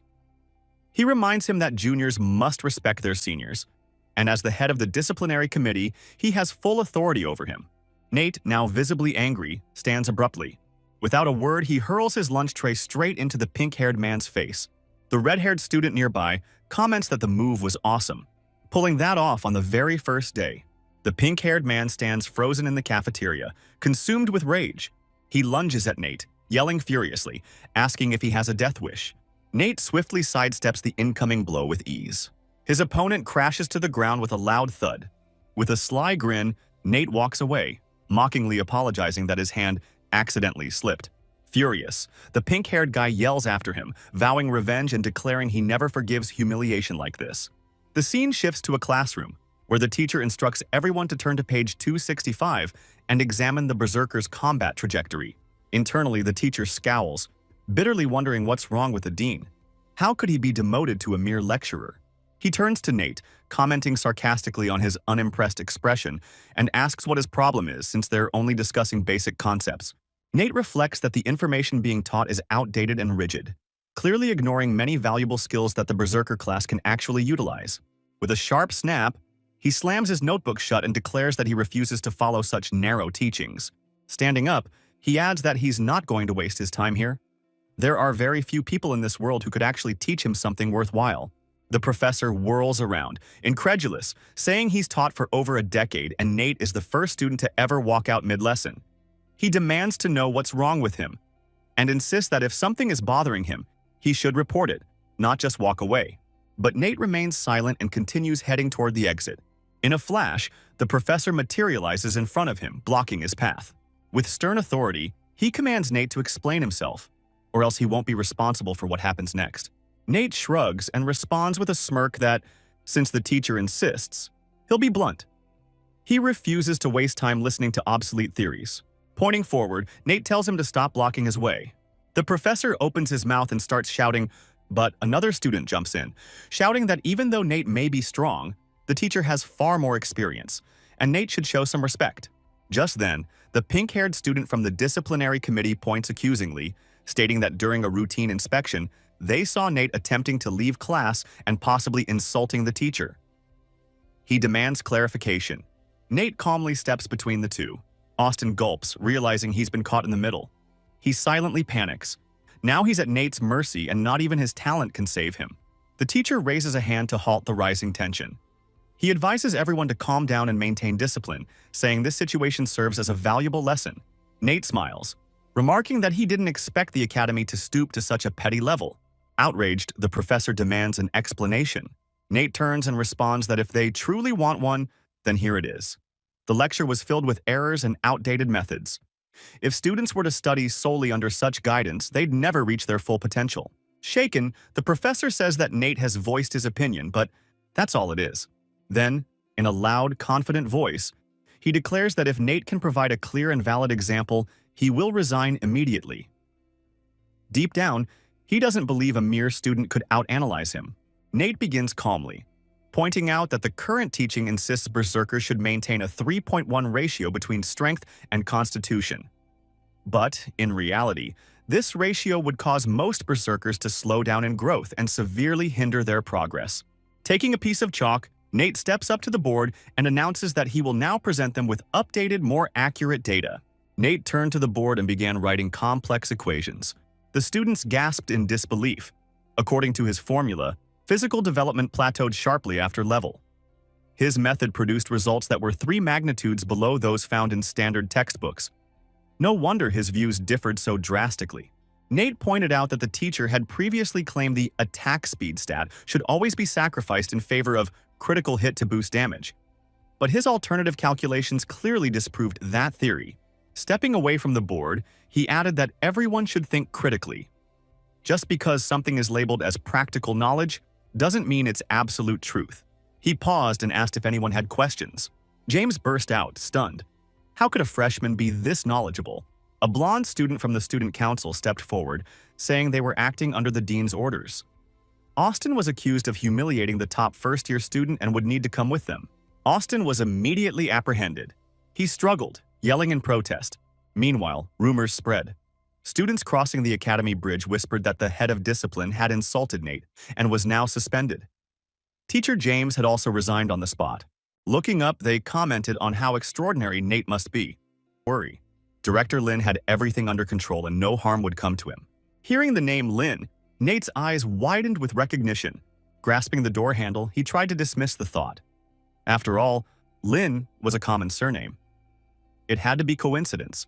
A bald man appeared and remarked, amused, that they were meeting again. Nate recognized him and blinked in surprise. Smiling, Nate admitted to himself that his luck was surprisingly good today. Suddenly, a gleam lit up in the bald man's eyes. In response, blue energy surged from Nate's body. The bald man laughed aloud, clearly impressed. Standing tall, he said he'd heard of Nate's academic achievements. He wouldn't question Nate's motives or dig into his past. Instead, he had a proposal. He raised a finger and asked if Nate would be willing to become a senior lecturer in Oracle University's most elite course. Would he accept? Nate smiled and turned the question back. Was he willing to take that risk and trust him? The director extended his hand with a grin and said if he was choosing Nate, then it came at a price. He wanted the champagne blade. He wasn't offering his support for free. They both sat down as the director said they could now negotiate. If Nate could meet the terms, he'd give him full backing. Nate raised a hand and requested several valuable intermediate blueprints for weapon crafting. The bald man clapped excitedly, saying that would be no problem at all. Beaming, he added that everything Nate needed could be found in the museum. He had already allocated 10 million credits for Nate to spend as necessary. Nate looked quietly at the doorbell, deep in thought. The bald man smiled and said everything was going well. He greeted Nate warmly, saying it had been a long time and he missed him.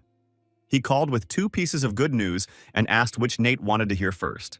As Nate and the director exchanged a look, a voice came from the phone asking why he was suddenly quiet. Drake continued, saying he'd announce it himself.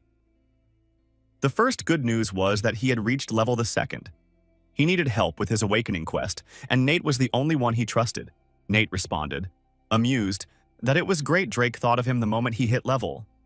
Since they were friends, wasn't it easier to find someone from his own university?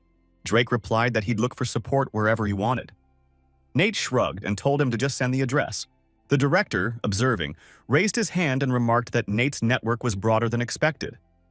But asking a level 25 student for help with an awakening mission was rare. Was he confident in the outcome? Nate grinned and said he had a 10% chance. Later, standing outside, he said he needed to analyze the situation carefully. He had already found a good place to prepare for his rank advancement. A girl assisting him smiled and asked him to attach his academy access card. Her expression changed when she saw Nate's account balance. 10 million credits. Nearby, another student cried out in frustration, asking someone to hit him. Nate had been enrolled for just a few days and already had 10 million, while he had trained the entire previous year and earned only 8,000 points. Inside the museum, Nate observed the exhibit of weapon blueprints, intrigued that each was displayed separately. He hadn't expected there to be so many copies. He scanned the displays, but muttered that nothing seemed useful so far. He'd have to search deeper. Then he smirked, finding something of decent quality. Still, he needed something more advanced to qualify for rank advancement. Raising his eyes, he exclaimed in surprise. He hadn't expected to find epic-tier materials here. Nate examined some documents and focused on the properties of certain potions. Then, excited, he announced that he'd choose the Power of Purification effect. It was perfect for mid to late stages of battle, where bosses often inflicted negative effects. A high-quality potion like that would be a great asset. He extended his hand and declared his intent to refine and upgrade the Power of Purification. A moment later, system notifications appeared before him. He smiled, noting it was a solid skill. Now he wouldn't have to worry about hidden debuffs from enemies. He chuckled to himself, curious to see how much progress Drake had made during this time. Meanwhile, a small crowd had gathered outside Lantern Academy's main entrance. Nate called Drake and asked if he'd arrived yet. He told him to circle the building. He'd meet him as soon as his current meeting ended. Hanging up, Nate remarked with a grin that he didn't feel bad for making Drake wait. After all, he had rushed over so impatiently. The crowd turned toward a young man boasting that he had already claimed 11 consecutive victories. He invited anyone else brave enough to challenge him. Alex raised his hand and shouted that anyone who managed to beat him would take the entire prize pool. Nate lowered his hood, thinking the academy truly lived up to its reputation. Encouraging friendly duels like this was commendable. It made him want to grow stronger, and quickly. The challenger smirked and warned Alex not to get overconfident. He was only here for the money, taking on weaker opponents for easy winnings. Maybe it was time for him to step in. Alex barked back, saying everything was within the official rules. Did they think he was cheating? If someone could defeat him, they'd walk away with the jackpot. The other guy slammed his card down and declared that even 400 million wasn't enough. He upped the ante. How about 600? Alex hunched slightly, realizing that this event wasn't just a spectacle. He'd arranged it to recruit help for an awakening mission. If he won today, it might even trigger his second awakening. He stepped forward and accepted the challenge with a loud declaration. The crowd murmured among themselves. The opponent was formidable, and it wouldn't be an easy fight. Rumor had it they had some personal grudge. Many rooted for Alex, while others noted that the flash of light from the earlier duel faded as the new challenger stepped up. People whispered that Manhwa, the newcomer, wasn't just powerful. He came from a rich and influential family. Nate watched quietly, impressed. He hadn't expected to witness something like this while also observing the Academy's educational quality. Alex began charging his attack, and his opponent braced himself, shielding against the resulting blasts. Gritting his teeth, the challenger wondered if Alex had taken some kind of booster. Losing the money didn't matter as much as the blow to his reputation. He subtly hid one hand behind his back. Nate narrowed his eyes. He could tell the guy was on the verge of defeat. What trick would he try now? Alex saw a grenade in the opponent's hand and shouted that such weapons were against the rules. But it was too late. An explosion went off. The challenger smirked and asked if Alex enjoyed the taste of that grenade. He casually picked up his card, saying he'd take his 400 million and be back tomorrow. From now on, he was the new king of the ring. Same rules. Anyone brave enough could come challenge him. Onlookers turned and chuckled. Sergio raised an eyebrow and asked why the man in the gray cloak was laughing. Nate turned toward him. Sergio scoffed, saying Lantern Academy wasn't some hangout for nobodies. Nate's face showed no respect for the school. Nate calmly replied that he wasn't a student here. It was open day after all. And did he really need permission to laugh? Sergio's face twisted with irritation. He shouted, asking if Nate had the guts to get up on stage. Without hesitation, Nate leapt forward and declared a bet of 1. He held up his card, stating it held 600 credits and offered a voucher for a 2,000 coin room to cover the rest. He accepted the challenge. The crowd gasped in disbelief. He didn't look wealthy at all. Whispers spread. He was level 25, known for his free-spirited nature. Rumor had it he was from a wealthy family and had come here to become a philanthropist. Sergio yelled that if someone was so desperate to lose money, he'd gladly accept the bet. A moment later, he looked around in confusion, asking where he was. Without warning, the protagonist slammed a punch into his gut. The impact was brutal. Ribs audibly cracked. Coughing up blood, Sergio groaned, bewildered by what had just happened. Suddenly, a man burst into the room, shouting that things were dire. They had to rush to the arena. Lester scoffed and asked what insignificant issue they were dragging him into this time. The assistant raised his hands and explained that Lester's son was injured during a training match, requesting that he take a look. Enraged, Lester jumped to his feet and demanded to know who dared touch his son. Meanwhile, the protagonist stood at the center of the arena. People murmured about him. He had knocked someone out instantly, his strength unmatched. He had to be a level 25 lunatic, a real demon. Calmly, he extended his hand and demanded his winnings. Sergio weakly asked if he could have a few days to pay. The protagonist struck him again and barked for him to speak up. He knew he had no money. Wincing, Sergio shouted that he did have some, but not with him. His father, a professor, would come and pay. The protagonist raised an eyebrow and asked if this father of his was strong. The crowd protested loudly, calling him a savage and warning that the academy wasn't a place for such behavior. They said he wasn't welcome and that the duty officer would surely punish him. Nate calmly turned to them and asked if they were truly ready to back their words. The rules were clear. Anyone was allowed to fight.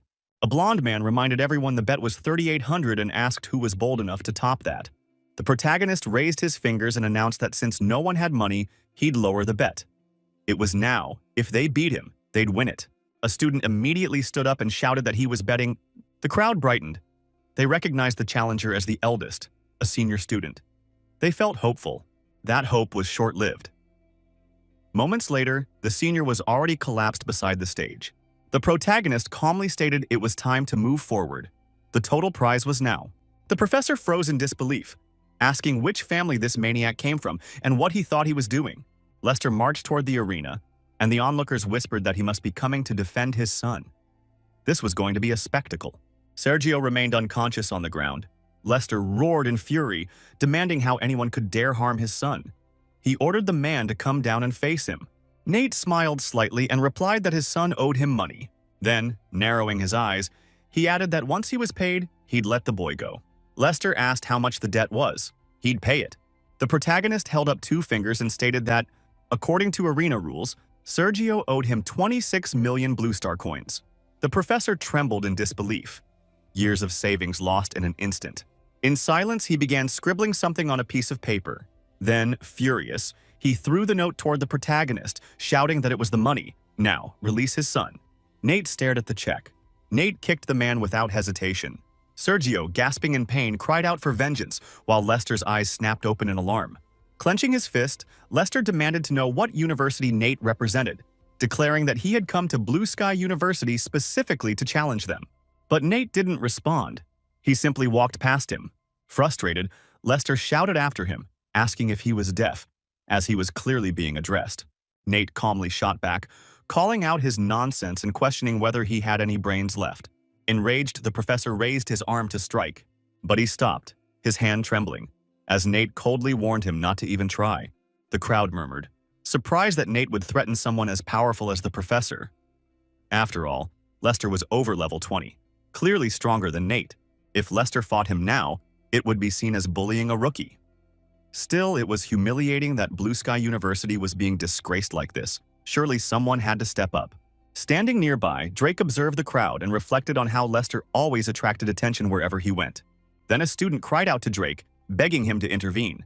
This outsider had injured 7 of their peers, arrogantly humiliated them, and even extorted 26 million from a professor. Justice had to be served. Drake sighed, thinking how Nate had stirred the entire university into chaos in the short time since his arrival. Tossing his hand behind his head, Drake admitted there had been a misunderstanding. Nate wasn't just any student, but an honored guest he had personally invited. He urged everyone to let the matter rest and move forward. Lester ground his teeth, realizing Drake was backing Nate. He had hoped Drake would support him, but that wasn't going to happen now. Turning away, Lester vowed that this wasn't the end. They would meet again. Drake lowered his gaze and quietly apologized for the trouble, then said he would personally escort Nate to the second awakening room. Nate spoke up, accusing Drake of staging everything. He said Drake didn't even understand who the real troublemaker was. The crowd stared in disbelief. Was this vagabond of level 25 really the assistant Drake brought in for the second awakening? A sign above the conference room door confirmed the location. Inside, Dexter flipped through documents and announced that the list of assistants for the awakening ceremony had been finalized. He asked if anyone had objections. Lester stood and proclaimed that student Drake might be facing challenges. Otherwise, why would he bring in a mere level 20 assistant with questionable talent? It was irresponsible. He proposed suspending Drake's examination to protect the school's future prospects. Clenching his teeth, Lester thought to himself that if he could block Nate from taking the exam today, it would give him time to find someone capable of dealing with him. But another man objected loudly. He claimed to have personally witnessed Nate's performance during the college recruitment process.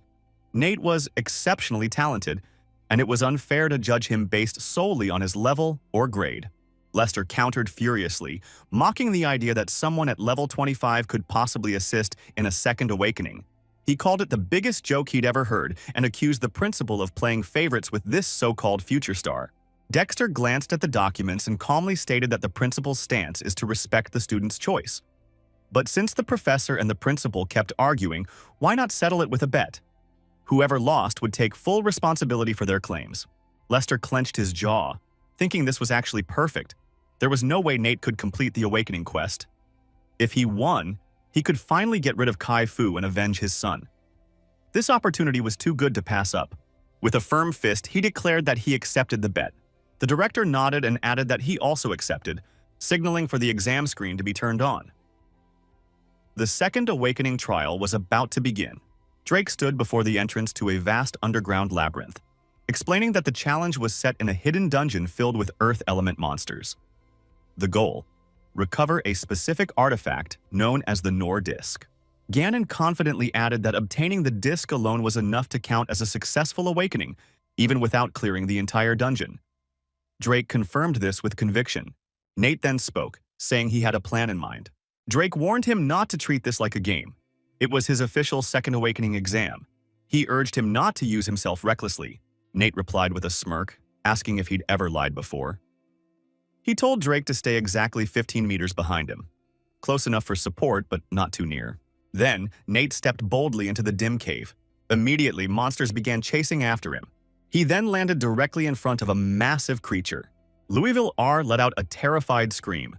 Watching tensely, Drake admitted his heart always raced when following Nate. He never knew if the plan would work, yet he followed Nate's lead regardless. The crowd, watching the screen, gasped. Nate was drawing entire hordes of monsters. With Drake following behind, it looked suicidal. How could they treat the Second Awakening exam so lightly? After all, the secret dungeon was on the 25th floor, a deadly zone. Lester shouted in outrage. This was why they shouldn't have trusted a foreigner. Nate could be a saboteur sent by Oracle University to ruin their exam. Once it was over, they had to capture him and demand answers from Oracle. The director's face tightened. He figured he'd better start putting in some effort too. No need to provoke Nate unnecessarily. He glanced at Dexter, silently hoping the old man wasn't bluffing. He needed Nate to deliver results. Nate yelled that the time had come. Drake suddenly darted down a side passage. Meanwhile, Nate vanished, using an invisibility technique. The monsters, confused, abruptly halted their pursuit. Hidden in the shadows, Drake watched closely. Then he quietly commented that Nate had truly outdone himself. His aggro control was flawless, and his tactics were both disgusting and genius. It really opened his eyes. The audience stared in awe. How had Nate vanished so suddenly? Why weren't the monsters attacking Drake? They waited anxiously. Nate had disappeared, yet Drake remained untouched. Dexter leapt up and praised the move as sheer brilliance. Eyes wide, he added that Nate had positioned himself perfectly to draw all the monster aggro. While Nate attracted all the enemies, Drake trailed him at a safe distance, never entering combat himself. Dexter then raised his hand and explained that once Nate turned invisible, Drake, already far enough, could sever all remaining aggro. Their coordination was impeccable, like seasoned warriors. Truly, this was the mark of future heroes raised from youth. Drake turned to Nate and said he was beginning to grasp the full strategy. Since their objective was only to obtain the boss's organ and the Nordisk, they could avoid fighting the lesser mobs and many of the bosses along the way. This second promotion exam was going to be a breeze. Nate, gazing at the altar, confirmed that was the plan. However, the next boss couldn't be skipped. He held a crucial item. Did Drake remember the third boss's location from their Awakening manual lessons? Smiling, Drake replied that Nate was clearly testing him. Wasn't it behind that stone door? The elite boss named Allah Honor, level 35, with 16,000 HP? Nate smirked, admitting he was just checking and teasing. But yes, he truly intended to face that boss head-on. He then placed a firm hand on Drake's shoulder and whispered something. Drake looked stunned and asked what he meant. He could actually do that? Why hadn't anyone taught him that in class? The audience stared at the screen, frustrated. What were they whispering about? Why hide it from them? Someone shouted that the school should ban whispering during official advancement exams. This secrecy was unacceptable. A man in the crowd pointed and yelled for everyone to look at Drake. Drake had begun tinkering with some kind of mechanism, prompting the crowd to question what he was doing. Wasn't that just background scenery? Why was he moving it? Moments later, the mechanism shifted. A staff emerged from within. A beam of light then shot out. Tayloron glared at Nate and screamed that no one steals the creator's secrets and lives to tell the tale. He would make him pay. The audience gasped in awe. So the stone door could be opened that way? After years of studying that gate, none of them had ever imagined this hidden mechanism existed. Drake had discovered a secret within the miniature structure near the gate. A true genius, perhaps he really had a shot at passing this test. A blonde youth grinned, exclaiming it worked. Nate added that the fight was Drake's. He would only assist slightly. It was a good chance to test Drake's current strength. He should go all out and not slack off. Drake charged at the boss, shouting for everyone to witness his power. He unleashed a rapid combination of strikes. An excited teacher jumped up, exclaiming that Drake truly lived up to his reputation as a master of the blade. If only his own students had half that talent, Nate called out with critique. Drake was a second too late on the Ghostblade's second strike. His combo would have been more effective if he had opened with the small mountain splitter before finishing with the drawn sword. The drawn sword was clearly stronger than the ripple blade. The instructors erupted in outrage. Who was this nobody to critique their top blade prodigy? What did he know about mastery? Finish with the drawn sword? As if. And what was that about being a second too late? Easy to say from the sidelines, he wasn't the one fighting. He sounded like an arrogant armchair expert. Meanwhile, Drake broke through every incoming strike. Then suddenly, he took a hard hit to the stomach. Ailerons began glowing with a blue aura as Nate shouted for Drake to counter now. Drake narrowed his eyes, straining with focus. He responded with a flurry of powerful attacks, shouting as he hammered into the boss. The audience watched in amazement, shouting that his damage had truly increased by around 20%. Some speculated he must come from a Blade Master family. How else could he be so familiar with complex combos? Even seasoned fighters struggled to match that precision. Some agreed, while others suggested he might simply have strong, theoretical knowledge rather than actual combat skill. The director smiled and explained that Nate wasn't just any student. He topped the entrance exams for his entire province and was the first in the nation to receive a chef's potential rating. A man suddenly shouted in shock, asking what was going on. At that moment, the boss was stabbed directly in the stomach. Ailerons collapsed to the ground, groaning in disbelief. He muttered that he felt the presence of a titan. This wasn't the end. It couldn't be. Another man smiled and exclaimed that the special effect was real after all. Drake had done a fantastic job. They should definitely question him later about how he placed that miniature model. It could be a huge help to future examinees. Dexter narrowed his eyes, thinking that things were finally starting to get interesting. Drake gave a confident thumbs up, noting not only had he improved Blade Master combos, but he had also discovered a hidden mechanism. Nate chimed in, suggesting they gather the loot and head for the next area. Drake studied a fragment labeled Taurus in silence. The new cave they entered was cloaked in deep darkness. Nate peered into the shadows and noted that this path was much narrower than the earlier stone corridor. It looked like there was no avoiding battle this time. Drake replied that while he couldn't match Nate's raw damage output, he'd handle mob distraction. But Nate had to move fast and avoid getting overwhelmed. He reached out a hand and shouted that everything now depended on Nate. The protagonist summoned a long staff, followed by a swirling sphere of void energy. Drake reiterated with admiration that when it came to dealing damage, no one could compete with Nate. Someone watching remarked that they should try convincing Nate to transfer schools.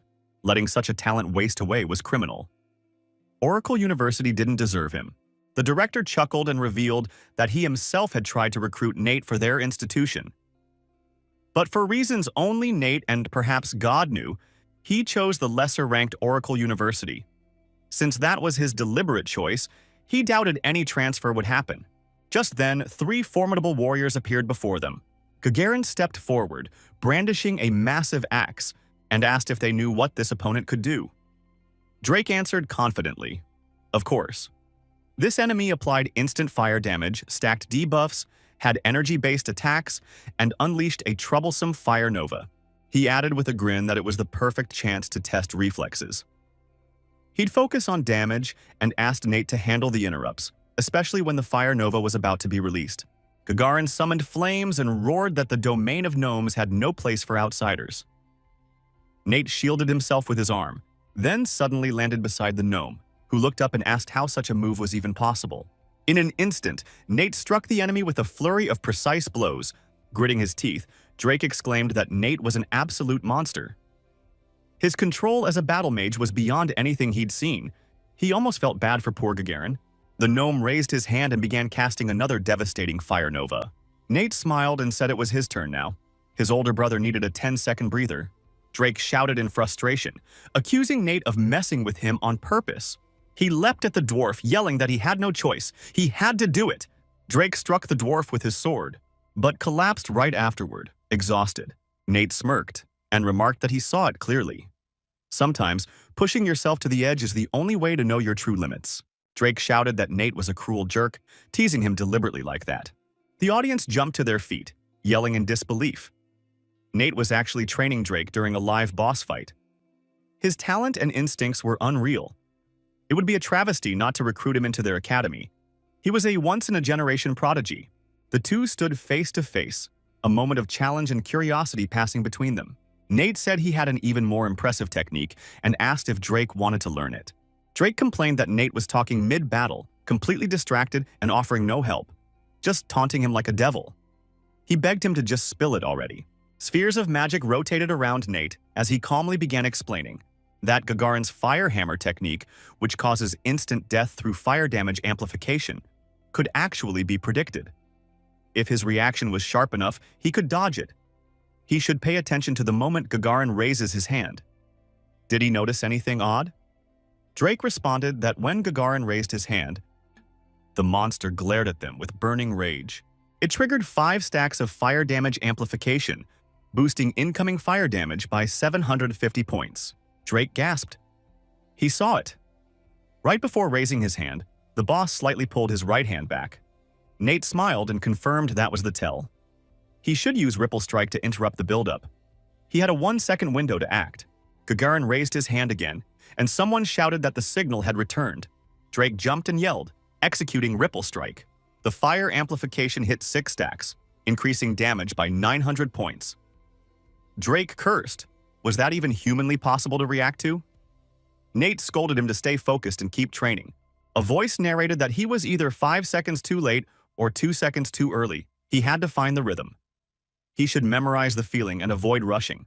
A furious teacher yelled that this was madness after Drake succeeded 10 times in a row. Drake groaned in frustration and yelled, "Fine, he got it." Ripple Strike. Fire damage amplification, nullified. Ripple Strike, nullified. One successful Ripple Strike after another. It finally sank in. This was a rare opportunity and Drake had truly grasped the technique.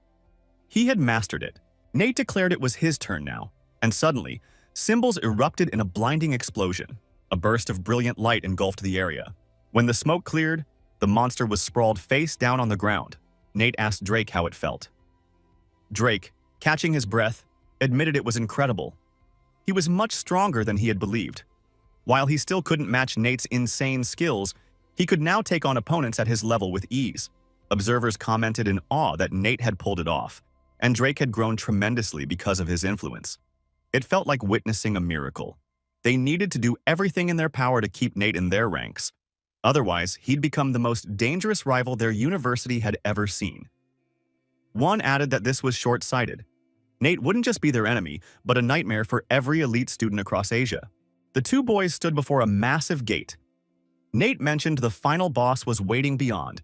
It was time for the agent's chamber. They reached out and grabbed the handles.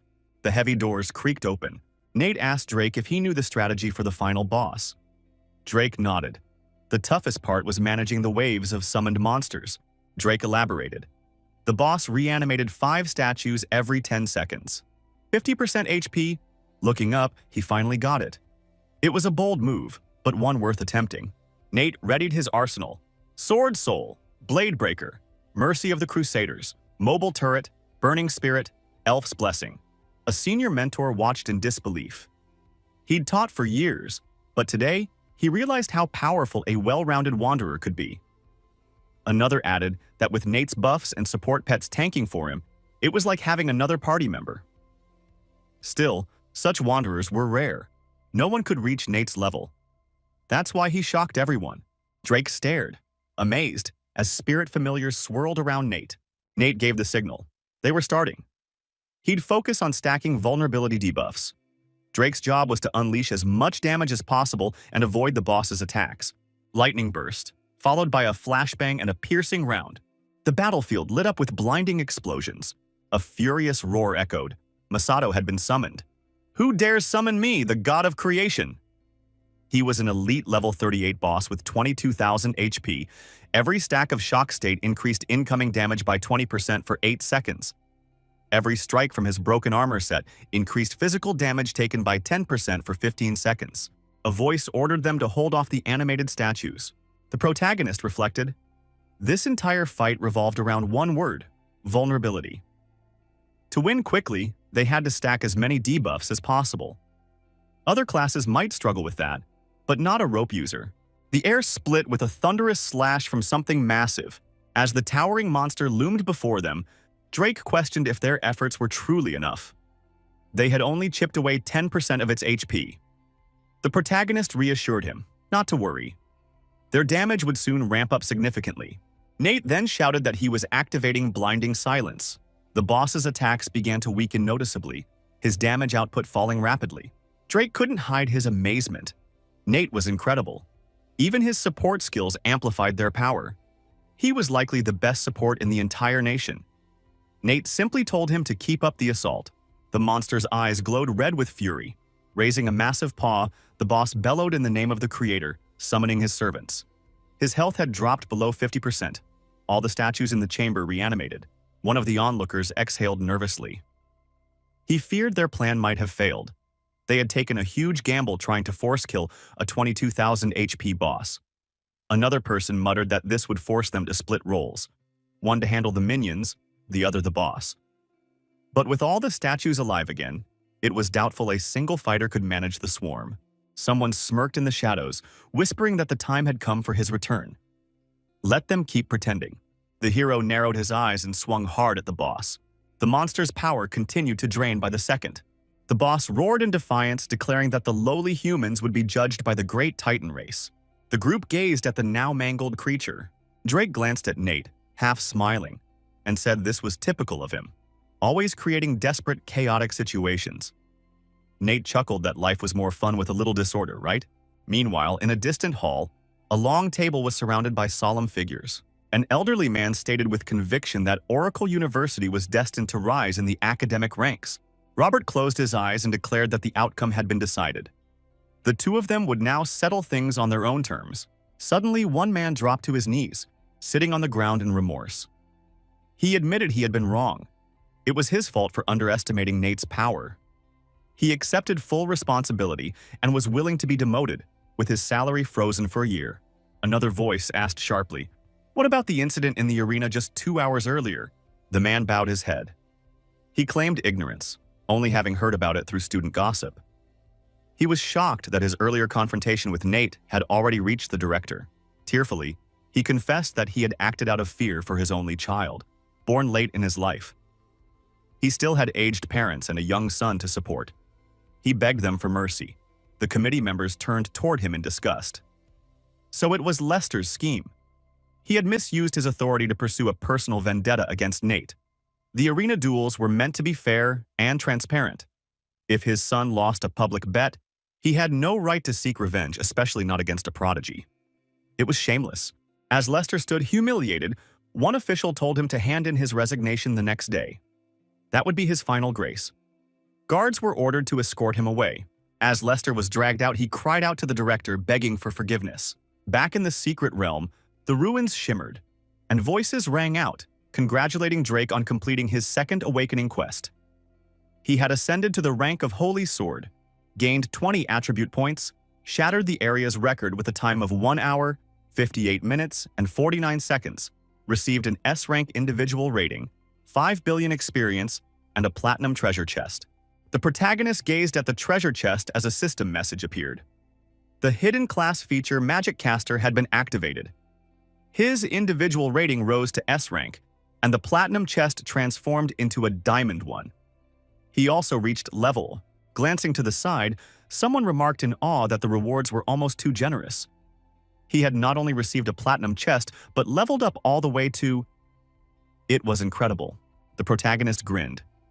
The experience gained from the second awakening zone was tremendous. Combined with his earlier accumulation, he had gained 2 levels.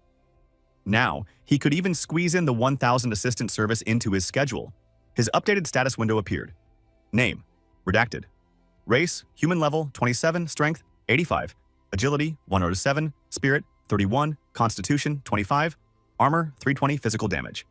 Bonus: plus 44 and plus 8% critical. Damage bonus: below 1 and plus 6% awakened. Talent: transformation, SSS-Rank level 4, combat power 28 131, unallocated attribute.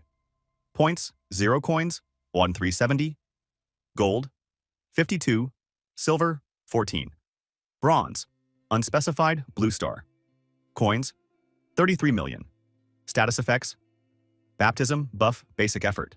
Determined, he decided to funnel all 12 newly gained attribute points into strength, planning to push his combat power even closer to the 30,000 threshold.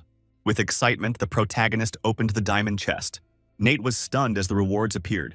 Shoulder armor of superb quality. Stats: plus 160 armor, plus 8 agility, plus 12 strength, durability 40.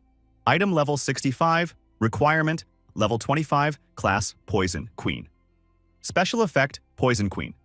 Capture: a net launches in a 30-meter radius, immobilizing targets for 5 seconds and injecting paralytic poison. Cooldown: 2 minutes. The protagonist beamed. This was the second piece of gear tied to his second awakening class, and it included a powerful AoE crowd control skill. Dodging enemies, he mused aloud. If he paired this skill with Void Sphere or Quantum Bomb, it would be devastating. His ideal strategy? Gather monsters, trap them with the net, then unleash an AoE attack to wipe them out. Looking over the glowing sphere, someone chuckled, suggesting they'd hit the jackpot again. Did he want to show off this new reward and make everyone jealous? Another friend groaned, clearly envious. It was his second awakening item already, while others hadn't even gotten one. So unfair. Drake, now level 31, turned to Nate and joked that he must be officially graduating from Blue Sky University. Curious, he asked what Nate planned to do next. Maybe even take him along. The protagonist smirked and said he'd share his plans after finishing everything related to his second awakening. As they strolled through the city, people whispered about them. The whole campus was buzzing with news. Senior Drake and that level 25 guy had set a record in the second awakening trial yesterday. Even the headmaster had called them personally. Later, a man sat across from the protagonist and commented on how much he'd changed since their last meeting. He had become far more powerful. The protagonist raised an eyebrow and asked if this meeting's true purpose was to recruit him into their university. The man bowed slightly, confirming his guess. He admitted that Blue Sky University's strength spoke for itself, and during the entrance exams, he had already tried to recruit him, but failed. Smiling earnestly, the man added that Principal Dexter was willing to meet any condition Nate had for transferring, and if there were any issues with Oracle University, they'd handle it personally. Sitting across from them, the protagonist calmly responded that he would have to decline their offer. Turning his gaze away, he added that since he had already chosen Oracle University, he had no intention of reconsidering. Drake was visibly surprised, but the protagonist reassured him that their association was well known. As long as Blue Sky University didn't provoke anything, Oracle University wouldn't act in hostility. That much he could guarantee. The man gave a resigned smile, acknowledging his confident answer, and said they would not press the matter further. Leaning back on the couch, the protagonist offered a different idea. He had a plan that could benefit both sides. News spread quickly through Blue Sky University's Second Awakening Hall. Director Dextre had personally invited Nate to serve as a temporary instructor. He would be helping students conquer the Second Awakening's secret dimension over the course of 10 days. Supposedly, with Nate's guidance, success was guaranteed, and participants would receive rare materials. Many dismissed it as overhyped talk. After all, Drake's own batch had only reached a national success rate of 5%, and even elite level 30 students couldn't promise victory. Brian had already reached 80% completion. Watching the live progress, students were shocked. He was moving way too fast, less than 30 minutes in, and he had already beaten the first and second bosses. Was this really the same Brian? Maybe they had been judging a book by its cover all along. A dragon fled from the hero mid-battle, crying out, begging him to stop hitting it. One student watching in awe whispered to himself, why hadn't he met Nate 6 months ago? He could have saved himself so much lost time. As the monster collapsed, a notification appeared, congratulating Nate on setting a new record in the secret zone of Demon Mountain. His total time was 1 hour, 35 minutes, and 32 seconds. He earned an S-Rank individual rating, received 600,000 EXP, and was awarded a diamond chest. Due to his hidden class trait, Spellcaster, the chest upgraded to a Starlight chest. Staring at the chest, the protagonist remarked on how invaluable the assistance system was. Not only did it provide materials for weapon enhancement, but also granted experience and rare treasures. He wondered if revisiting cleared zones would still yield experience. Nate grinned, saying he wasn't in a rush to open the Starlight chest. With many more secret zones ahead, he planned to open all the chests at once. It would be far more thrilling that way. A final message declared, Progress 100%.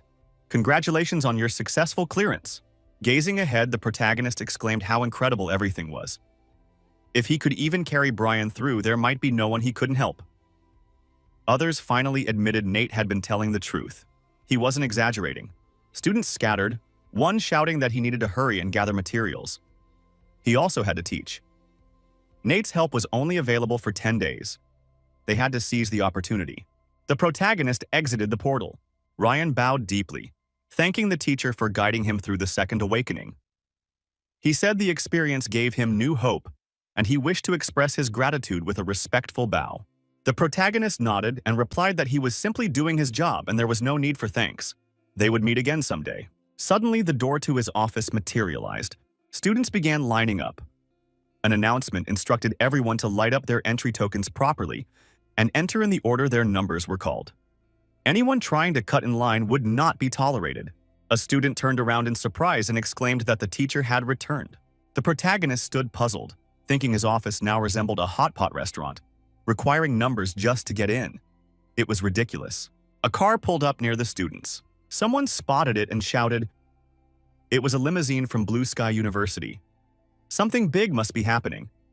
They speculated that it might be a challenge and insisted on informing the faculty.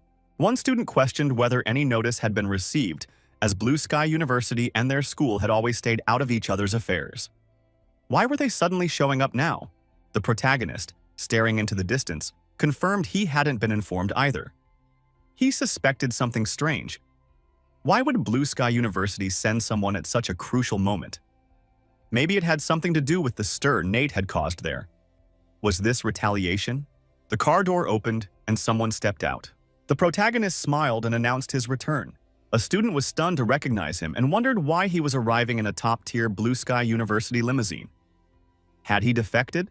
The protagonist smirked and gestured to the person beside him, saying the student should recognize him. He had come to give him a ride and also represent Blue Sky University in upcoming talks about a potential collaboration between the two institutions. Shocked, the student asked if he had heard that right. A ride back? A partnership? It all sounded unbelievable. Their schools were worlds apart. Why would Blue Sky agree to this? He was then told it was important enough for the director of Blue Sky University to personally accompany the protagonist back. Smiling proudly, the man praised the student, saying he was exceptional and deserved proper recognition. Shaking his head, he commented that they had missed witnessing a truly monumental event. While seated at the table, another remarked that in just 10 short days, they had discovered a real gem. 28 graduates had been successfully advanced with a flawless success rate, covering a full quarter of Blue Sky University's annual graduation target. Thomas turned to the speaker and humbly said the director was too kind. He had already discussed everything with their university president, and from now on, their institutions would be allies. No formalities needed. They were like one big family. The young man nodded in agreement and added that President Dexter fully supported the alliance. He had sent a message. From this day forward, he wished to appoint Nate as a visiting professor at Blue Sky University. The man furrowed his brows, suspicious that this move had been premeditated. Was this old fox openly trying to steal his student? A freshman acting as a class teacher, training other instructors, and now being invited as a visiting professor? This must be a first in the country's history. Looking at Nate, the man asked his thoughts. Nate replied calmly that he didn't have time for academic reports. Edgar raised a hand and clarified that wouldn't be necessary. The position was honorary. He wouldn't need to submit reports, but his compensation would be equal to that of regular professors. The protagonist quietly reflected that with both Oracle and Blue Sky Universities under his wing, he would soon need to recruit for his future guild. Keeping close ties with these schools would be a strategic move. With a slight smile, he accepted the offer, saying he was fine with it. The boy turned his gaze elsewhere. Curious, the man asked what his next plans were. The protagonist stood aside and explained that he would spend the day refining materials for the teacher training sessions and preparing educational resources. The next day, he would head to the Apocalypse continent for the final stage before his second awakening. Surprised, Thomas asked about his current level. Nate replied that after spending some time at Blue Sky University, he had reached level. Placing his hands on Nate's shoulders, the man beamed and praised his progress. From level 25 to 29 in just a few days? Incredible. With such growth, he would certainly compete in the university-wide tournament happening in 3 months. Nate asked for confirmation, and the man assured him it was true. The university tournament was an annual nationwide ranking competition. He further explained that it had 2 divisions, normal and advanced. The normal category was for those at the 3rd awakening or lower, and the advanced one for those up to the 4th awakening. The competition would involve magic battles, and all participants had to be enrolled students or teachers. Final rankings would directly influence the official standings of their universities. Smiling, Thomas noted that at Nate's current pace, he'd be a strong contender in the normal division. Finally, Oracle University had a real chance to shine. The protagonist grinned, thinking that the upcoming tournament would be his perfect moment to rise into the spotlight. It was time for the whole country to know his name. A broad view of the streets in Thunder City unfolded before them. The protagonist scanned the menu with visible surprise. Suddenly, messages from a girl popped up, accusing him of vanishing without a trace after reaching the Apocalypse continent. She said she even arrived early to find him, but he disappeared. Now that he was back, he owed her an explanation, especially since she would be leaving soon. Seeing the message, the protagonist replied that he had urgent matters to handle, which caused the delay. He then asked where she was at the moment. Standing on a cliff edge, the girl messaged back saying she was on a mission in the Red Ridge Mountains and would soon reach level. She asked if he thought that was impressive, but noted she was too far from Thunder City to meet him. Gazing out the window, the protagonist commented on how fast she was leveling up and guessed she had triggered a hidden quest. She replied in shock, praising him for still being sharp and insightful. With a shy tone, Lena asked what he would do if she told him her family was trying to set her up with a suitor. Someone who was supposedly not just impressive but also very attractive. The protagonist coolly responded that he would wish her happiness. After all, he was free and wouldn't mind giving the poor guy a hard time. Angry and emotional, the girl admitted she never agreed to it before. But now she had decided to go on the blind date once she got back, simply to avoid future regrets. Clenching his fist, the protagonist muttered that she was playing mind games. Fine then. He'd give her what she wanted. Once she returned, he'd go visit her grandfather and give her a surprise she wouldn't expect. The girl, eyes closed, whispered that no matter what the other guy said or did, she wouldn't accept him. The protagonist smirked, amused by how easily she was flustered. A little teasing, and she'd already revealed her feelings. She really was too innocent. A man extended his hand and said it had been a long time since they last met. Looking down, the protagonist asked if he had managed to gather the materials he needed. He reflected that the 1,000-blade umbrella only required 12 components, 10 of which he had obtained during his time at Blue Sky University. Now only the Yin-Yang Holy Silk and Moon Shadow Holy Flame remained, the hardest to find. Glancing at the box, the man reassured him that he hadn't taken the task lightly. He had successfully secured 4 of the required items. Inside the box were Frost Spring Essence, Strange Demonic Mushroom, Blood Jade, and, to the protagonist's surprise, the elusive Moon Shadow Holy Flame. The protagonist's eyes widened in disbelief. He had not expected to obtain such a rare treasure. It was an incredible stroke of luck. With a sigh, the protagonist noted that only 4 were delivered. He admitted to himself he had actually spent over 2,000 coins, but with the protagonist's intimidating aura, he dared not say so. The protagonist accepted the deal in good faith and promised to recommend him to his superiors. Bowing respectfully, Frank thanked him, saying it was an honor to be of service. As Nate walked, he mentioned that if his assumptions about the Yin-Yang Holy Silk were right, then the place they were heading to should contain it. Though he had another stop to make first. Outside Thunder City, near a secluded stable, the protagonist opened a hidden hatch and explained that the underground path led to the local branch of the Dark Brotherhood. His first objective was to acquire an assassin's token. He elaborated that the Dark Brotherhood was a powerful guild of assassins on the Apocalypse continent. Any awakened individual could apply to join, but acceptance required passing several trials. He had 2 goals here: to accept paid assassination missions for gold, and to climb the Brotherhood's ranks in order to obtain a valuable item, the Assassin's Mask. He explained that although the Assassin's Mask didn't enhance any attributes, it completely concealed the wearer's identity unless they chose to reveal it. Only the assassin's code name and rank would be visible. Nate added that there were 8 total ranks in the Dark Brotherhood, listed in descending order: Ten, Shao, Dai, Ju, Kai, Mei, Wang, and Liang. He continued, noting that most applicants never progressed beyond the lowest 4 ranks. Only those with the third awakening or higher had any real shot at reaching the upper echelons. Nate placed both hands on the enormous iron doors of the Brotherhood headquarters. Inside, a wide square was filled with people. Everyone there wore assassin masks, giving the place an ominous and uniform feel. One man stood with a hand on his hip, silently observing. The protagonist approached a masked girl and announced his intent to apply for membership in the Dark Brotherhood. Hearing this, the surrounding members murmured with interest and skepticism. One of them scoffed, loudly questioning how a wandering nobody with a level below 30 had the nerve to apply. Another added that most applicants here were already second awakening assassins. How could this guy possibly pass? Unfazed, the girl in charge told him the application fee was 100 gold coins. She handed him a participant's token and directed him to Testing Hall 3, where someone would receive him. A crowd had formed around the testing area, watching intently. Nearby, a girl was being escorted away, having just failed her trial. A nervous applicant whispered that the examiner, Margot, seemed unreasonably aggressive, as if she were on edge. Someone responded that she was no ordinary assassin. Margot was on the brink of advancing to the elite Do rank. Margot overheard and calmly said she didn't mind gossip, but only from people strong enough to back it up.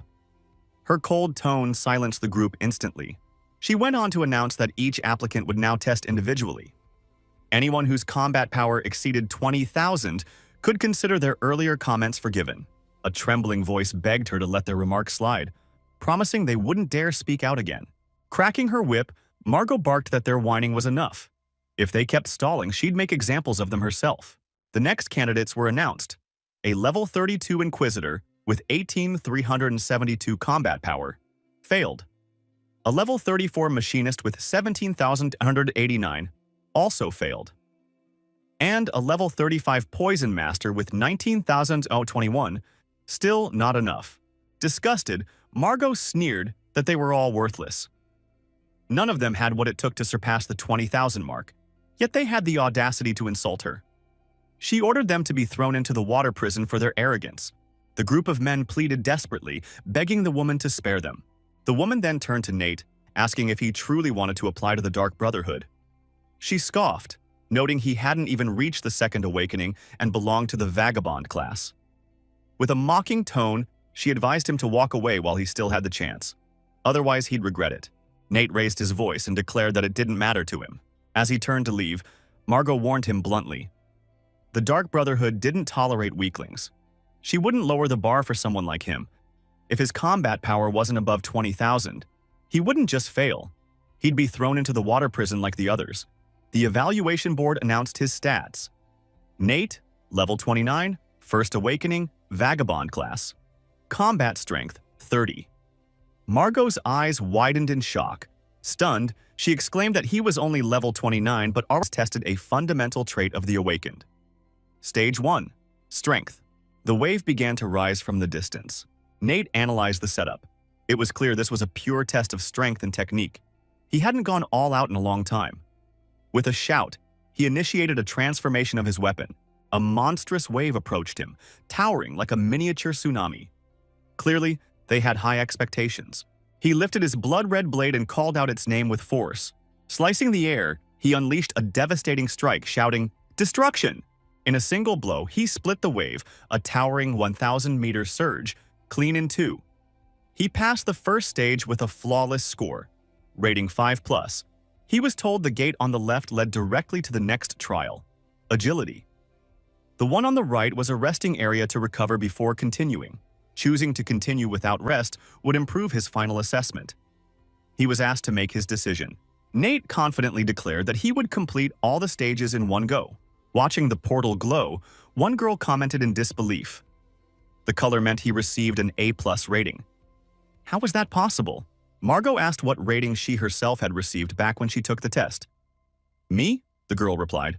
I got a B+. Margot smiled, admitting she hadn't expected this outcome.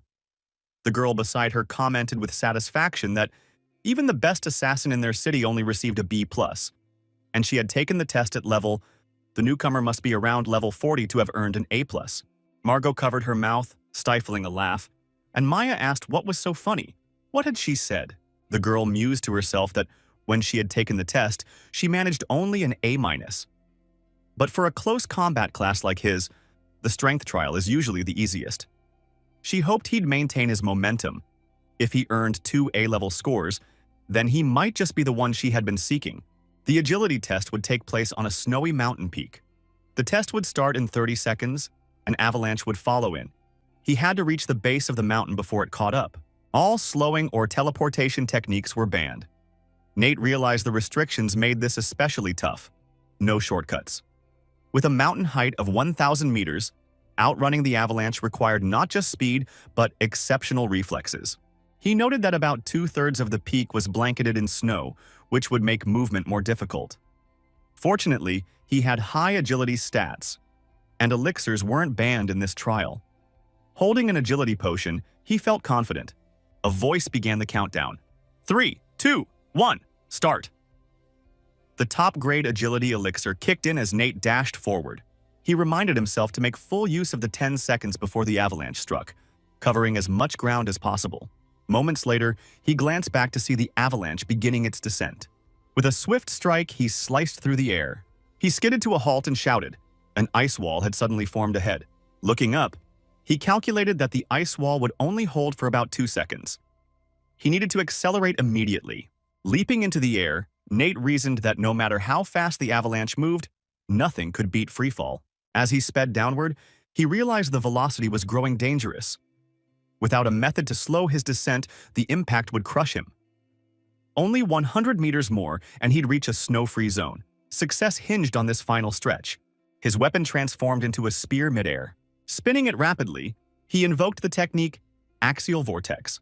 Grinning, Nate recognized he had entered the clear zone. No matter what came next, the second avalanche wouldn't begin here. A rope caught onto a tree, anchoring him. He landed firmly on his feet, still smiling. Shouting triumphantly, he declared that when it came to speed, he never lost. Fast descent. He had passed the agility stage with an A+ rating. Nate smiled, acknowledging that while he didn't know every detail of the scoring system, an A+ seemed to be the highest rank possible. Surely, there was nothing beyond it. One girl stared at the portal in disbelief. This man had just scored A+ in both strength and agility. The portal color confirmed it without question. Margot's jaw dropped slightly. 2 A+. Without a doubt, this was the person she had been waiting for. But could he impress her even further? Maya frowned, thinking this guy was headed for trouble. Margot was already paying too much attention to him. Nate stepped into the next trial zone, an underground lava cave. Raising his foot, he chuckled, noting aloud that even walking here drained his health. How amusing. Nate examined the fiery landscape and reflected that the physical trial would surely test endurance and durability. 2 traits he hadn't heavily invested in. With only 4,000 health points and a tunnel stretching roughly 2,000 meters while draining 100 HP per second, he realized he wouldn't last even a full minute, elixirs or not. He needed a smarter plan. He leapt backward, deciding to first test whether his health would drop immediately upon entering the lava zone. Turning back toward the entrance, his grappling hook struck solid rock. Nate spun quickly around. Then, glancing to the side, he realized something. At first, he had stepped directly onto the ground, causing an instant health drop. But this time, while airborne, his health stayed intact. A new strategy formed in his mind. Without hesitation, he downed an elixir. Rebounding off the wall, he estimated how far he could leap at full momentum. He launched the grappling hook forward and yanked himself ahead with his arm. Grinning, he shouted that he had cleared 600 meters in a single bound. An excellent start. He conjured an ice wall, then shattered it, landing on a chunk mid-flight. Using the ice slab like a sled, he began gliding over the lava. Summoning a rifle, he yelled out that only 700 meters remained. He was nearly there. Firing downward, the recoil launched him into the air. He deployed an electric spider drone. It trapped him briefly in its web, but he kicked off from it and landed cleanly. Nate smiled, realizing he had only taken 2 hits throughout the entire course, losing just 200 HP in total. A notification appeared. He'd received a 5 rating with 2 pluses. Even he admitted it seemed excessive. Neha gasped, exclaiming that perhaps the old legend was true. A rating of 5 with 2 pluses wasn't just rare, it was a wave of mental fatigue hit him as he used spiritual energy for the first time.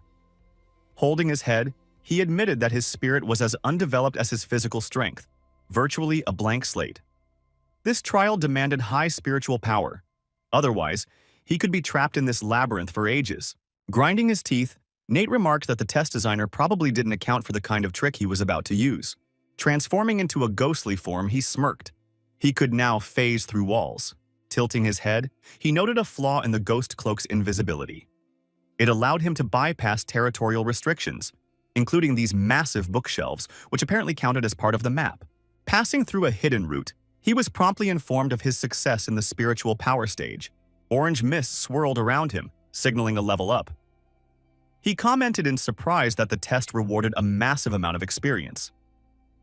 That final push to reach level 30 had come so easily. It was an unexpected gift. Clenching his fist, he reminded himself that before joining his new class, there was still one task left: to acquire the sacred yin-yang silk. Staring at a flood of notifications, he laughed in disbelief. So even a vagabond could upgrade their class. Some warrior candidates stared ahead, muttering that someone had scored an A+ in the entrance test. They had thought that was the limit, but apparently, someone had surpassed even that. Who was this guy? And at just level 29? Scanning the remaining crowd, Margot suddenly ordered that all candidates who hadn't yet taken the test be detained. One boy cried out in protest. They hadn't done anything wrong. Everyone had come for the test. Why were they being treated like this? He begged them to let him go. Margot turned her eyes toward him and thought to herself, this one could be useful. She had to detain them. She raised her voice, declaring that no one was to speak a word about today's events. If anyone did, she wouldn't hold back. Still, to smooth things over, she ordered they be released later and given 100 gold coins each. She'd handle the expenses personally. The main group, including the protagonist, finally emerged from the portal. Margot approached Nate and congratulated him. He had earned the very first A+ in the history of the Dark Brotherhood. Nate chuckled, calling her generous. He claimed it was just luck, though internally he was puzzled. Just moments ago she'd been furious. Why had her attitude changed so drastically? Margot glanced at his badge, surprised to see that he had already been granted a new rank. Turning confidently, she told him not to be so humble. Very few could ever achieve such a score. From this point on, they were equals. She asked him to follow her. Watching her walk ahead, the protagonist, well, if she played dirty, so would he. Playing along, Nate mentioned that he had heard the altar could be activated by multiple users. His sister had told him that much.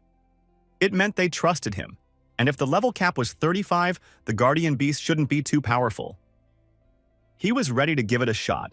Margot smiled and said he was just as reliable as she had hoped. There was no time to waste. In the next moment, they were already standing by a waterfall. Margot confirmed they had arrived. This was indeed the drifting stream of clouds. She gestured to the waterfall, explaining that the altar lay just behind it. She would stand guard outside. He only needed to go in and handle the task. No one would interfere. She guaranteed that with her strength.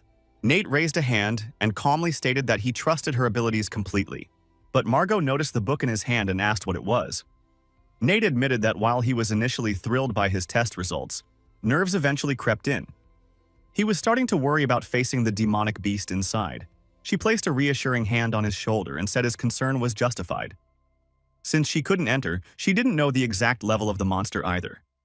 But judging by the seal that bound it, it shouldn't be anything too dangerous. Then, reaching behind her back, she handed him a special rescue tool, just in case things went sideways. It might prove useful. She handed him a small stone, explaining that it could be used 3 times in total. Since 2 uses had already been spent, he should save the last one for a truly desperate moment. Nate nodded and promised he would complete the mission. He wouldn't disappoint her. Margot watched him go and silently lamented the risk. Talents like his were rare. If he succeeded in lifting the seal, she'd find a way to reward him. But if he failed, the loss would be his burden to bear. The protagonist stepped through the waterfall and smiled as he inspected the azure pearl in his hand. It was a rare and expensive item. Typically, only someone newly wealthy could afford one. Clearly, assassins were well paid. Margot, though only level 45, had a massive rat emerged before him. Speaking in a rasping voice, the rat declared herself a leopard dwarf. Just like him, a creature from the Apocalypse continent. Opening his arms in surprise, Nate asked if she had been trapped here without food all this time. The rat nodded eagerly. Nate chuckled.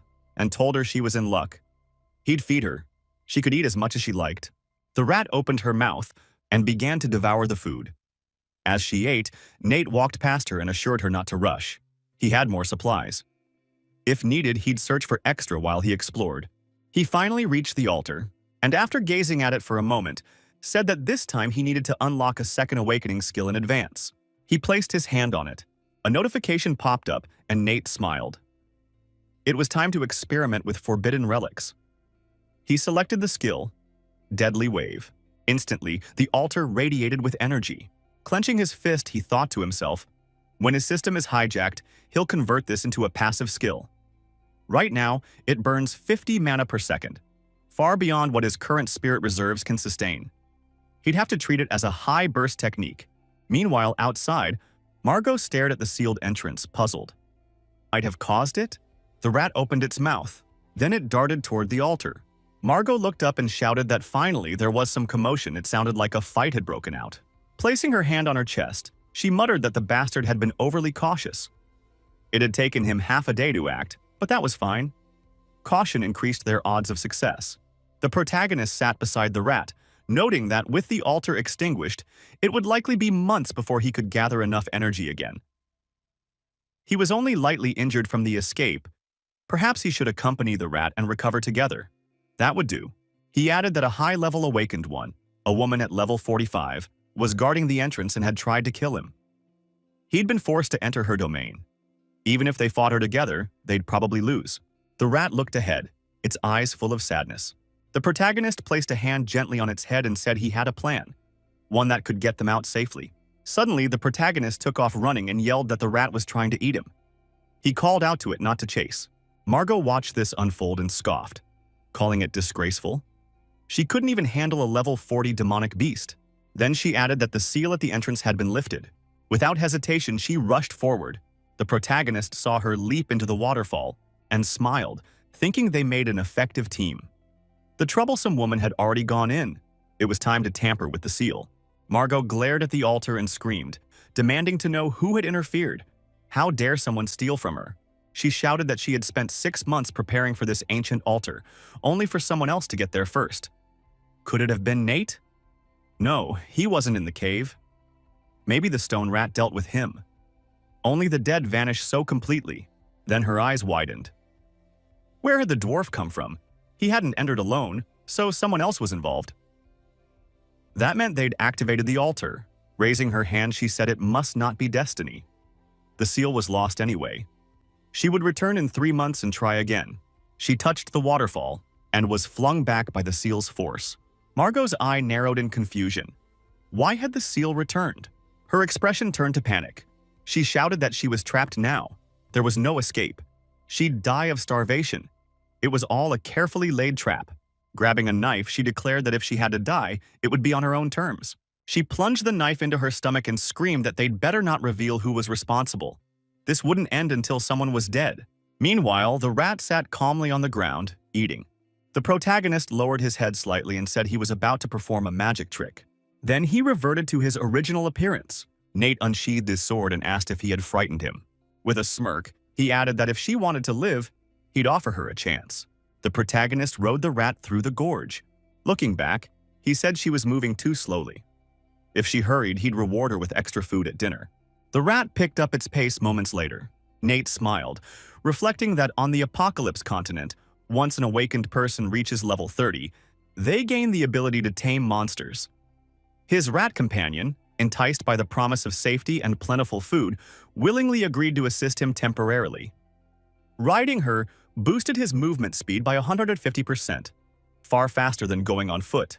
Looking ahead, he mentioned that his destination today was Spider Canyon, where a level 40 boss named the Spider Girl Quello jumped into the fray, remarking that while the man couldn't deal much damage to the fire spider, his agility and movement were exceptional. Maybe he could be recruited for future plans. The warrior battling the spider commented on the overwhelming level difference. It would be tough to dodge the spider's AoE attack. Just then, a massive explosion rang out. The protagonist swiftly slashed at the spider with his sword. The young man recognized him and shouted with excitement, confirming it was indeed him. Nate asked if they'd met before. The guy replied that he'd been accepted into Cloud Hegemon University this year, thanks to Nate. Back in Thunder City, Nate had let others pick up the leftover materials, which gave him the money to afford school. Nate recalled that moment. On his journey to Thunder City, he had taken everything of value, but some stragglers had followed him, collecting scraps. This guy must have been one of them. The student extended his hand, explaining that many other students also managed to pay their tuition that way. They were all grateful for the opportunity Nate unknowingly gave them. Nate hurried toward the spider, saying they could talk more later. For now, the guy was too low level. He needed to step back so Nate could handle this. Nate then unleashed a flurry of attacks on the monster. The guy was stunned by his strength. Nate was only level 30, just one level higher than him, yet the power gap was incredible. Gazing at the weapon, he muttered that Nate was showing him what it meant to be a true vagabond. Nate jumped high and released a burst of fire at the spider.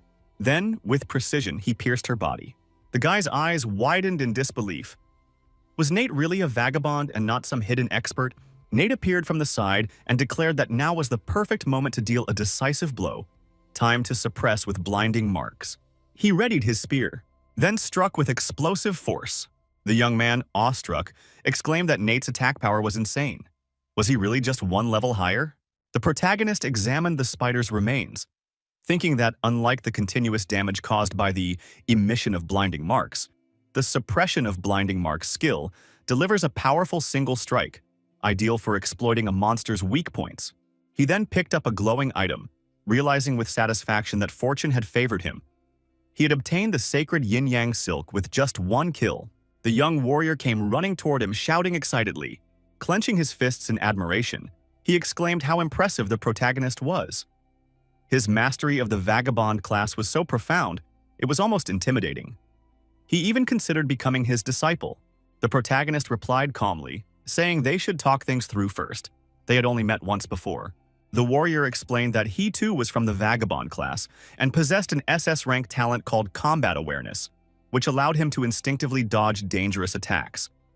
That ability helped him gain admission to Cloud Hegemon University, the top institution in Zaya country. Nate nodded, acknowledging the boy's progress. He had just enrolled and was already level. The guy pulled out a shining pearl, explaining that he had recently acquired special equipment that helped him level up rapidly. Nate eyed the pearl in astonishment, realizing it was an incredibly rare item with a mere 1% drop rate, granting 5 million experience points. This guy really did seem like a child of destiny.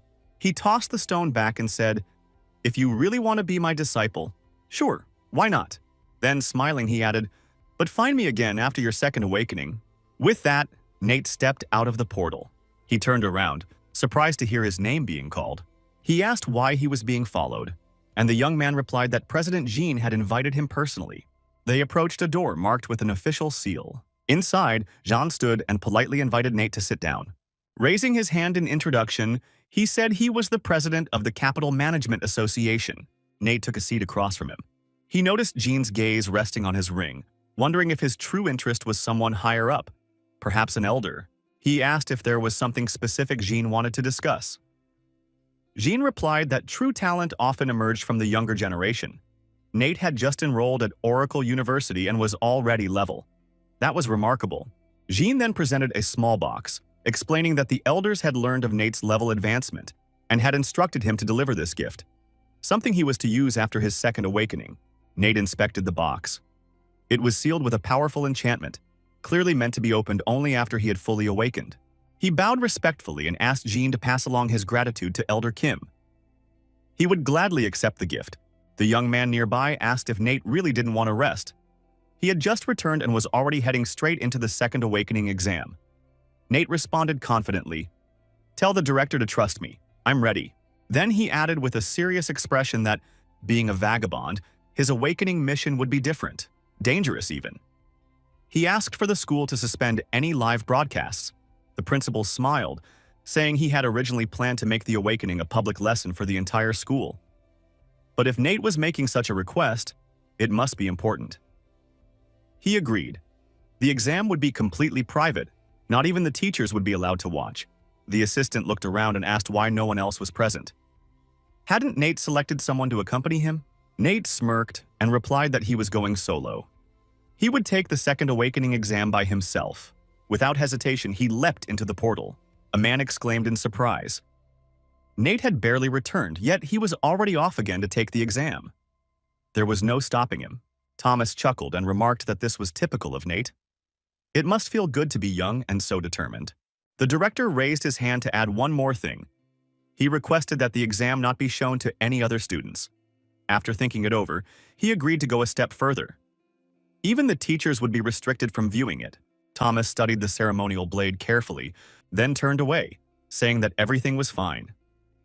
Everyone had their secrets, and someone with talent like Nate deserved privacy. This time, he had put in exceptional effort. Lena smiled and reminded everyone that it was time for her medication. They could continue the discussion later. The director smiled warmly, saying it had been a long time since they'd seen each other. She looked even more radiant than before. She laughed and accused him of teasing again. How terrible. Dylan turned away, assuring them he wouldn't interrupt. Thomas had finished his business so they could talk freely now. The older man raised a hand and said the young man he wanted her to meet had returned. Lena grabbed a glass of water and protested. Again? She'd already told him she wasn't interested in blind dates. Thomas took a sip and replied that it was too late to back out. He had already made arrangements. Nate was currently in the middle of his second awakening exam, and once he was done, the meeting would be set. He added that while he wouldn't force her, she at least had to meet him once. It was already in motion. Meanwhile, the protagonist walked across a vast desert. Looking at the glowing orb in his hand, he reflected. This was the secret kingdom for awakening. This time, it was a city buried in sand. To pass this high-level trial, he'd have to push himself beyond his limits. Thankfully, the absence of a live broadcast meant he could focus fully. He was finally ready to evolve into his true form. He bit into a strange fruit. As he read the status notification, he shouted that his entire body was surging with power. It was time to ascend and become a legendary soulbinder. Turning to the rat, he spoke gently. This would be their final journey together. If he cleared this trial, she would be free. Suddenly, a swarm of monsters appeared, and they had no choice but to flee. While running, the protagonist called out in frustration. Why had he drawn so many monsters? Was he trying to sabotage himself? Then he pointed ahead and instructed the rat to look at a stone outcropping and leap onto it. The rat obeyed and jumped. As she landed, Nate saw another ledge on the far side and urged her to make the next jump. With a powerful leap, the rat landed safely on the opposite side. The pursuing monsters paused, exchanging confused glances. Nate took a sip of water and reflected on why he'd chosen this map. It was full of exploitable terrain, stone walls, columns, and cliffs scattered throughout the tunnels. If he used the landscape wisely, especially the jumpable hills, he could escape combat whenever necessary. Gazing at his hand, he muttered that it would be ideal if his recovery cooldowns were shorter. Still, if he wanted to earn an SS rank, he'd need to defeat every enemy and complete the 100-kill challenge. Looking down into the distance, he reassured himself. He would handle the monsters below later. Clearing them out systematically would make things easier. He then noted aloud that a Thika master stood just before the first boss. It was best to let him remain on the hill. He'd handle it himself. The hulking creature roared ominously. Nate jumped down without hesitation. Observing the swarming insects, he recalled a similar scenario from his past life. Desert scarabs were neutral mobs.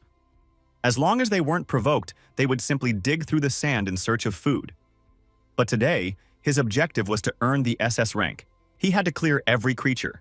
He pulled out a metal canister and explained that when encountering neutral enemies, it was best to eliminate them in one go. Before the Thika master noticed anything, he had to strike first. He planted mines near the unsuspecting scarabs. Climbing onto a boulder, he said the Thika master would soon step into the scarab's territory, and that would trigger the fireworks. Hidden behind a rock, he gave the signal, "Now go!" A massive explosion erupted, leaving nothing behind but blood-stained sand. Nate now stood calmly under his umbrella and smiled as the system notified him of the defeat of a level 36 boss. He glanced at the corpse of a desert goat, then caught sight of a sword suspended midair. He seized it and exclaimed, it lived up to its name even as a fake legendary weapon. Its base damage and speed exceeded even his trusted umbrella of 1,000 blades of glowing light. Presenting 3 weapons before him, Nate explained that long ago, in the desert city, there was once a true legendary weapon called Glory of the Ancestors. But it had been split in 2, resulting in 2 fake legendary weapons. He examined the blade and said one part, Sword of the Guard, was now in his hands. The other half, Blade of Retribution, was still out there. If the two were united, the original legendary weapon could be restored. Turning to the rat, he added that although Glory of the Ancestors could only be used temporarily and couldn't be taken out of the trial zone, wielding it would make passing this secret kingdom much easier. Soon after, Nate found himself standing in front of a fortified camp. He shouted to the rat. If she saw the military outpost, she should lure the monsters toward it, then escape. She jumped and landed behind the camp wall. The goblins swarmed toward Nate, followed by the appearance of the Sans Executioner, a formidable demonic warrior. Nate came to a halt before the executioner, then dismounted from the rat. He grabbed a goblin, hurled it backward, and shouted for the others to back off. Undeterred, a mob of goblins charged at him. The goblin horde surged forward again, relentless in their assault. Behind Nate, several warriors trapped in cages called out to him. They said 5 of them had come to the desert city in search of adventure, but were unfortunately captured. If he freed them, they promised a reward. Nate casually sliced through the chains, saying it wasn't a big deal. He'd set them free right away. As they emerged from the cages, the warriors shouted in gratitude, calling him their savior. Without his help, they would have surely died. Suddenly, the boss raised his massive blade and roared in fury, cursing the escape of his human slaves and declaring that their punishment would be death. A healer panicked and asked what they should do. A masked warrior replied that the lower levels were teeming with giant monsters, at least 100 of them. One of the freed warriors stepped forward, shouting there was nothing to fear. They had no choice but to risk everything in battle. All of them were level 40. If they held the stairs, they might survive. He urged everyone to stay focused and brace for the coming fight. The group responded to his rallying cry, saying they were ready to help and would fight at his side. They charged ahead. The man gripped his sword tightly and thanked them. He asked the healers to restore everyone's health and prepare, because the real battle was about to begin. With that, the warriors plunged into combat, striking down goblins. Watching it unfold, Nate smirked. Did they really think he'd lend his full support? This wasn't his first time here. The masked warrior turned to the team leader, shouting that they couldn't hold the line alone. A swarm of monsters was about to break through. Just then, a goblin grabbed him and he cried out desperately for someone to save him. The leader turned to Nate and begged for his help. But Nate, coldly calculating, thought it best to let 3 more of them fall first. He dropped his sword, then muttered bitterly. They could have won if the others had finished off the remaining monsters. Now, only he and the healer remained. Was this where he would fall? But Nate stepped in and swiftly killed the goblin, then eliminated the rest of the enemies.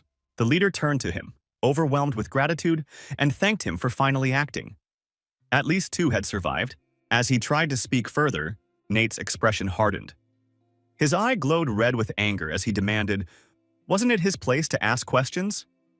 He brandished a dagger, hinting that this gratitude was suspicious. The leader stammered, asking how Nate had figured it out. In response, Nate detonated an explosive and finished them off. He explained coolly that of course he knew. He had cleared the desert city numerous times. The real second boss wasn't a single monster. It was the false adventurer group, composed of 5 traitors. He recalled the dark silhouettes and explained that those 5 weren't heroes. They were fugitives from humanity, hiding out to escape justice. If he had gone all out supporting them, they would have conserved their strength, making it harder to take them down later. As they turned on him, Nate had gauged it just right. If he had helped too much, they'd have died too soon, and the blade of retribution wouldn't have dropped. It was simply their misfortune to face him. He retrieved the weapon, admiring its craftsmanship. It was a fine blade. A shame he'd just obtained it, only to now fuse it with the sword. Nate combined the 2 blades with precision, declaring that the legendary weapon, Glory of the Ancestors, had finally emerged. In the next instant, a massive sword materialized before him. He gripped it tightly and exclaimed, exactly what he expected from a legendary weapon. Its stats were outrageous. Now, all he needed was something worthy enough to hone its edge. Soon after, Nate found himself beside a tranquil lake. He spotted a cluster of monsters ahead. He studied them and counted. Only 39 mobs remained before the final boss. These were the strongest elites in all of Sand City. Grinding his teeth in excitement, he muttered that they were perfect. He'd use them to test and sharpen the blade. As if on cue, the monsters charged at him. Nate met them head-on, slashing through one with precision, then unleashed a devastating follow-up strike. Tossing the sword casually over his shoulder, he marveled at its strength. A few simple swings, and 24 elite mobs were already down. It was a shame the weapon couldn't be taken outside this realm. Still, the feeling of blood splashing after each swing was intoxicating. He glanced down at the rippling water. Wading in slowly, he smirked and said that thankfully the final boss, a 9-headed serpent, was waiting. Otherwise, this might have actually gotten boring. Suddenly, the water erupted into violent splashes. Nate narrowed his eyes through the rising steam. Just as a massive serpent emerged, its voice booming, asking if Nate had disturbed its slumber. Nate sneered back, mocking the monster for barking at him. He declared that he had slain the leader of its entire serpent clan, and this one was nothing more than a worm. Enraged, the serpent pointed its heads at Nate and screamed for him to die.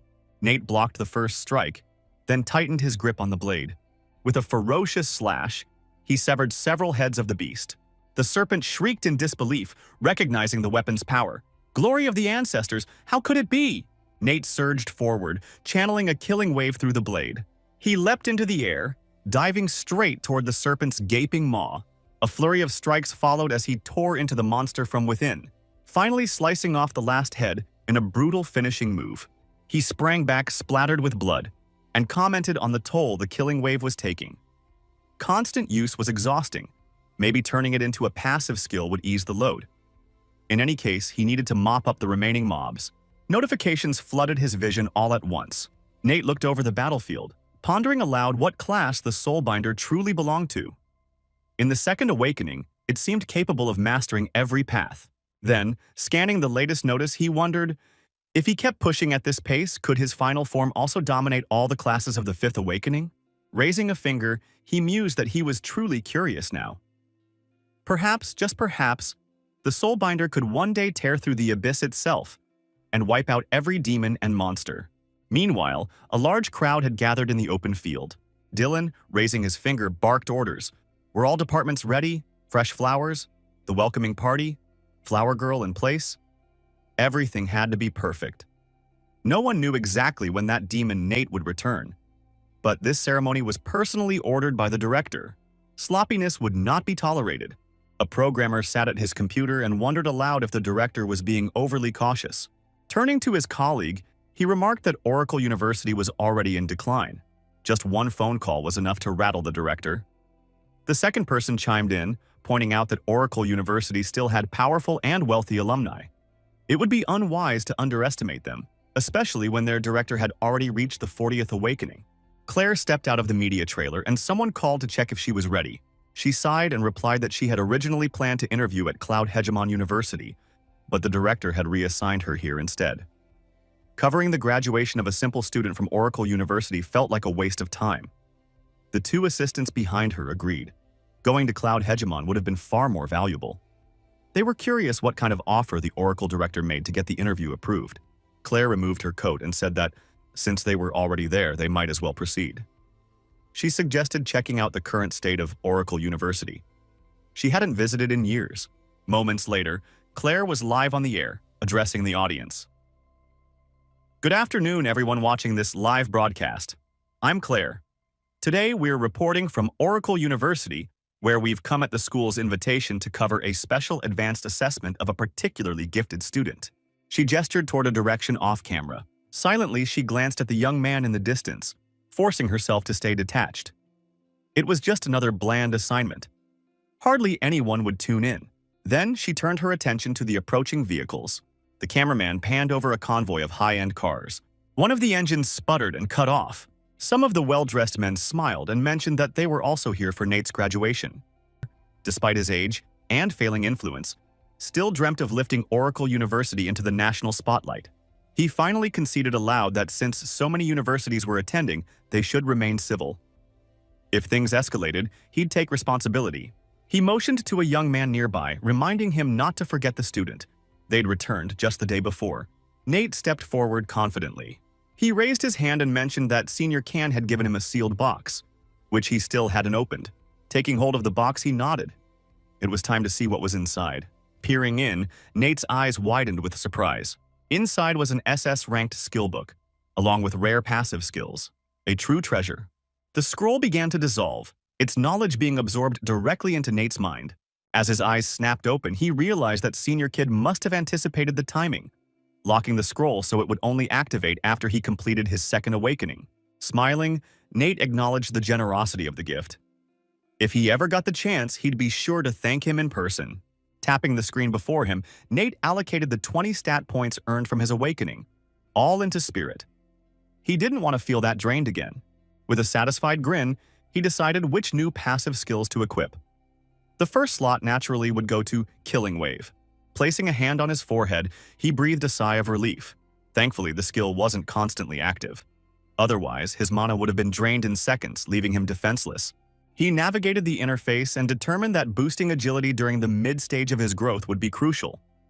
The second slot would be used for a transformation-based skill. Nate's eyes lit up at the next system notification. A recovery-type passive skill had unlocked. He could now regenerate health after battles. A shimmering portal appeared before him, and he marveled at the day's progress. An increase of 20,000 combat power in a single day. Unbelievable. He still had a few unopened treasure chests left. He'd deal with them later, once he returned to the Apocalypse continent.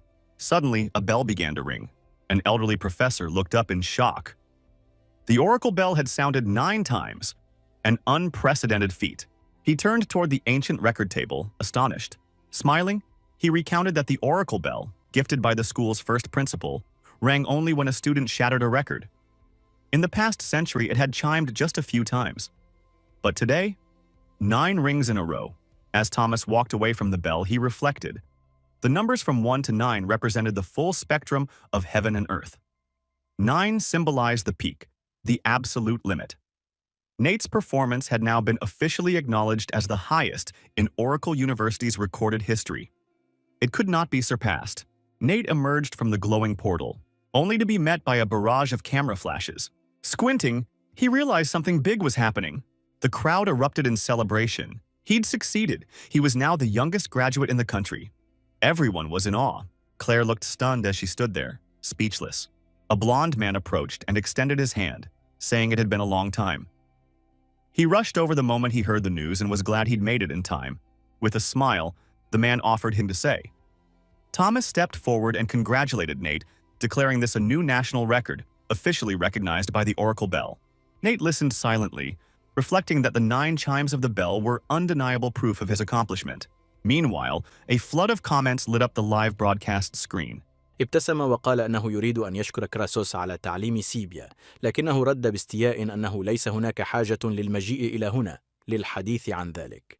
Claire, speaking as the host of the Capital TV station, noted they had surpassed 10 million viewers.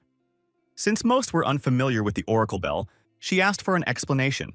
Dylan responded, explaining that the Oracle Bell was crafted by the university's first principal. It possessed a magical quality, capable of gauging a student's potential. Each time someone broke a secret world record, the bell would chime according to the level of achievement.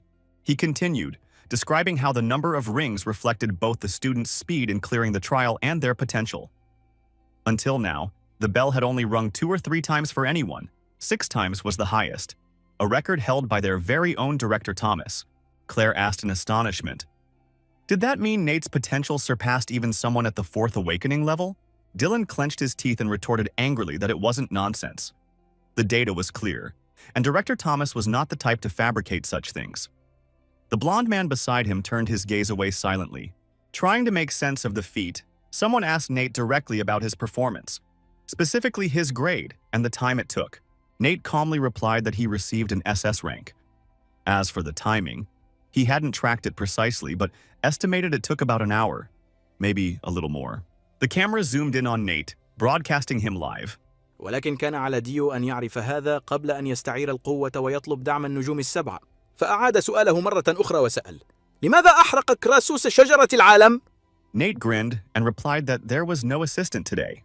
It was just him. He knew Dylan wanted him to take center stage solo. The broadcast was flooded with more messages from excited viewers. Lucy, holding a bouquet, gushed that Nate wasn't just strong. He was incredibly talented and handsome, too. She felt lucky to have been chosen to represent the students and present the flowers, though a part of her was jealous. Determined, she promised herself to stand out.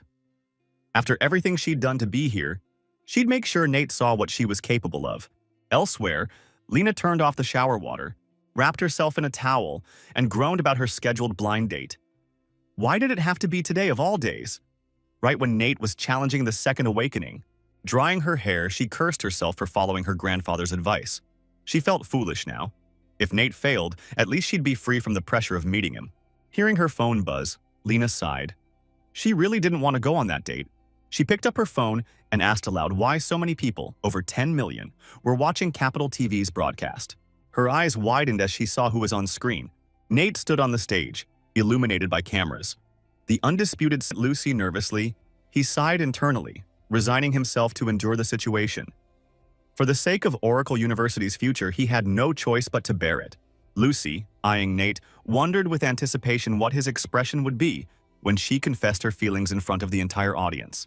Onlookers murmured in awe about how stunning Lucy was. Her figure, her beauty, everything. The university had clearly made the right choice. Many were envious of Nate, wishing they were the one receiving flowers from her. Holding out the bouquet with a bright smile, Lucy congratulated Nate, calling him the pride of Oracle University. She opened her mouth to say more, but before she could, Lena's voice rang out from the crowd. She had recognized him. Nate turned, startled, and asked why Lena was here. She ran up and threw her arms around him, calling him a bastard. Teary-eyed, she blurted out that her grandfather had set her up on a blind date with him. He had joined Oracle University and never told her. Watching this unfold, Thomas frowned and muttered that Nate was still a scoundrel. He wasn't done with him yet. The broadcast screen exploded with new messages from viewers. A voice urged calm. This was live TV. Enough scolding. They couldn't let this turn into a public embarrassment. Lena suddenly jolted, pulling away. وهكذا كان هذا هو الشيء الذي كان كراسوس في أمس الحاجة إليه، وهو الشيء الذي كان يبحث عنه بقلق. ديو للجني السلاح وسأله: هل هذا هو السلاح الذي كان يبحث عنه لفترة طويلة؟ لا يزال كراسوس غير قادر على تصديق عينيه، وتلعثم عندما سأل: كيف تمكن ديو من الحصول عليه؟ The crowd clustered near the stage, buzzing with curiosity. قال إنه لا يهم من أين حصل عليه، لكن الجان كان قد انقض بالفعل على الرجل. Lena punched him in the chest in frustration, accusing him of always making fun of her. Turning away, she added that she wouldn't bother him anymore. Nate watched her leave. Meanwhile, Lucy lowered her head.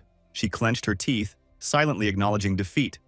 Her rival, Lena, surpassed her in everything: rank, talent, beauty, background. She felt utterly outmatched and feared she had lost her only chance. Now she would be remembered only as a disgrace to the university. Her vision blurred. Then she collapsed to the ground. In the press room, professors from top universities, Blue Sky, Magic of the Spirit, and others, were seated. Someone noted that the ceremony earlier had just been a warm-up. The real event was this press conference. They were eager to see what major announcement Oracle University had in store. Dylan waved, pointing out that the university director had arrived. He urged others to make room and offered the director a seat. Nate looked straight ahead, wondering what kind of announcement the director was about to make. Claire stared in confusion. Why was Nate heading to the main seats? Those were reserved for high-ranking officials and academic leaders. Even with his talent, he was still just a student. Her assistant offered a guess. Maybe Nate was going to introduce a speech or represent the students. Claire nodded and agreed. It was very likely Nate was just presenting or being honored. Anything else would be unreasonable. Regardless, Nate was clearly the center of attention today, so the cameras should stay on him. One of the evaluators from another university muttered in frustration, recalling how poorly their team performed during the last admissions cycle. Why hadn't they scouted Jong City College? Letting a student as exceptional as Nate slip into Oracle University was a major blunder. An elderly academic shouted at the recruitment officer, demanding an explanation. The man defended himself, saying Nate had been weak at the time and part of the vagabond class. No one could have predicted his potential. By their university's standards, someone like him wasn't even considered. Adjusting his glasses, the man calmly added that such misjudgments happen occasionally. It wasn't worth dwelling on. What mattered now was what Oracle's director planned to do next. Another man speculated that the entire ceremony was a strategic move. Oracle was likely trying to reclaim its reputation as the country's top university. If he had someone like Nate, he'd do the same. The older man agreed, calling it a sharp observation. If Oracle was leveraging this moment, they should prepare to counter it. Ju would arrive soon, and he'd be bringing a gift of his own. Director Thomas stepped forward and declared an important announcement. From today, Oracle University would form an alliance with Blue Sky University. The two institutions would engage in resource sharing and academic collaboration. He then gestured to Nate, adding that they would also create a new joint department focused on teacher development. Surprisingly, they had unanimously appointed student Nate as the interim head of this department. The audience erupted in disbelief. A student in the Second Awakening, fresh out of school, was going to oversee and instruct teachers, including those already in the Third Awakening? It sounded absurd. One man laughed, noting how ambitious Oracle University had become. Spreading his arms theatrically, he demanded they continue explaining the alliance's terms. Cloud Hegemon University, too, was curious about this so-called joint improvement between two relatively weak universities. What a magical idea it must be. Lin stood up and called out that Cloud Hegemon University had not been invited and yet showed up unannounced. He warned them not to underestimate him. He was already in the Fourth Awakening. But he added politely that Oracle University welcomed their friends from Cloud Hegemon. They could take a seat. A representative leaned over the table, clarifying, did he hear correctly that a Second Awakening student would be directing the training of teachers? والجان الذين خدموا الشجرة زي ما كان متوقعا ابتعدوا عن الشمس لكن ليس كراسوس. The representative raised his hand and directly challenged Nate, asking whether he truly believed he was qualified to lead such a class. Nate answered, questioning whether he needed approval from Cloud Hegemon University to take this role. The man interjected angrily, calling the notion arrogant. Teaching was a sacred profession, the backbone of the country. How could a student possibly instruct seasoned Third Awakening teachers? It was absurd. Eyes narrowing, he continued. Was Nate planning to experiment with actual students? Did he see the future of education as a joke? Bill stared ahead, clearly unimpressed, muttering that having a student teach seasoned teachers was utter nonsense. He couldn't support such an idea. Looking around, he added that despite Nate's accomplishments, he was still just a student. It seemed Oracle University was willing to take any risk in a time of crisis. Another man interjected, saying that Nate's instructional abilities were exceptional. Many teachers had already acknowledged his skill and insight. Nate calmly raised his hand and addressed the Heavenly Hegemon representatives, noting that they seemed well prepared. Since this was the case, they might as well lay out the challenge openly. If they required him to prove himself to become department director, what sort of test did they propose? One of the representatives shouted that there was no formal test, but their university had set up an arena on Oracle's campus. A graduate, one of their strongest from last semester, would face him there. If Nate had the confidence, he could challenge him. A win would silence their objections. A student nearby muttered that the chosen opponent was Hong, a Second Awakening genius from the Silver Moon class. He'd broken multiple records 2 years ago and was rumored to be at level 40 now. For Heavenly Hegemon to pit a level 40 graduate against a level 30 student was shameless. Weren't graduates still considered under training? This was outright bullying. The challenger smirked, replying smugly, "So what? Does he dare accept or not?" سألت سيبيا ماذا حدث، حيث كانت هذه هي المرة الأولى التي ترى فيها السير كراسوس في مثل هذه الحالة.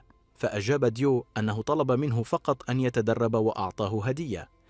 Nate stared directly at the man and stated with resolve, he accepted the challenge.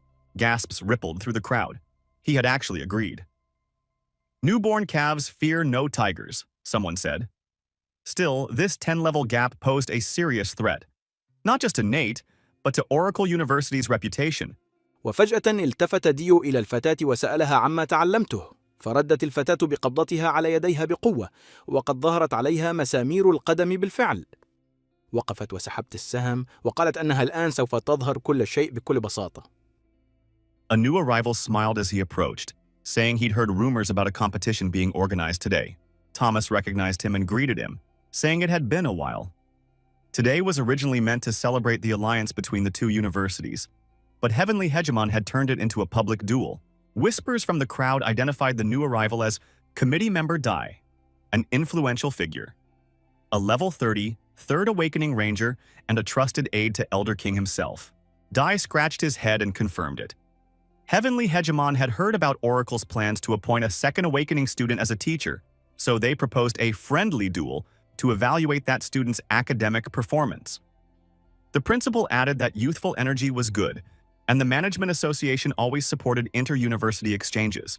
Dai then smirked and announced he was officially representing the Management Association. He was there to offer their support and best wishes for the launch of Oracle University's Teacher Development Department. Thomas glanced at Nate, hearing the words of endorsement and thinking to himself, this student was full of surprises. Perhaps he was even related to Elder Ken. Then he rose and declared confidently that Oracle University would not disappoint. The association representative shifted his gaze, silently acknowledging that Elder Ken truly was a master strategist.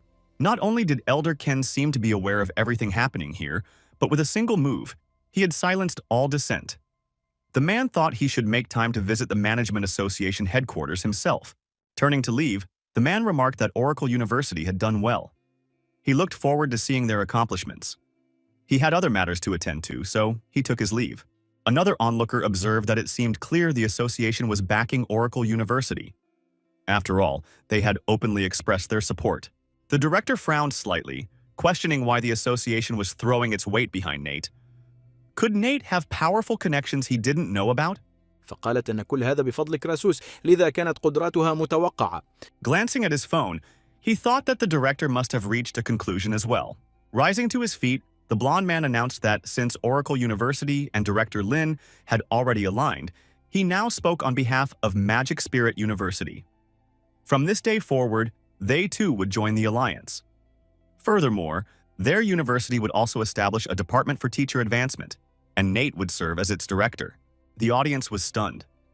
Magic Spirit University had joined as well? With the association's stance now clear, it made sense others would follow suit. Things were just getting started. Several directors raised their hands in agreement, expressing support for joining the alliance. Back at a separate office, a tense silence hung in the air. An old man suddenly slammed the table and shouted in frustration. Since when did Oracle University cozy up so close to the association?